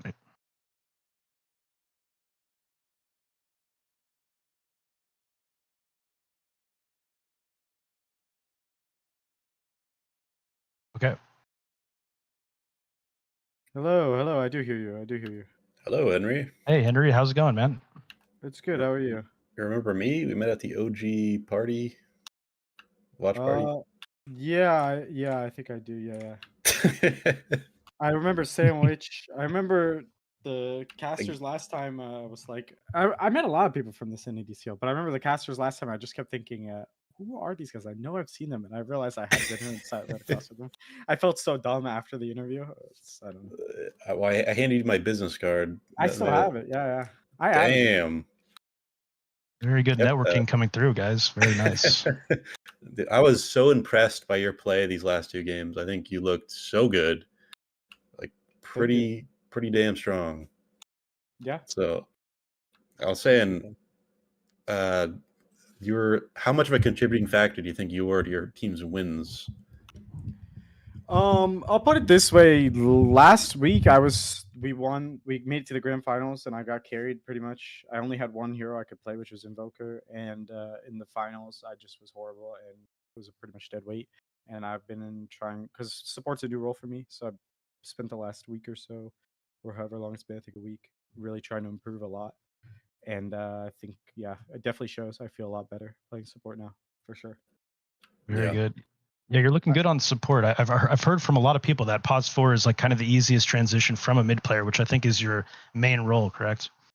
Yeah, I prefer Pos 5, but I think just due to the team I'm playing Pos 4. So far in pubs, I'm definitely preferring Pos 5. I think mid is really weird right now, and I don't even understand the role anymore. And I used to be really good at it, and now it's just confusing. So I'd rather someone like Babatich carry me. Nice. Speaking of which, I was wondering how the dynamic of your team is. Is it Bobatich kind of making the calls? Is Fade making the calls? How are the comms in Sporkface Killers? I think today I made a lot of calls and I kind of gave Chola some advice and I told the team exactly what I wanted to do because I had a lot more confidence than last time. But I think when it comes to like making ganks and stuff like that happen, it's usually Fade. And then when it's like when we should farm or how we're farming, it's usually Bobatich. So it's mostly me and Fade, I think, but everyone contributes for sure. Nice. You're the Chad. You're the leader. I think it's just my role. I have more conviction in my role. So like in the Phoenix game, I just told them like I'm not helping you guys. I'm AFK farming my hex. And I think last time we played, Bobatich was putting a lot of energy telling me what to do because I didn't know what to do, and it made both of our games really bad. That Hex actually pulled out really nicely when you got a solo kill on that Flea Luna. Mm-hmm. Notice you tipped him also. Yeah. Was that just kind of a friendly tip or? Well, I don't actually know Flea. I just like tipping people when they play bad, so it just makes me feel good. Very I cool. hope they tip me too when I play bad, and it makes it entertaining for whoever's watching, or for I just enjoy that stuff. I don't know. It's not personal. Yeah, so you guys had a second place finish. Are you looking to obviously take the first place, and do you feel you can this time around? I think we definitely could have last time. I just think I wasn't good enough, and there were a lot of issues. I think we can. I was actually really impressed with how much better the team. I think it's Yodi Birdie next is. Because I look at the names, I never watched them play, but I look at the names and I wasn't like, wow, these guys are pro. Like, oh my god. But when we played against them, I felt pretty bad. So maybe I'll feel better this time and we'll win. I don't know. I was pretty confident going in. Just look at the names of players, and then we got stomped. So I don't know.